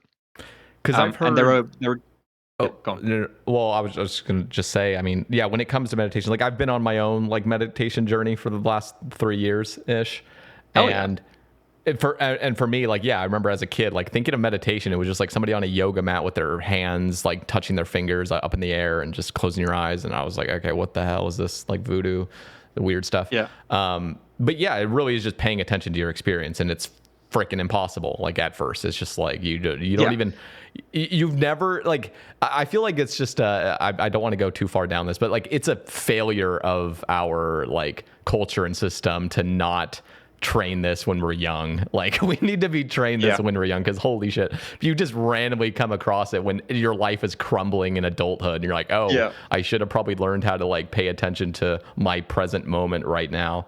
How was Yeah. that process Just for to be you? Yeah, yeah. sorry, just to touch on that, like the I think that in some ways it's because it's so much more of a useful skill now than it was, in the past when people didn't have phones and they had fucking wooden toys and no cars. They didn't need to meditate because they were always stuck in their present moment. But all of a sudden, we gained access to all of this shit, and now it's like, oh, it's an essential life skill. So yeah, I totally agree that this should be. Um, but I just wanted to finish the thought Yeah, on yeah, basically I was saying like I think meditation helps, could help, has the potential to help pretty much anyone who's depressed. Done when it's done right, it takes a lot of effort. You need to work hard at it. It's not just that you're not built for meditation; it's that nobody is built for meditation, and that you've really got to figure it out. But the problem is that most people who are depressed are not in a good state of mind to be like receptive to the idea of yeah, meditation. That's yeah. really the crux of it. And I can't blame them because I was there and I was the same. It's like meditation, what are you fucking talking about? I need my life to magically unfuck itself. Yeah. So that's my only hope at this point. No, there's a whole thing about like just feeling safe in general. Like if you are in a constant state of fight or flight, or you're dealing with some panic attacks and stuff, like you won't ever feel safe enough to actually let yourself go. And I think that's Mhm. like one of the first things you need to get figured out is you need to be in a safe environment, and a safe, relatively as safe as you can, really, to have the best success chance of meditation. Did you have Yeah, any? This is going to get a little bit weird, I guess, if I'm for here those for it. listening I'm that here for haven't, it. yeah, that haven't meditated. But like, did you have any breakthroughs over your time of finally recognizing, like, oh, like again, like, I don't know how far you went down the meditation. I Mhm. know there's like different practices, but like for me, I've been trying to like look for the looker, like understand like there's no real me that's looking out into the world and feeling these things. Like there is just sight and there is just feelings. And I wonder, Yeah. was that similar to what you were sort of practicing? And did you have any breakthroughs of that like kind of changed the way you perceive the world? For me, meditation was a lot more about settling my over, yeah, my overactive mind. So it did help me like return to the present moment, but some of it was just that like I maybe it's part of what I hesitate to say what makes me a good designer, but I think I've got, at least I've earned the right to say good. Maybe not great, but good. I think possibly part of what makes me a good designer is I do overthink things. I think things through constantly. I have a very um uh just I'm very predisposed to dig into my internal process. And so when you apply that to real life, what happens is that you take things and you manage to find the worst possible fucking angles to consider for everything. It's like, how could this go wrong? Oh, this could happen. And how could it get even worse? Well, it could do this and that for literally everything. And so for me, it was about learning to quiet that, to realize that um, see, choosing to only engage with that like intuitive danger finding process was extremely self-destructive, and what would be better would be to do nothing at all. Um i i don't think I had like a breakthrough moment, because for me what I realized is that nothing had changed about my life at that point in time, but I seemed to be happier. And that was a weird feeling, because I had always considered that my situation was the only problem I had. It wasn't that my situation was good, but my situation was, I thought it was the entirety of my problems. And actually, when I started to not fucking be doomer about it 24/7, all of a sudden I was like, just, yeah, more willing to do things, more energetic, more happy. And I was like, what meaningfully has changed in the past like month? Oh, the fact that I've been, quelling these thoughts by meditating is the only significant difference. And that was a real like uh light bulb moment where I was like, okay, there's something to this and I can benefit from continuing. Wow. And are you still in therapy? No, no, no. I'm Hmm. long out of it. Nice. Well, that is just so cool. It's so cool to hear a story like that of somebody that's aware enough to understand how how much in a pit they were in their life previously and then getting out of it, because it is possible. I mean, it's just, Yeah. I think, again, just I think the last thing I'll touch on is kind of going back to like somebody that's very depressed. It's one of the things that's frightening about a state like that is the hopelessness, like to think that there is no way out, or to think that there's no way I'm ever going to feel better than this, because what I think right now is like the truth. You know, it's like you can kind of pit yourself into this dark place where it's like, no matter what, even if everything did get better, it'd be a lie because of this, you know, and you can just endlessly convince yourself. And I think for me personally, I mean, I went through some stuff and I definitely had some issues, but I think just the slight recognition that things are improving and like, oh, like I feel like I am healing in ways is super helpful to just see that there is a sense of progression going forward. Yeah, I saw this random ass fucking Twitter post that really cut deep for me. That was something like the secret to happiness is having something to look forward to. Because I looked back at my life and I was like, that there is an extreme correlation between the times where I couldn't find anything to look forward to and me being fucking miserable. Mm-hmm. And you know, to what you said about like not being able to see a way out, like I legit, when I said earlier, like what I need is for my life to magically unfuck itself.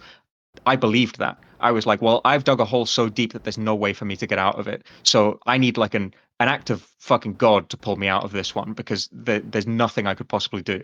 It was Yeah. evidently a lie, but it is the way that you feel. Yeah. And I do think I'm so glad that you've given me the opportunity to talk about it and that you've talked about it a little yourself, because I think it's so important. Like, fuck me. I I hated being where I was. And if there's any shadow of a chance in hell that somebody could like hear any of this and think, oh, maybe there is hope for me or whatever. It's, you know, if it's, I think it's important to share these things because people, there's a lot of people who are struggling. Yeah, our And world is chaotic and confusing, and we're all just here temporarily. It's like everyone's got crazy issues, and it feels like they're getting worse. Like we are not, yeah, we don't have a guidebook to like being a human, and I feel like it's so important to talk about this stuff, and even just the honesty that comes with it. It's like so many. I get nervous sometimes talking about more deep things. So I'm like, I don't want to trigger yeah, anybody, and I don't want to like make this not about RuneScape. People come here for RuneScape. They don't want to hear about, you know, people's issues. But I do feel like for so many people, it's very relatable, and it helps kind of make you feel more connected to like each yeah, other, because ultimately like we are all related in some small way. And I just think like understanding we're all in this together is just an yeah. important like grounding of when life feels super hectic and stuff. It can just be a helpful thing to talk about. So I appreciate you Yeah. being so open about it. I mean, I expected nothing more, but I mean, Yeah. it's great. So W- Yeah, yeah, I think it's a good idea. The way that you've done it, of like, okay, it's at the end. So if somebody is like dumb, it's like, oh, I was just here for Old School RuneScape. They yeah, can yeah, tune out or whatever, right? So yeah, yeah. yeah. I think it's a good placement for it. But yeah, that was it for me. So I guess before I kind of wrap things up, is there anything else you want to kind of talk about before we wrap up? Uh, no, thank you. Really, thank you for having me. I hope that it has been enjoyable and there's something good in there. I also hope to God that I haven't said anything that I shouldn't have. I feel like I have been pretty like I feel like asking questions to people about what they would like to see Yeah, and ask, you know, stuff like that is appropriate. Again, I must emphasize, you know, we're in very early stages, yeah, so I'm not like nothing constitutes a commitment or a promise. Everything may change, and usually, I would say, usually things change for the better. If I walk anything back, it's usually because we found a good reason for it to. yeah. But other than that, yeah, thanks a lot for having me. Yeah, my pleasure. Seriously, this was great. I'd love to have you back on next year at some point, maybe you know, toward the summer or something. Just revisit some of these old things, maybe by the end of next year even. But Mod Rice, really appreciate your time today. Gonna have any links that you want provided down below in the description. And of course, I'll have your other 2 appearances linked down there below. So if you guys have not already checked out the official Old School appearance with Mod Rice and Theory Wise's recent appearance, I'll have those thrown into the description. So if you guys want to hear more just game talk and whatever else, go check them out. They were at least the Old School official. I don't know if Theory Wise's episode's actually out currently. Is that actually out yet? It's not, no. There is actually, though, a second podcast that I've been on that oh man, I feel so bad. I forgot the name of but I met them at RuneFest. They're great guys. If you look around for it, you'll find it. Okay. Or I'll look around for it and I'll link it to you. Yeah. You can put that in Just there. link it. I'll chuck it in there.